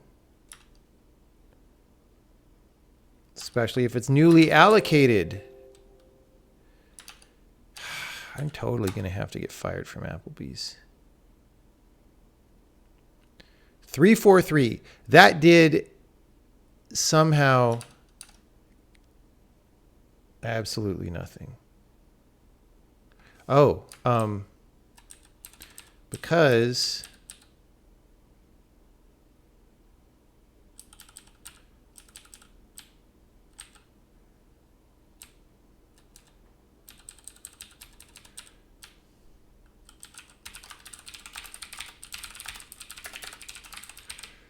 let's just do this here.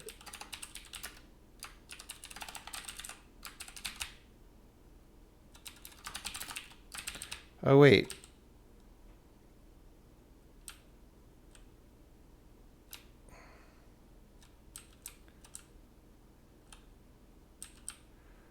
Where do we do the data pointer?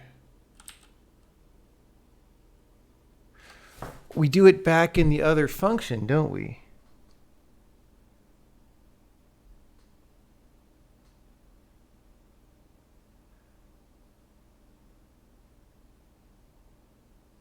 Guys, I think I found the repeated instructions. Oh, no, no, no. This is here. Yeah, never mind.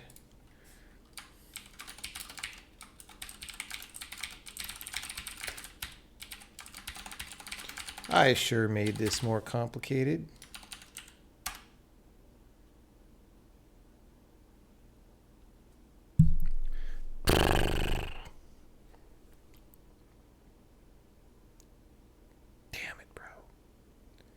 I should have checked it in when it was kind of working.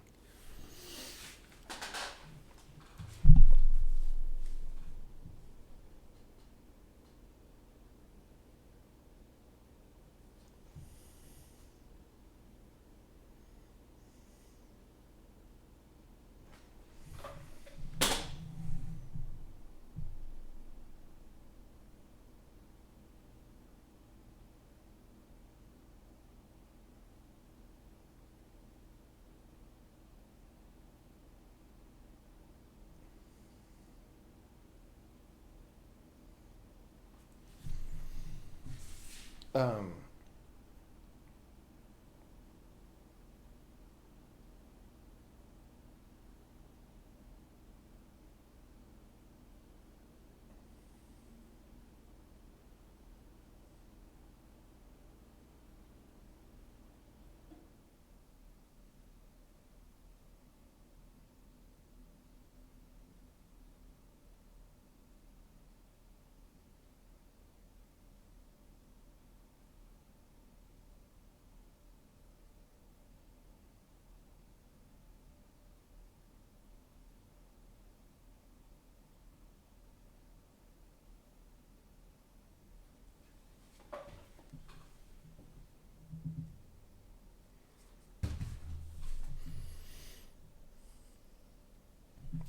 should have chickened it. The thing is, I didn't want to check it in either because we're still at 343, which is bull crap also.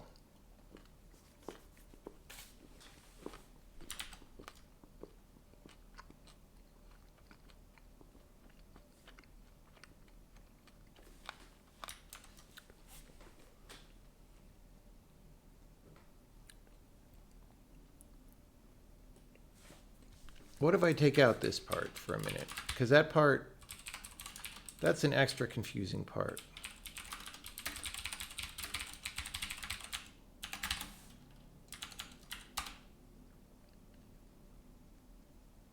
Okay, that is not the problem.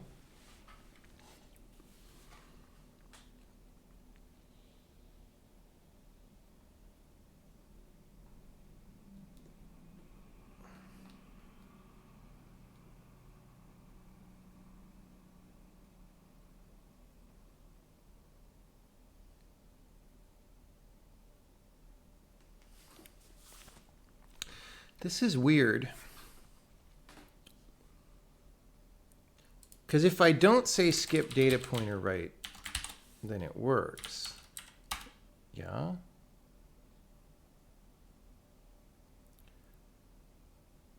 Oh, and it's 318.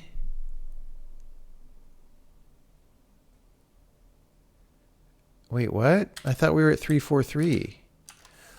This thing is cranking us up to 343. So we discovered that problem. Wait, no, it's not. What? Wait, were we rebuilt? No, we weren't rebuilt. Okay, rebuild the compiler, lesson 1. 343. Okay. Okay, so we can comment this out. We can say, I'm going to make that a separate task. I'm writing it on the piece of paper. It's called Y bigger. This is supposed to help, but it enlarges our test case from 318 instructions to 343, which is a lot. What gives? Probably just a dumb mistake. Okay, that's great. I will take that progress right there. So now we also have less to think about. So if I say skip data pointer right, we crash.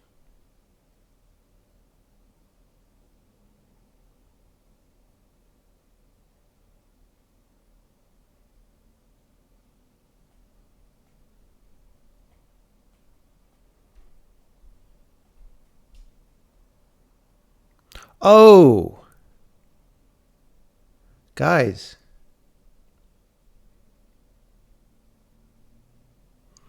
When I fill out the array,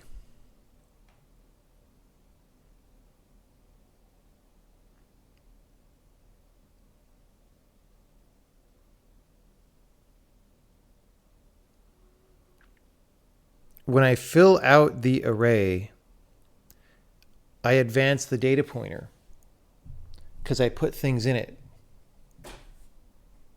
Okay.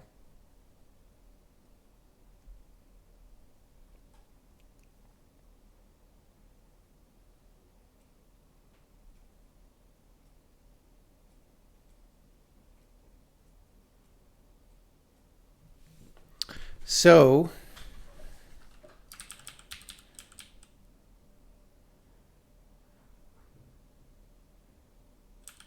we don't do this. Okay.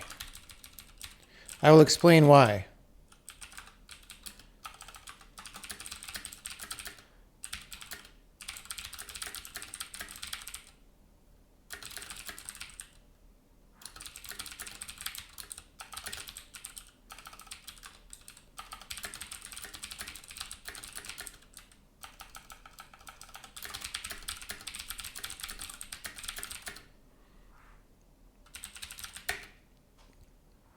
The routine that fills out the elements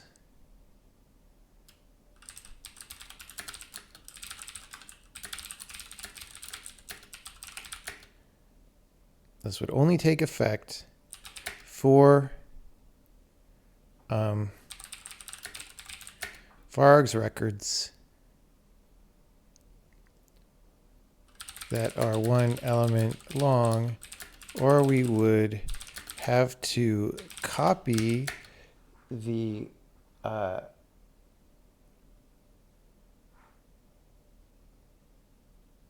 register before using it as a cursor, which then does not at all reduce the number of instructions output.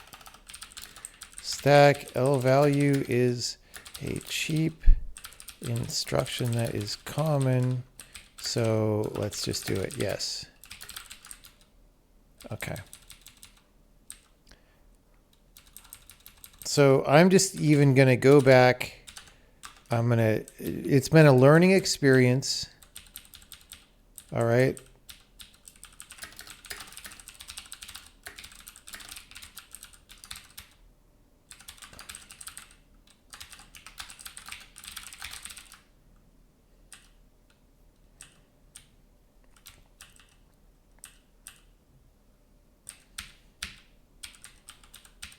We're just going to simplify it back down a little bit.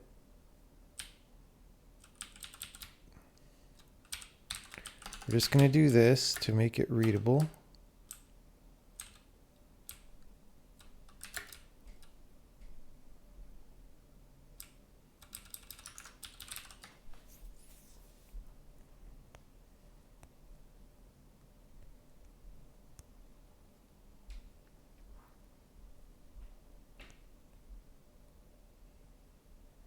Actually, with this one,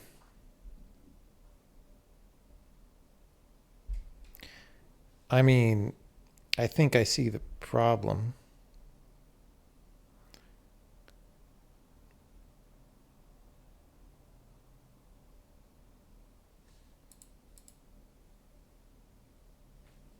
Okay, anyway.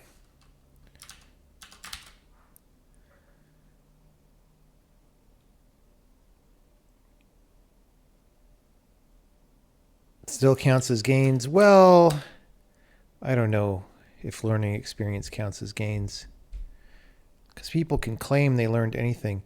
Now we're at 322. How did we go from 318 to 322? That's losses.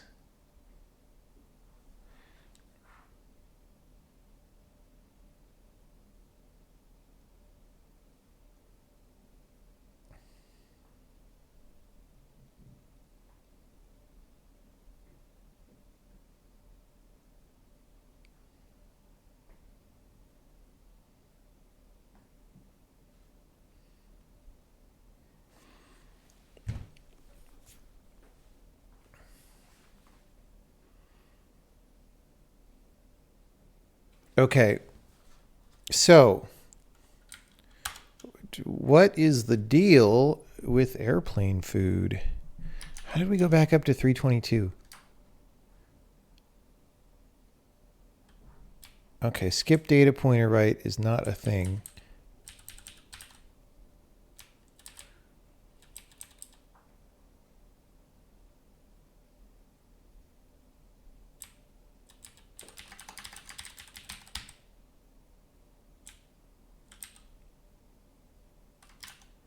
Okay. So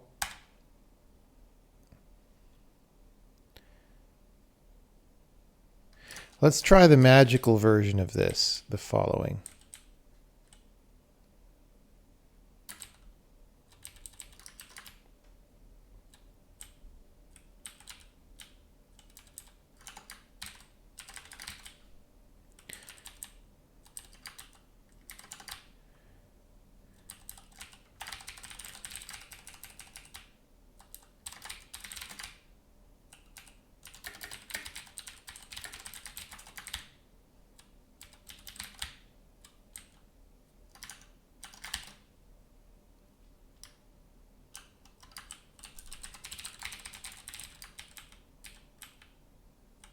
Oh, I guess we just do this.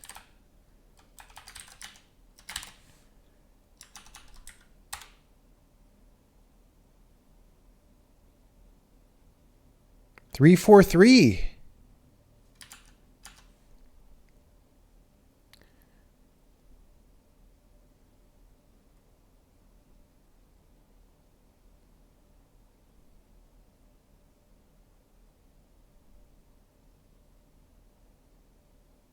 What?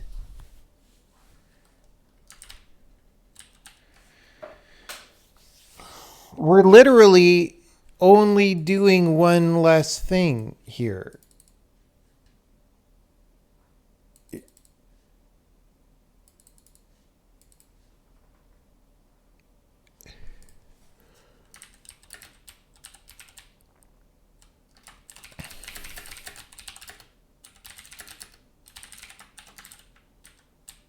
That's my explanation.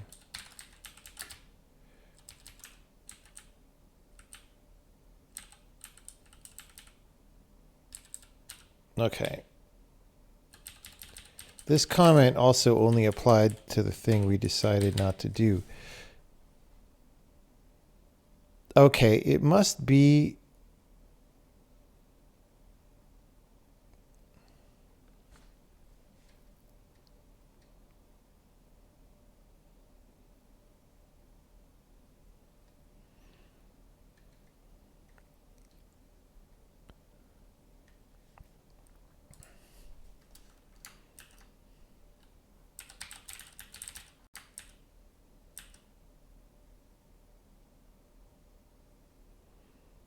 Oh.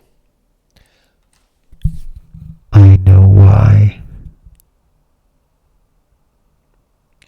I know why. Because we're emitting it twice. Okay. Yeah. Okay. I know why. I know why. Okay. Here we go.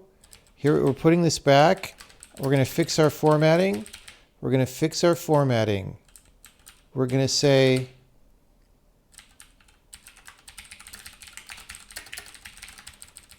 skip fill is true. We're about to make some gains.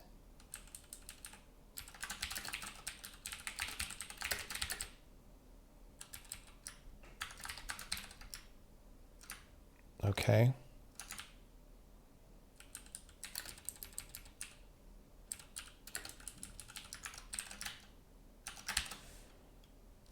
Ready for some gains?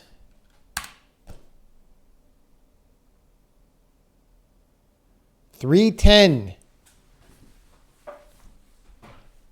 And our whole program is down to 402,547, which I think is our best of the night. Or maybe we were in that neighborhood.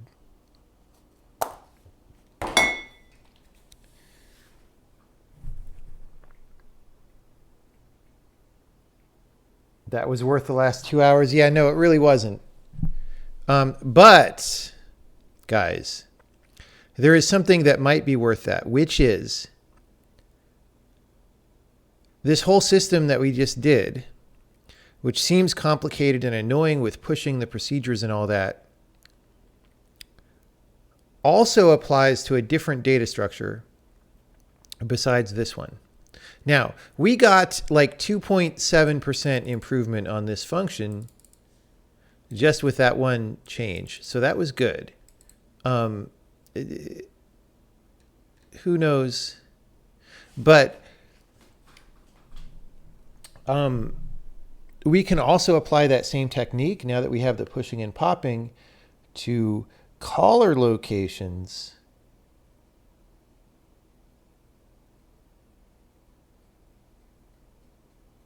And see what happens with that. But I promised myself if we made gains on this complicated thing,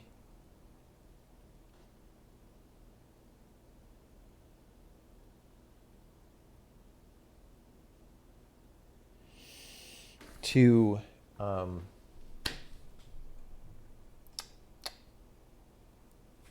have a chartreuse. So that's what I'm going to have. But first, okay, so we're 310. Now, if I disable all of this stuff, right? If I disable this and I disable, oh, I can cross off Y bigger. I figured it out, bro. I know why it's bigger. If I go to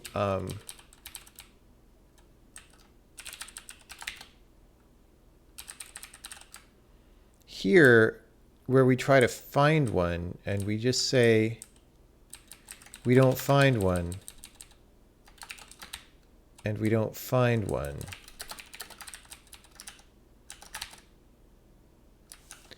Then, how bad does it get? 330.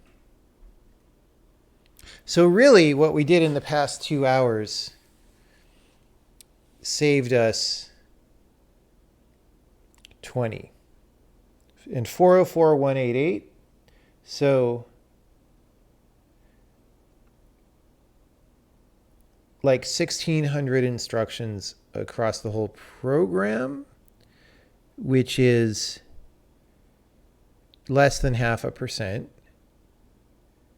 But in this particular function, it saved us 20, right, which is like 6 or 7%. So that's pretty useful for the times that you're looking at a function with behavior like this particular one. And even the, the 0.3% or whatever I said, those things add up, right? The gains add up. And we're going to try making gains from the other thing as well.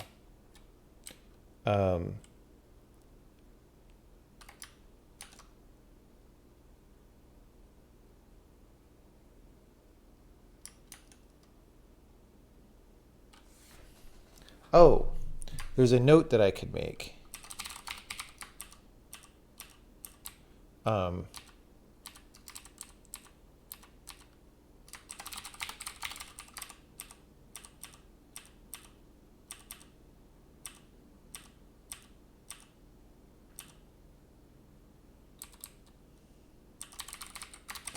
Why can I not find the thing? Okay. I could say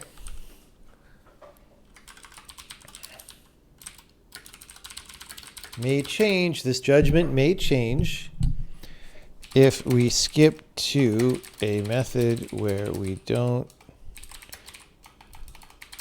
need to cursor the data pointer forward for big stuff. For example, if we use value placement, or else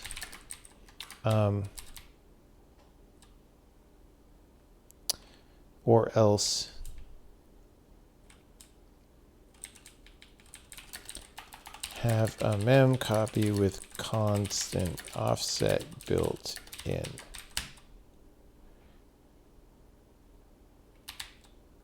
I mean, honestly,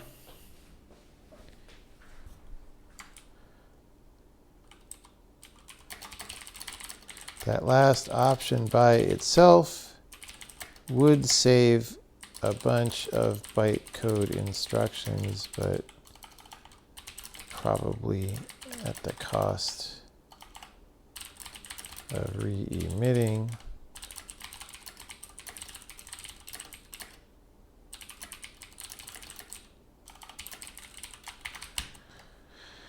Okay, great.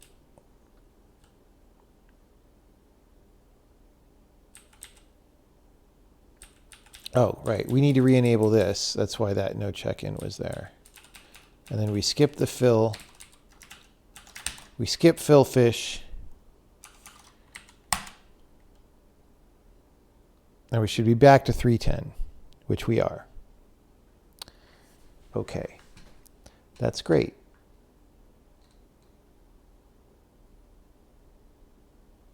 Why is this a basic block of one thing? That's pretty weird.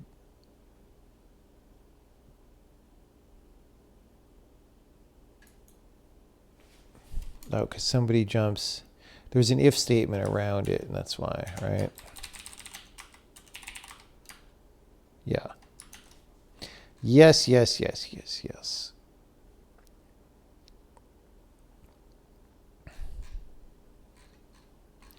Look how good this is. Oh, we must have a new line in there.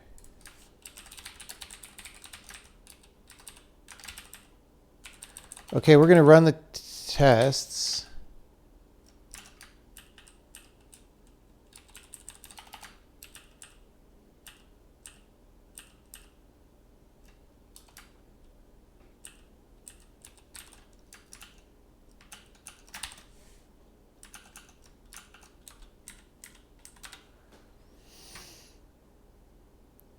First, we can run the game to make sure it still works. If it does not, I am a sad panda.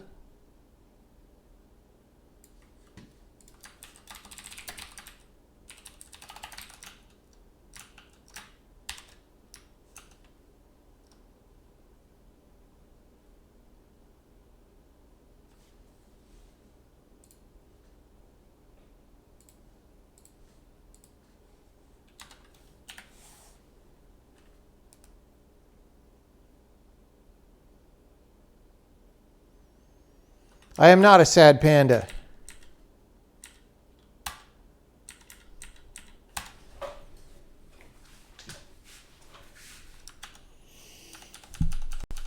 Oh boy. Oh boy.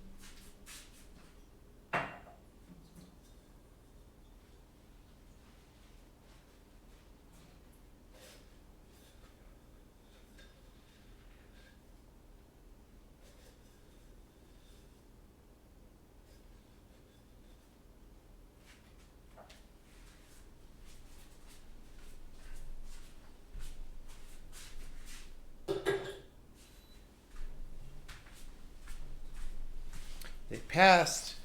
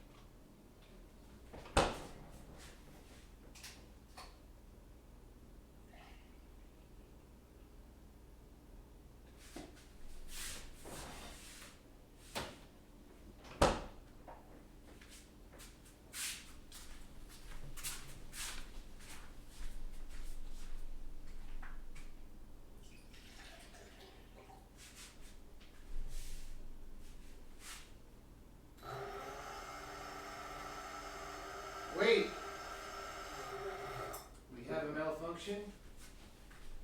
We have a malfunction. The rotor is not seated correctly somehow.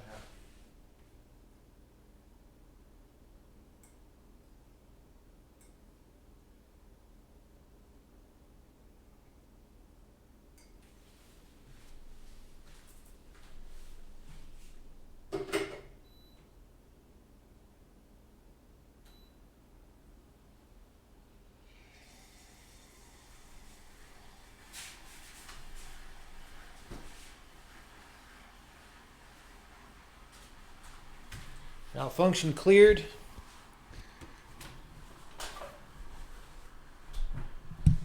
Malfunction cleared. Oh, we need the chartreuse.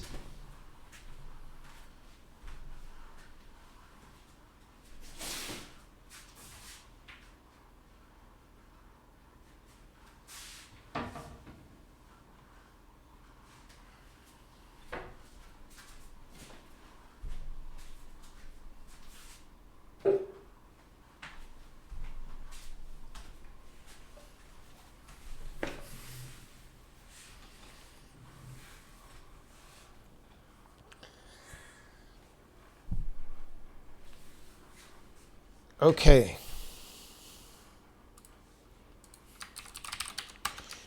So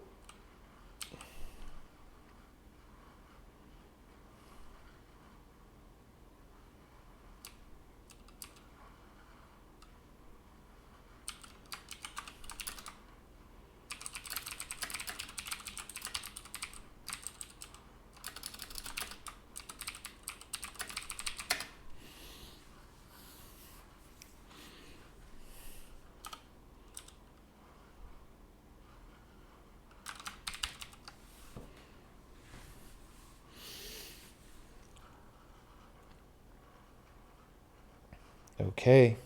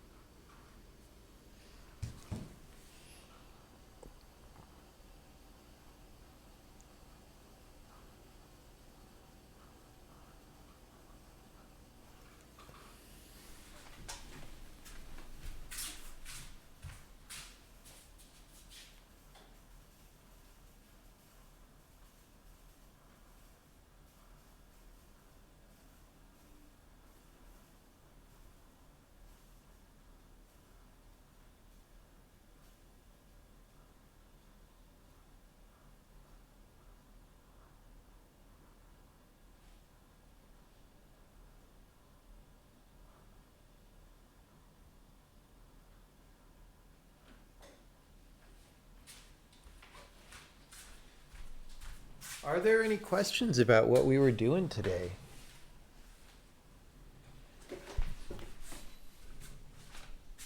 Round 1 is done. I'm going to start round 2.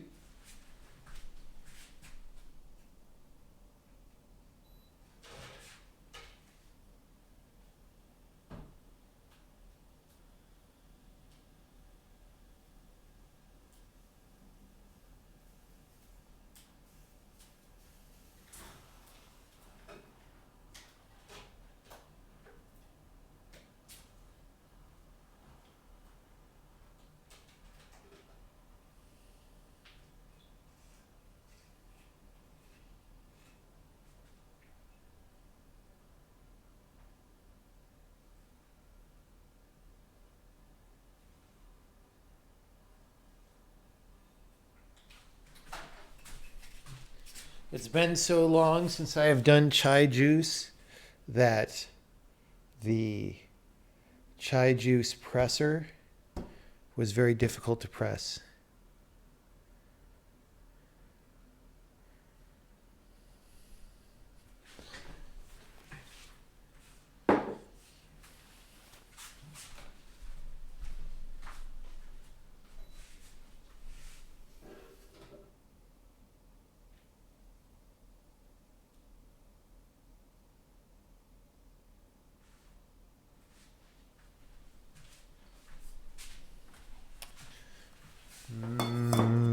so good. Ah.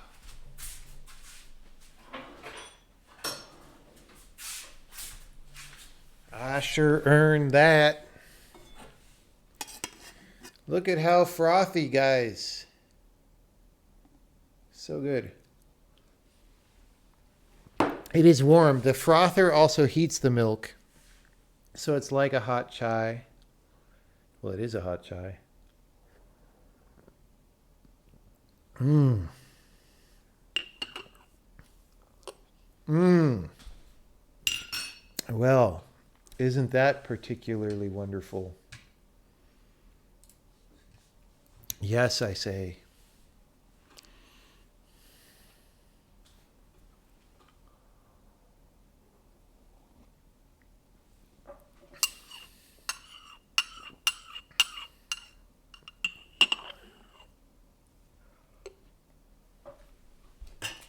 Oh,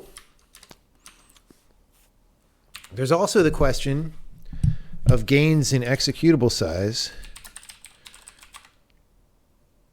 Oh, wrong one. Yeah, okay, that's the first time we've been under 16. We were at like 16.4.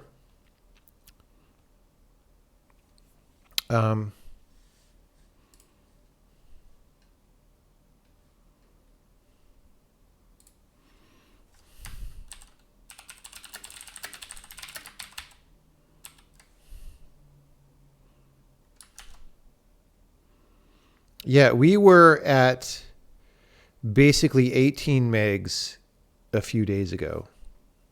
So we've gone from 18 meg executable, not a few days ago, like about a week ago at this point. So we've gone from 18 megs to 16 megs in 1 week.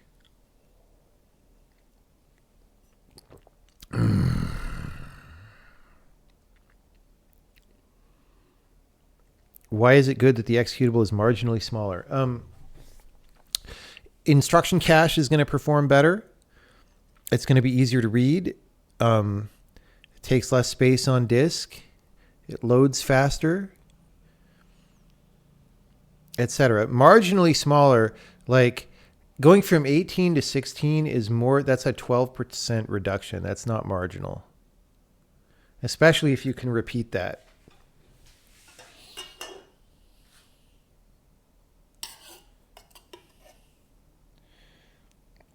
Like people who think 10% is marginal don't belong in systems programming.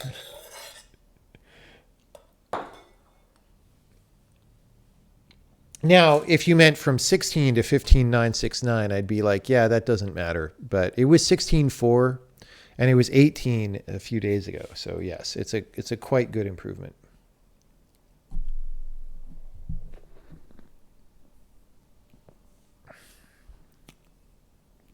Is it a problem to make your executable 500 megabytes with all game assets embedded? I would not do that. I would not put game assets in your executable. That's just me, though.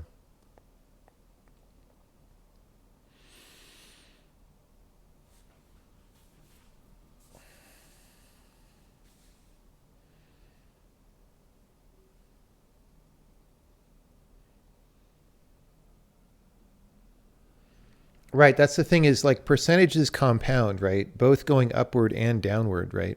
So if you can keep doing a 3% win over and over, eventually that's real money, right? Same thing. If you make things 3% slower over and over, eventually you're losing real money.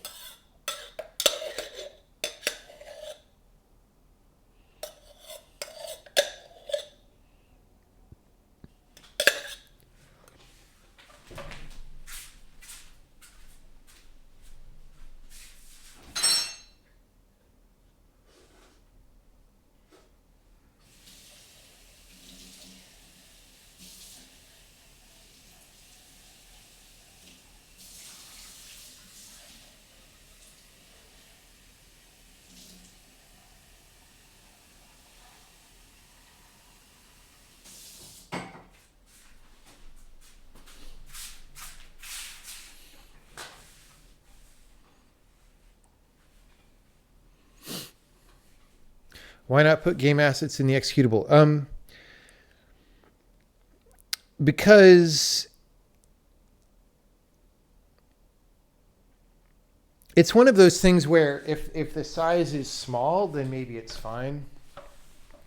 But as things get big, it's like the operating system is managing it, like might page them out when it otherwise might not. It might, like you just don't know, right? You just don't know what the operating system's policy is going to be. You know what your policy is going to be, right? Also, you could reach a point, like I could pretty much guarantee that you're not going to be able to have a file more than 2 gigs. Maybe that's false, but that's probably true. And so now you have a point where if you keep adding assets, your system will break. I don't know. It's just not, I wouldn't do it that way.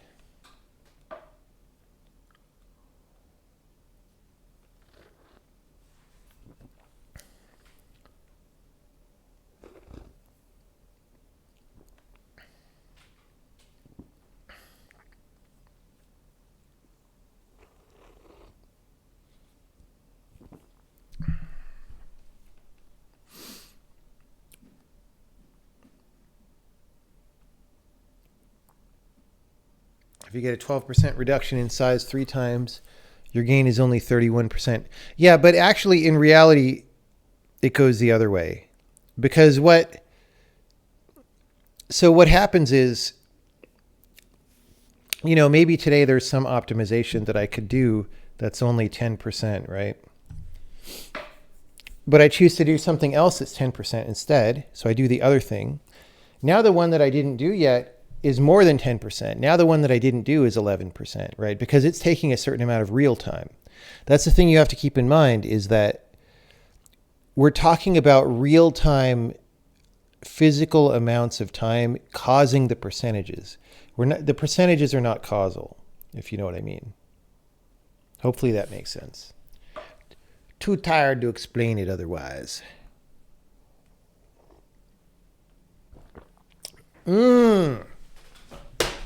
I make the best chai in San Francisco.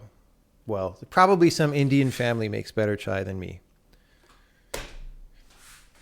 Probably a lot of Indian families make better chai than me, but I'm just saying, it's the best chai that I know where to get.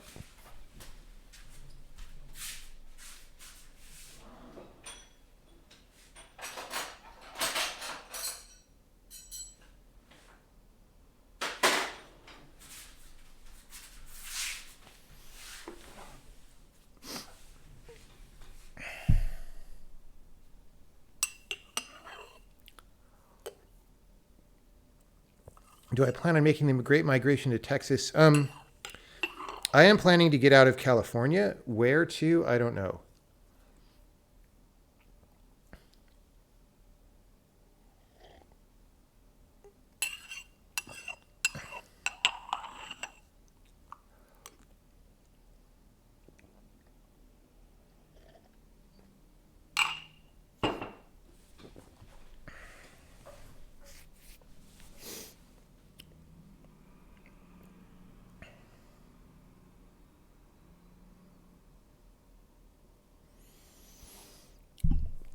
Going to explore any other states? I already have.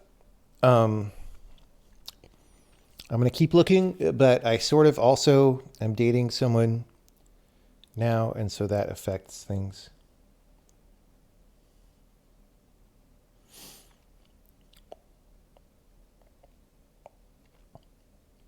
You looked at toggling dump at compile time, but didn't see anything in procedure header. Oh, yeah,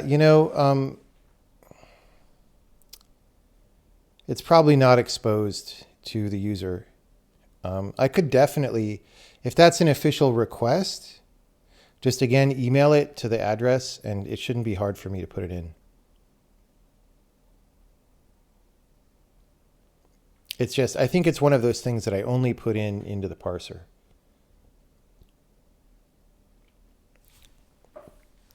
But also, the dumps will be much better in the next beta, by the way.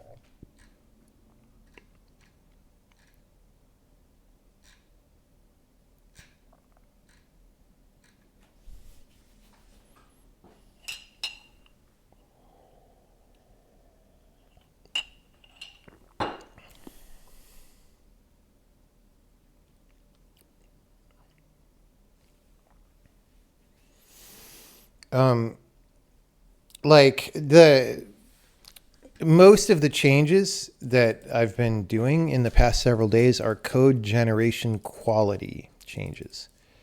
So the dumps are being printed a little better. Actually, this line number information is not there in release build, but all this stuff is being printed better, and the actual number of instructions is substantially tighter.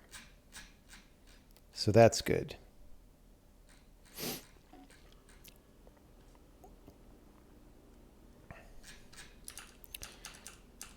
Okay, I want to check this in, and then I want to try to do the caller location thing, which hopefully is not scary. In theory, it should be a straightforward extension of what we've done, but sometimes there are unknown unknowns. All right, so that still works.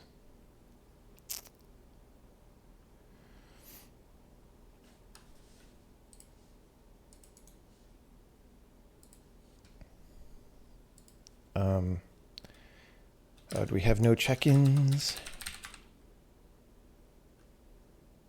Oh, we do.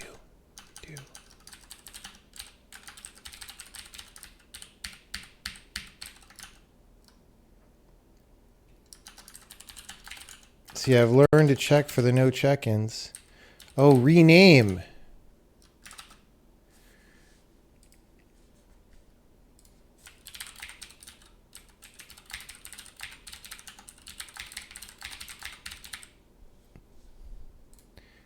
Let's just make sure that that passes tests.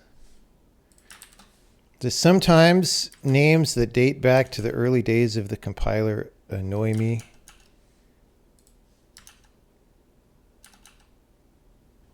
All right. Boom.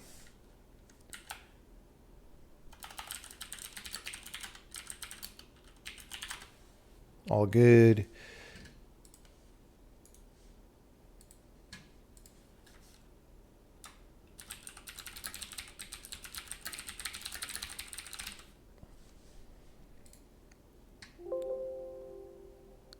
Whoops. Yeah, that was probably, yep. Let's get rid of that. Thank you, Mr. No Check-in. Okay.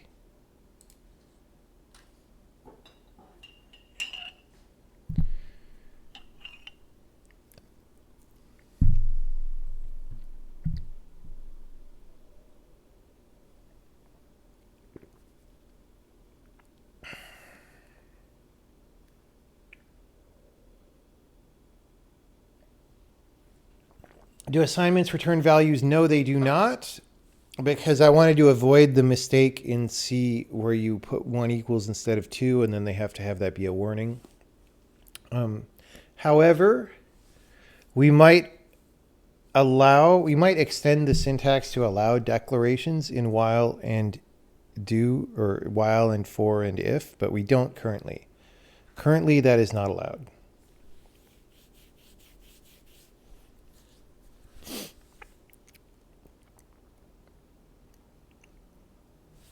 Okay, so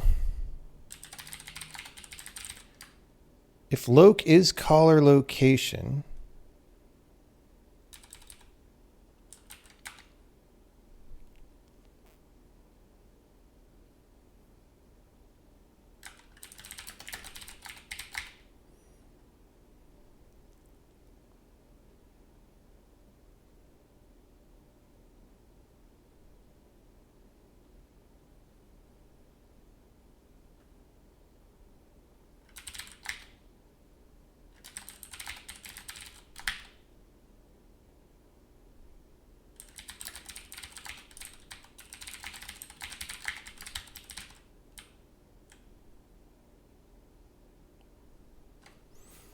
okay.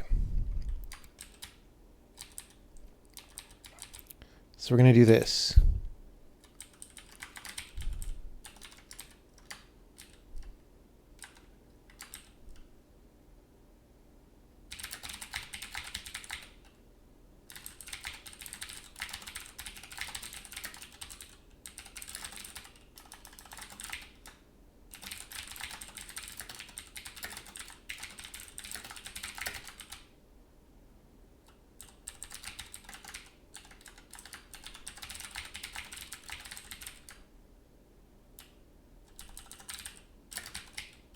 Okay.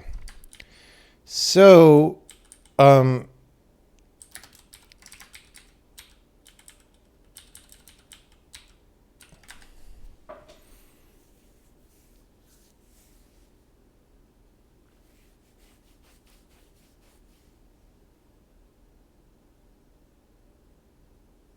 we just, again, need to do this check about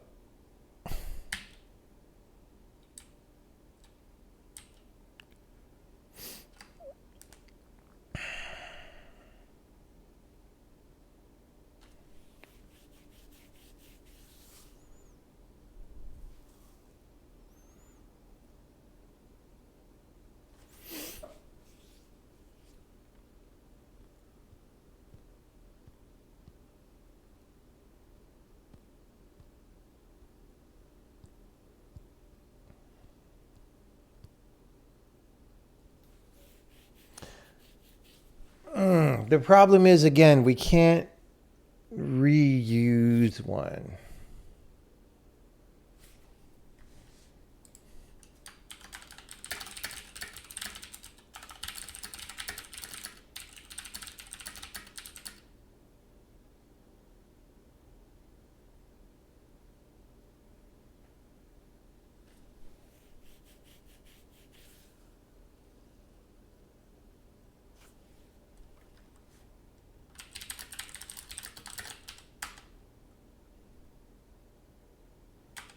Okay.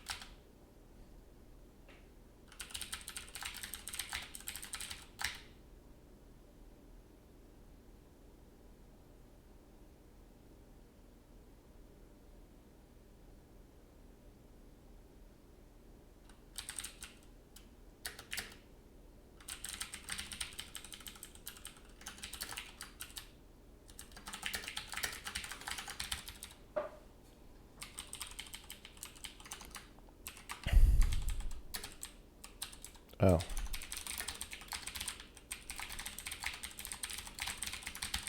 The problem is this is going to give incorrect location info.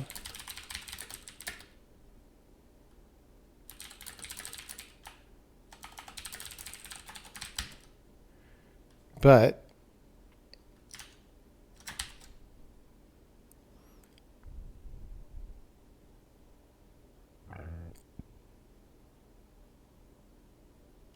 oh,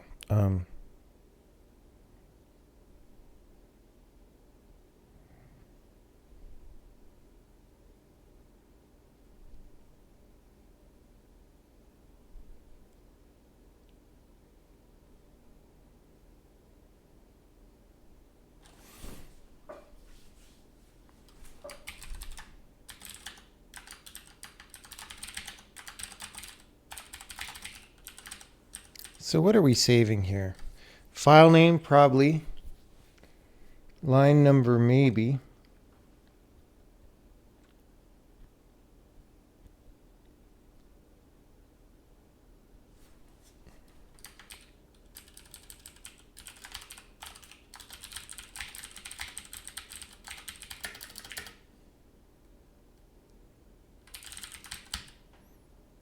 Oh, equals loc. Okay, let's see what happens. Oh yeah, we have to define those.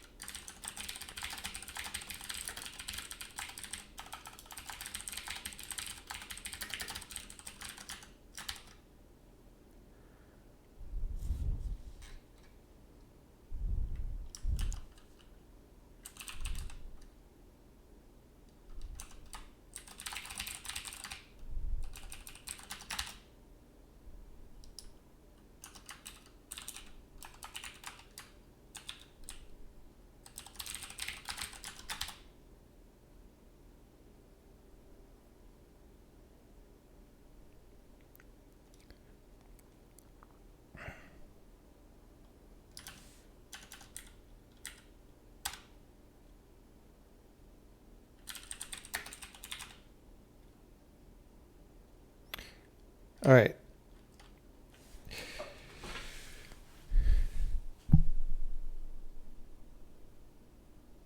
Switch and loc is going to fail. Yeah. Because, like I said, we're returning incorrect information. Oh no. We didn't make any gains on the... Let's see if we made gains on the whole program. If we did not make gains on the whole program, then either it's broken or I'm sad.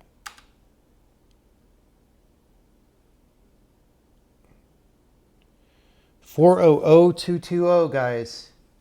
We made 2,327 gains.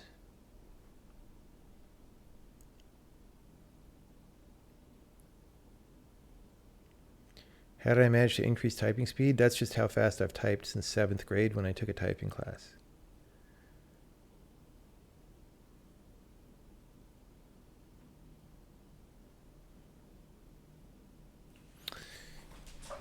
All right, 2,500 gains might not seem like a lot, but it's 0.5%. And those 0.5% add up.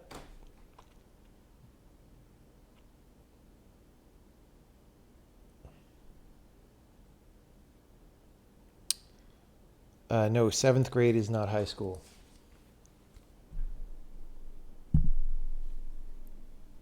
But yeah, I don't even remember the class really.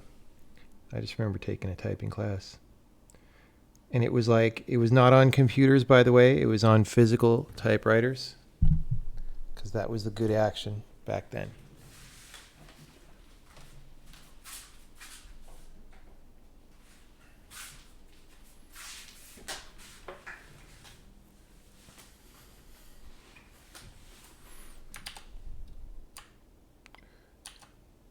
Okay, so it didn't so the location Tangler didn't like that, but that's okay. That's okay, because we know we're not done here.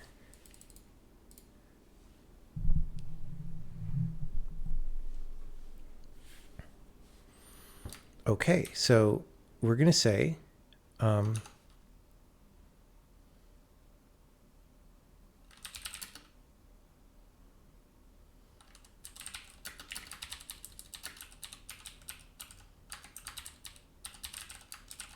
oh, does the game run with these fewer instructions? Was it one of the old typewriters where the keys got struck if you pressed a bunch of keys at the same time? Why, yes, it was. It absolutely was. This is more zoomed out than I recall, but we probably just did that, I guess.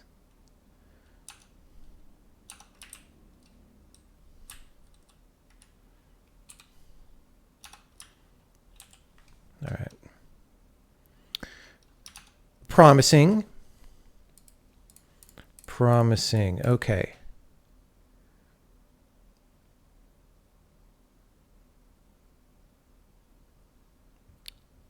You took one in 98. I didn't realize that they also had typing classes, but not too surprised. I mean, in 98, it would have made sense to teach to older students because computers, right?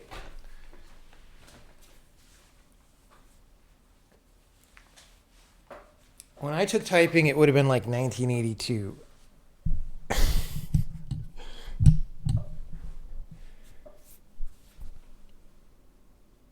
Try another level where I know the camera. That's a good idea. I think someone probably just manually zoomed that one out. Like here we know the camera locations and they're fine, but this has the per room camera is like a different system. So Heroes 1.1 would be using the same system and it's fine.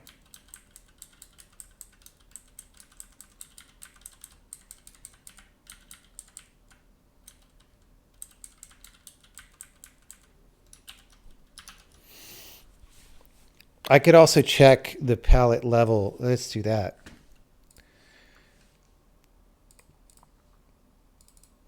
Data levels. How many folders are in the levels directory? 1,497. Fortunately, they're not all finished levels. A lot of them are drafts. Okay, who edited palette level?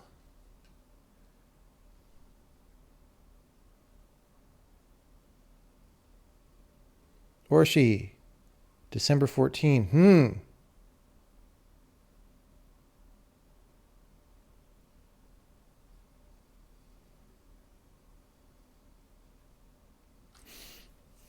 It could be a different camera parameter.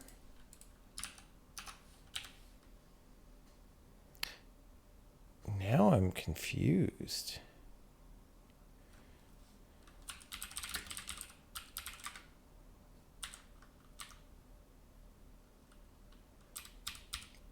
I mean, maybe this is just what it's looked like for a while, and I haven't looked at this level since Christmas. That is quite possible. Did she edit the camera?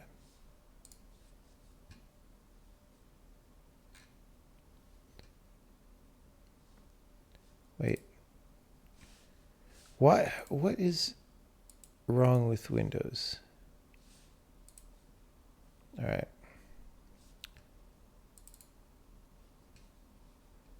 That's a tree.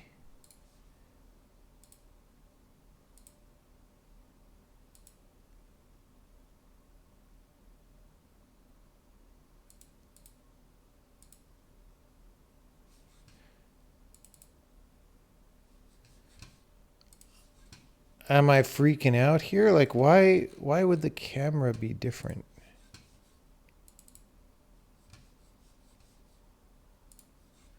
Did the FOV change?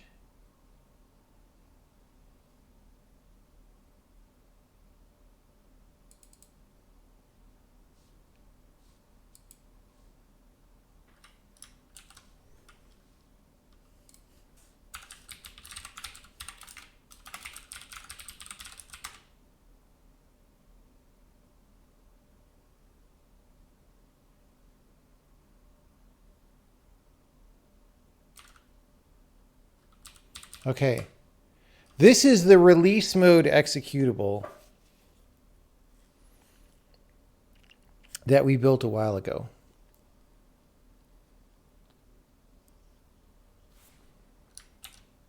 This is the debug mode executable. So the question is it the fact that I broke color location stuff, or is it, you know, come to think of it, this camera's further out too, isn't it?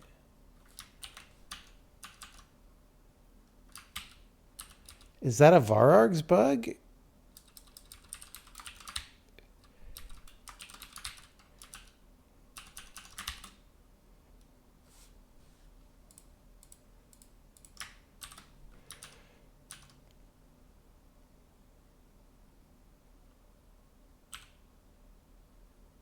It'd be weird to have the whole game working, but then the camera.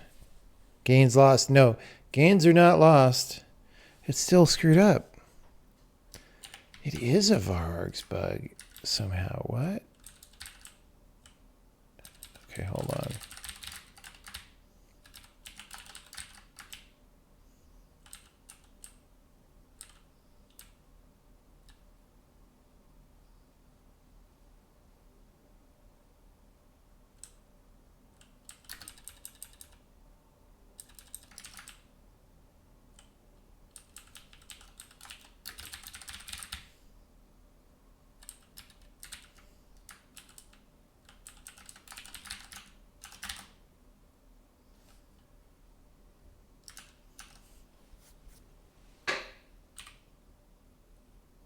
Whoopsie.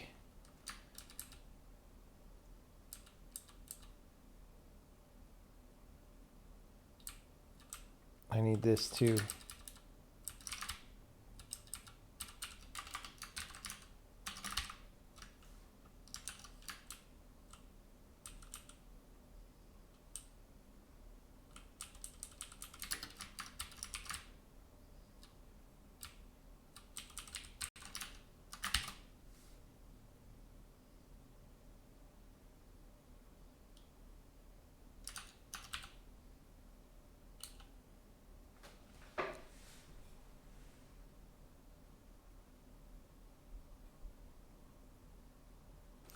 Still busted.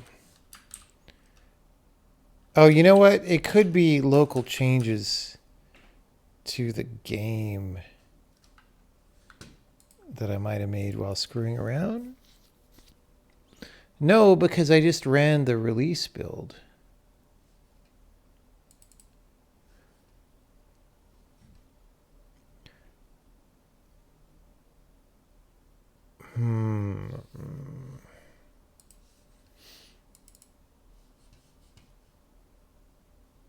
I did change some other things.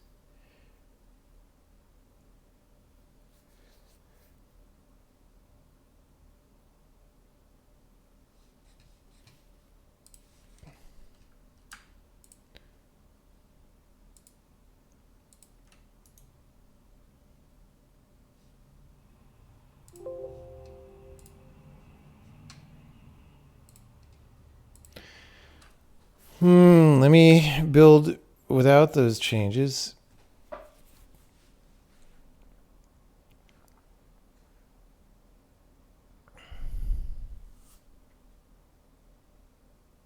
I have no idea when this broke, but I kind of have to fix it. This has to take priority because let me see if it happens in release build.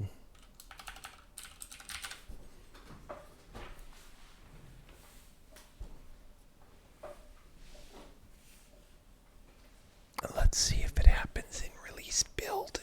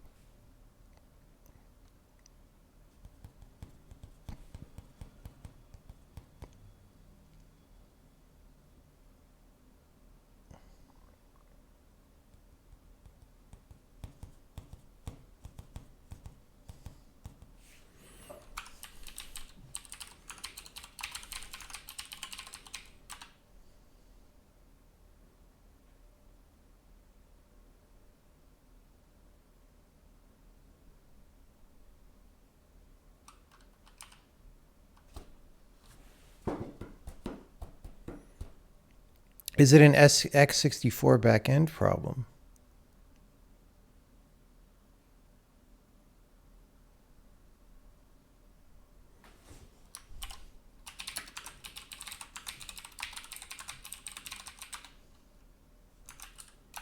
Okay, so again, x64 build.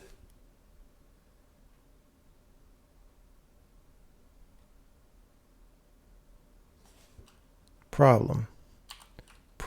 Okay. LLVM build.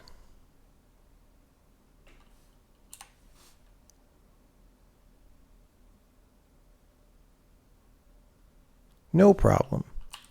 So this is something else. This is something in the x64 build, possibly the register allocator thing that I did. So that's not an emergency in the sense that it doesn't affect anyone but me until I ship the beta. So I'm going to put that on the list for the morning when I feel fresh. But that is probably something introduced from a couple days ago or something. I'm just going to validate that these things are not affected.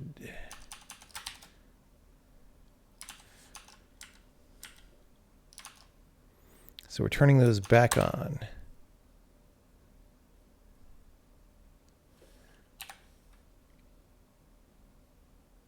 Blame Shadow Man. Yeah, it's his Shadow Man's fault.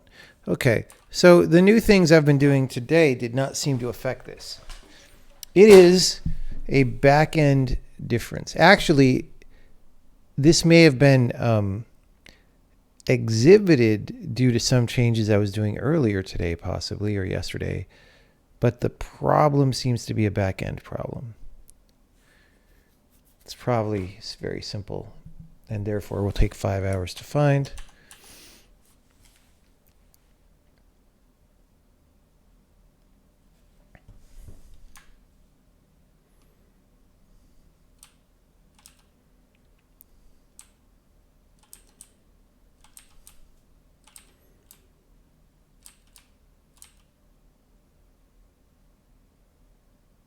Okay, so let's finish the caller location thing. Our goal is to pass the caller location test, which it'll hopefully assert if we run it in x64.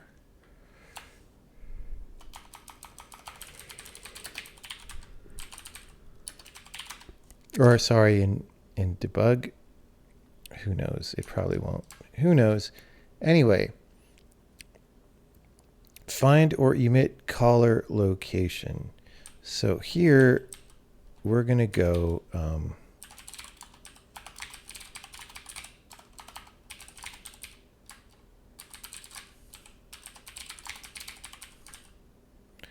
emit source location.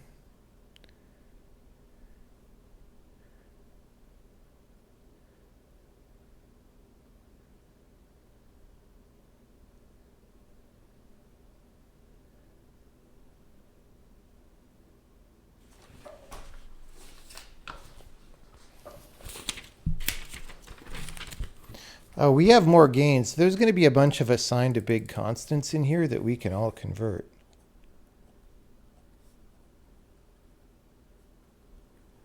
Okay.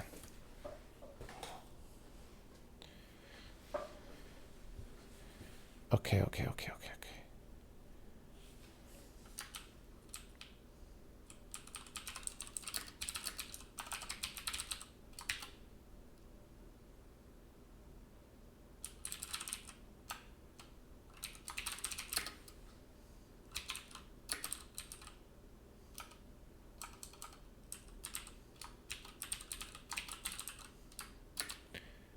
All right.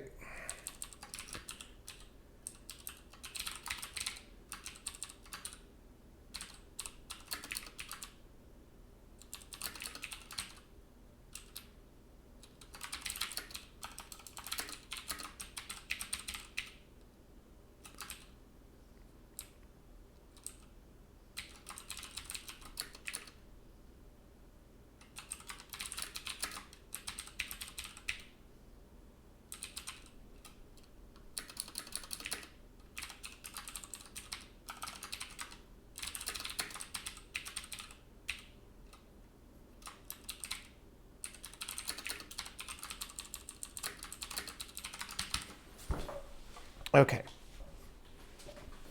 Here we go. We're going to say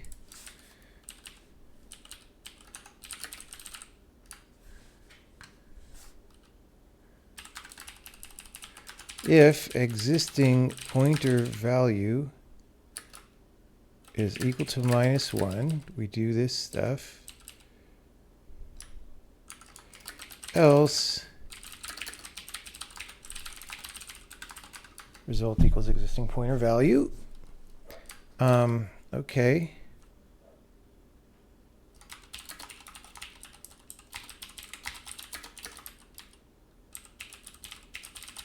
If we don't say skip file name,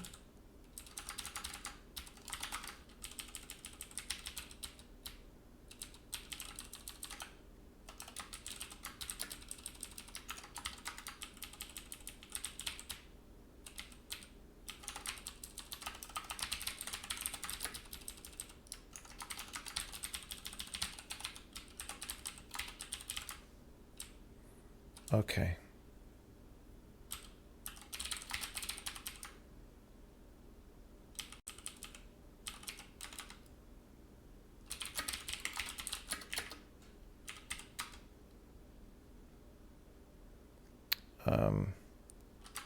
This should technically work.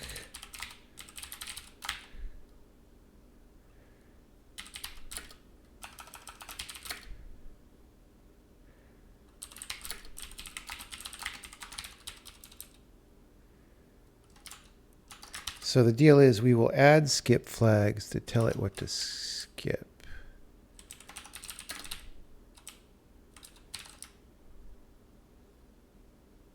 Whoops, that's not the right one.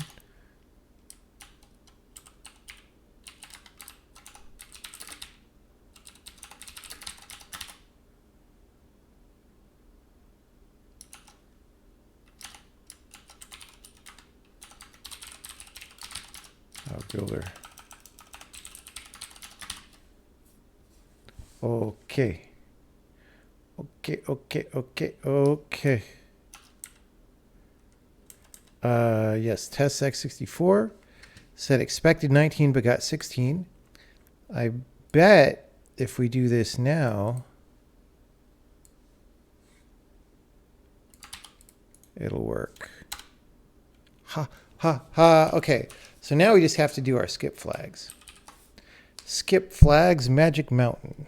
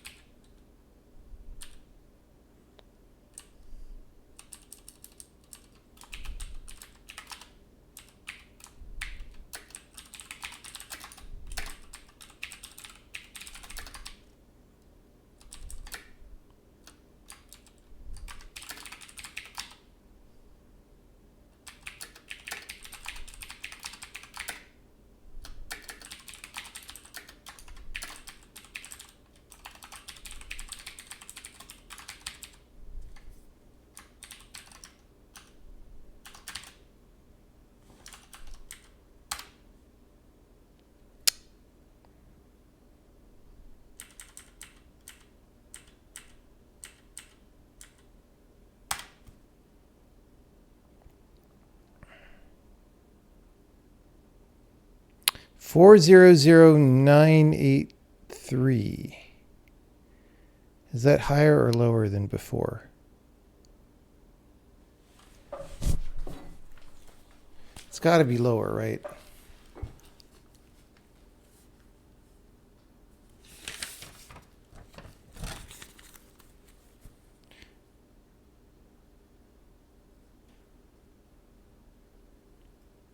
Wait, it might be higher. I might have screwed something up.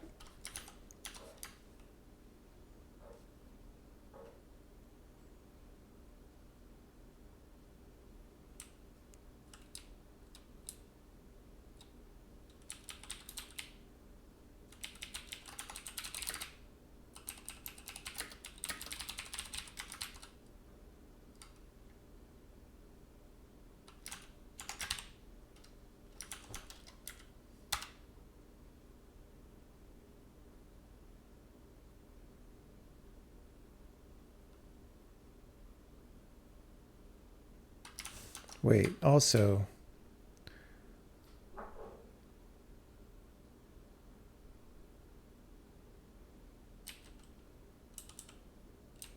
we don't want site. We don't want loc here.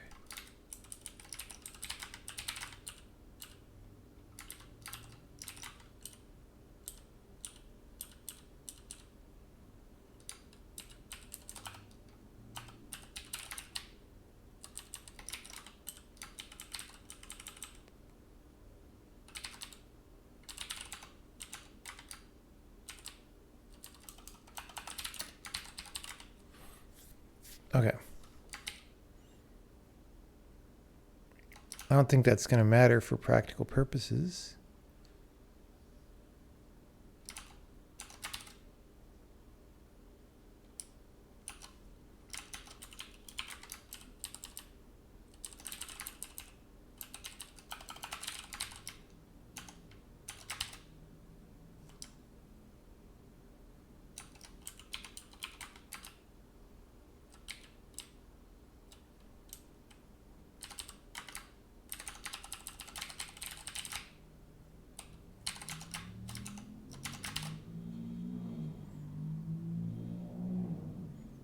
think it was lower.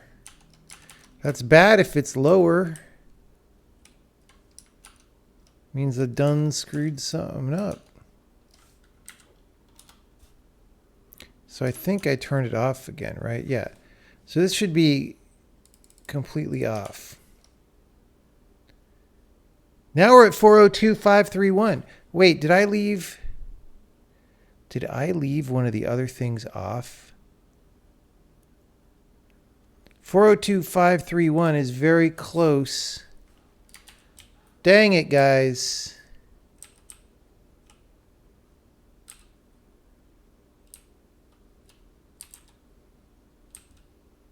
What is going on?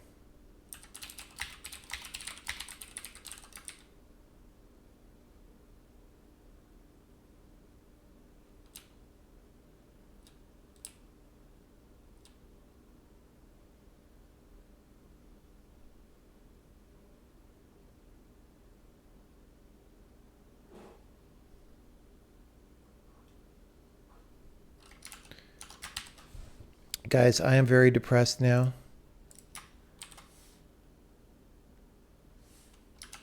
Like, what the hell?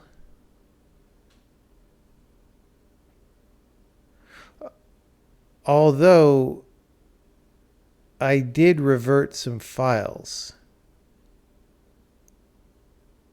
I reverted some source files, which changes the source code. So I might have changed something important. Changing something that adds 2,000 instructions doesn't seem that likely.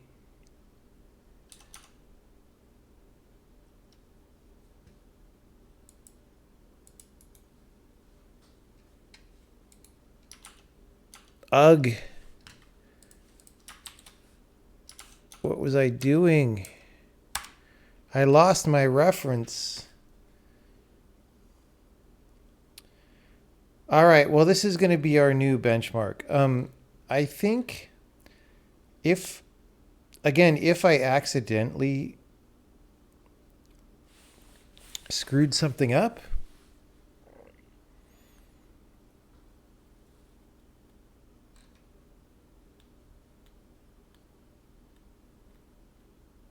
it will be revealed as we continue to study the source code. But I don't think I did, because this that we've been using to do all the things, this one doesn't have any problems. Like, it's still 310. So, yeah, let's go to here.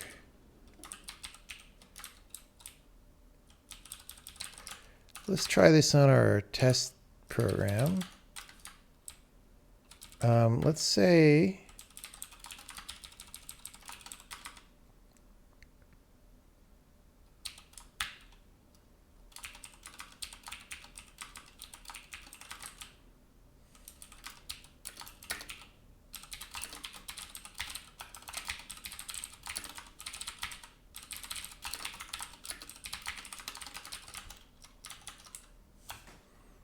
okay.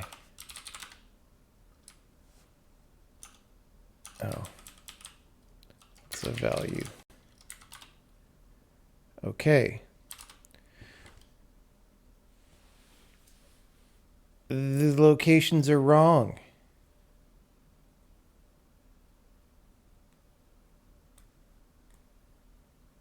So that's not good.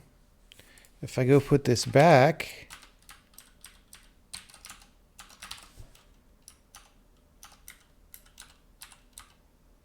the locations are right. See, the line number is changing. We could also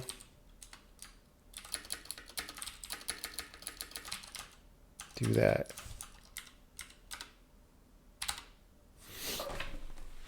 Okay, so for some reason,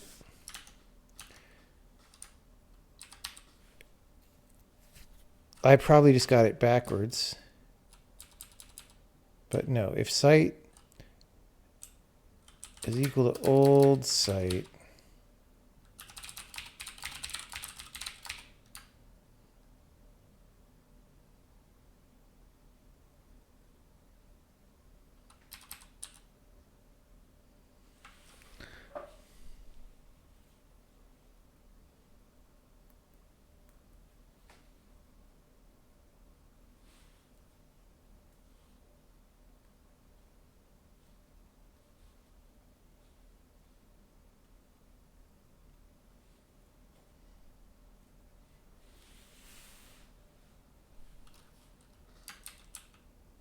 Very strange. We might have to step through. Wait.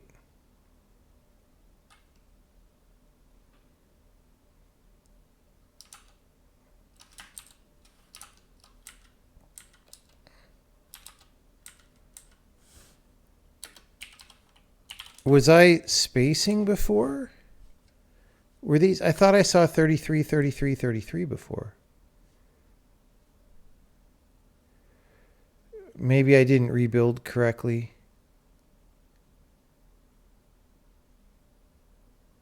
I did. I did see 33, 33, 33. Might have not built the compiler. I don't know. Okay. So still though,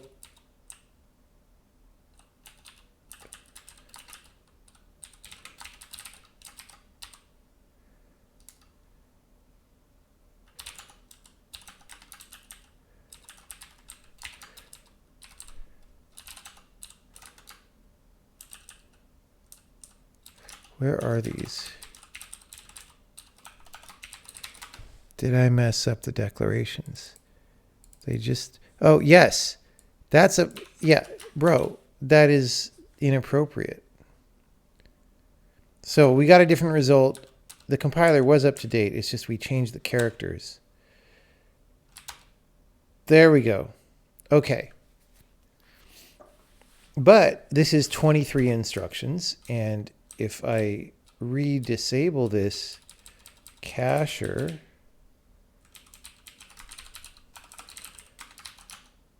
we go from 23, well, to, knew that was going to happen, 23 to 27. So that's like what, 15+%? That's gains. I mean, for that, for the entire program, we already established the gains are not going to be huge, but they are there.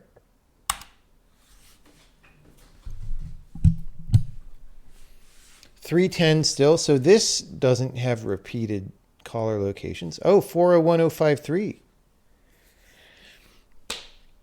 That's down again from other things that we were getting.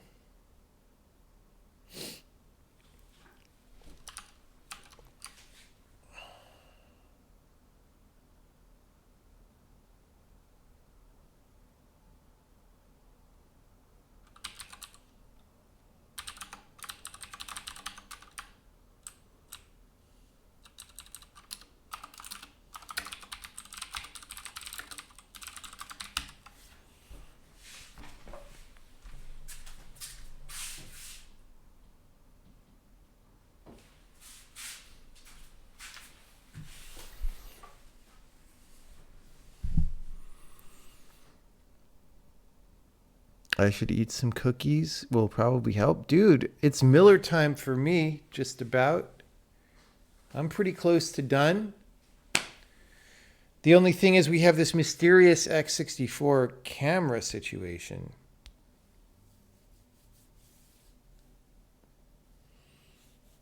That I guess I'll spend a little bit of time stepping through. But in terms of the gains, we got the gains that we came to get today.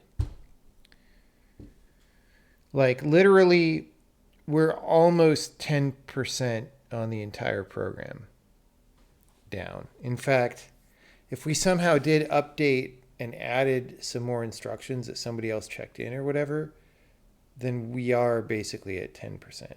A little bit less. But like, it's good. It's sort of, as far as I know, this exhausts, there's a certain class of stuff that's like temporary values that get made when you call a procedure. And this is mostly that stuff. So then we can turn the gains lens to just a different ways of making gains that might even affect more of the program. Like I didn't really pick these because I thought they were the biggest ones. I picked these because I wanted to experiment. Like, look, does it matter? How much does it matter? And so forth. Okay. Wow, that was a big yawn. Let's check this in. Well, we'll run tests again. Just making sure I didn't. Oh, let's build the release compiler. Going to run the tests. Everybody's going to be happy. It's going to be so great. Bam.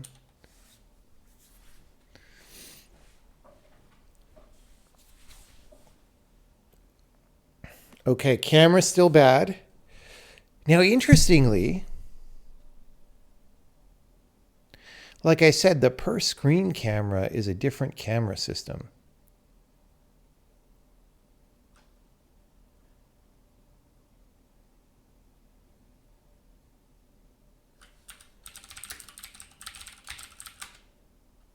Yeah, this is too far out. So it's probably like some trig or something that's going wrong.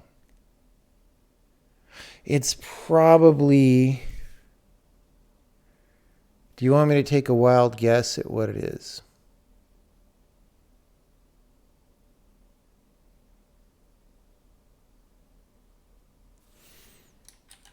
Here's my wild guess.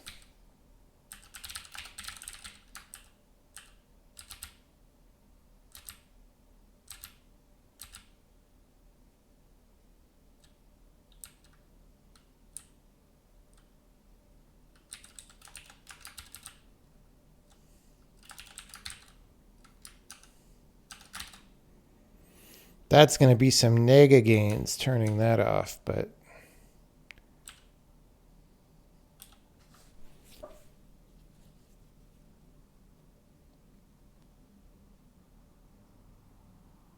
nope, wasn't that. Interesting. Okay. Well, that was my guess. It was not correct. Okay. I'm going to run the tests.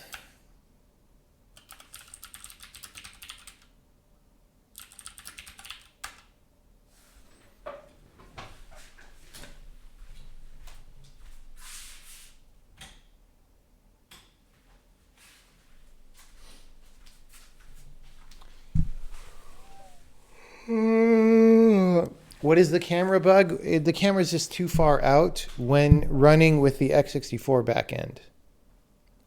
For some reason, that is probably caused by things that I did recently, but possibly before this stream started today.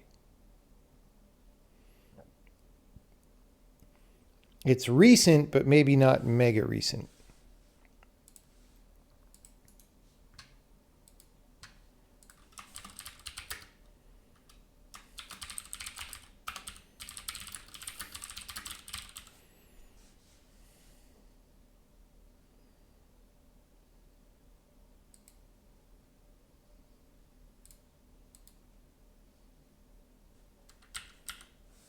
Let's go back and check this for 1 second.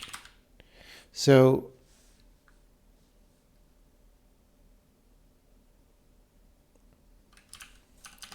let's put a little comment in there. Actually, oh, we don't have comments because it's release.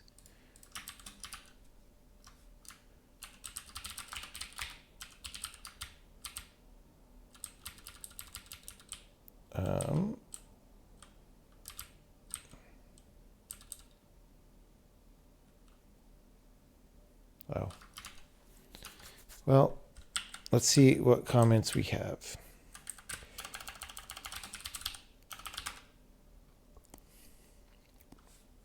Anyway,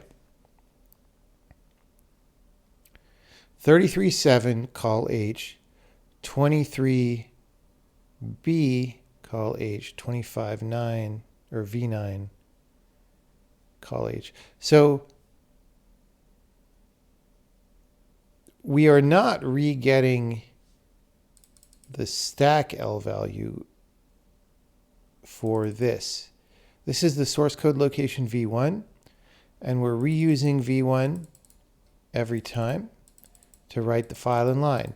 Now, if I go to this program and change these all to be the same number of characters, we're going to lose 2 more lines. So this should go from 23 to 21. Oh, 19. Oh, right. Because we remove the loads and the stores. So sorry, 21. And the reason is because it knows that the character numbers are the same as the one that it did last time. So it doesn't even output them.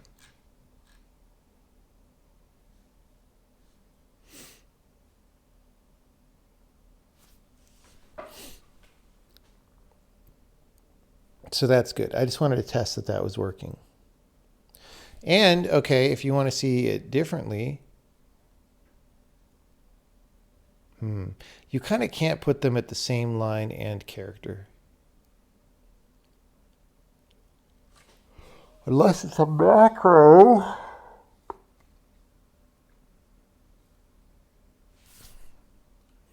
Let's try this.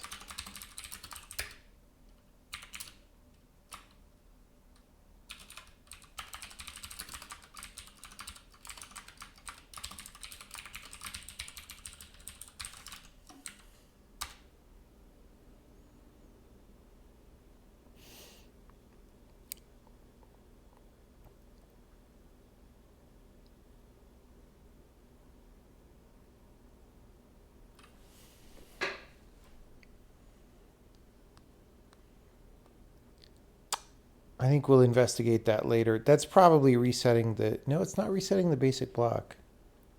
Oh, it's because when you expand a macro, the call depth goes up. We can just put that in a comment.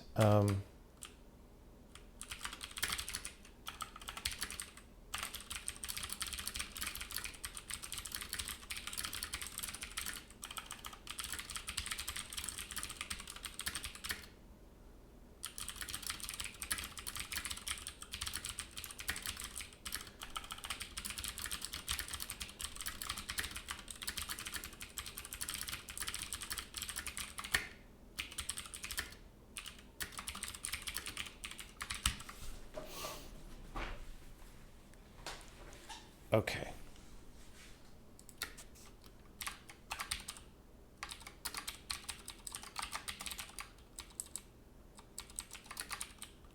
Now, I want to fulfill on the promise of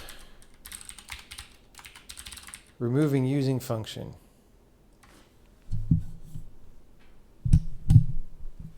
I want to make sure no examples are using it still.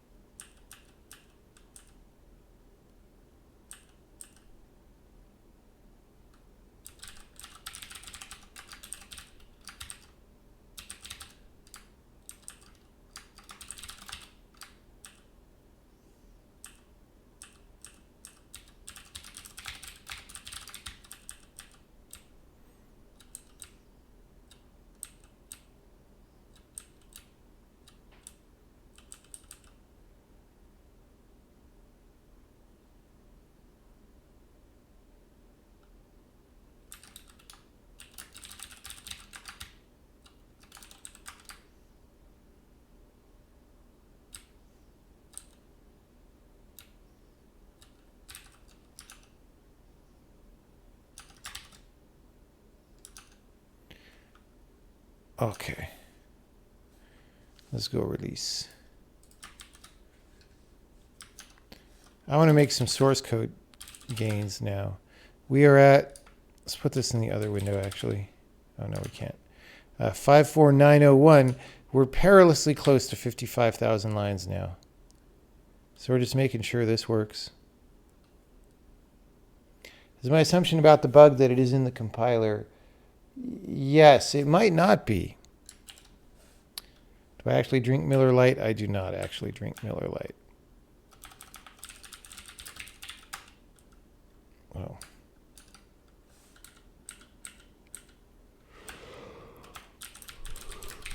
Okay, 54901.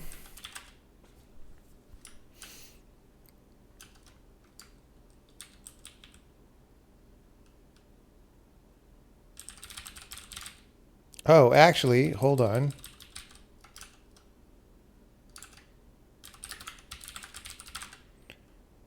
Five four nine oh six. So we delete this.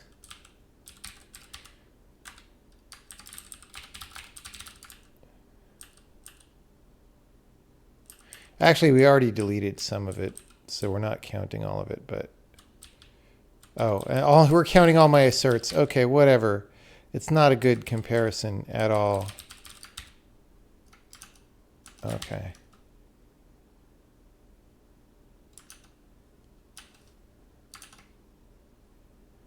All right. 54876. So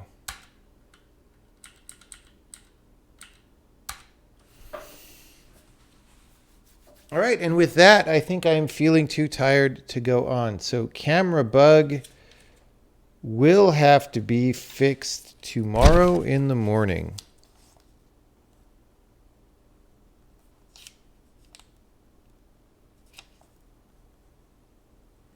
And then I've got all sorts of other ideas on this sheet about how to make gains and games.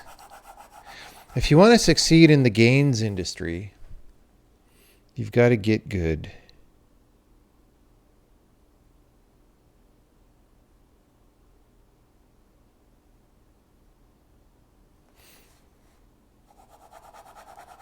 So many good things happened.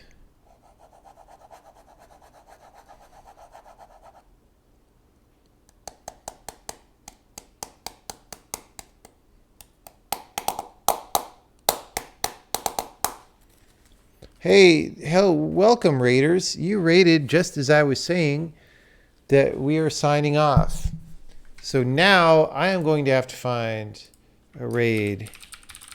We all know how hard that can be.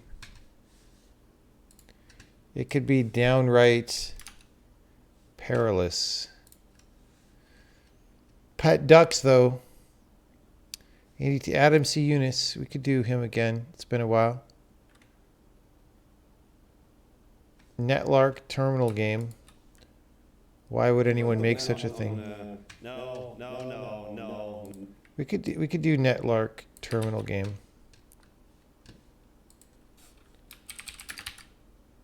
Thank you everybody for coming by. We will continue later on.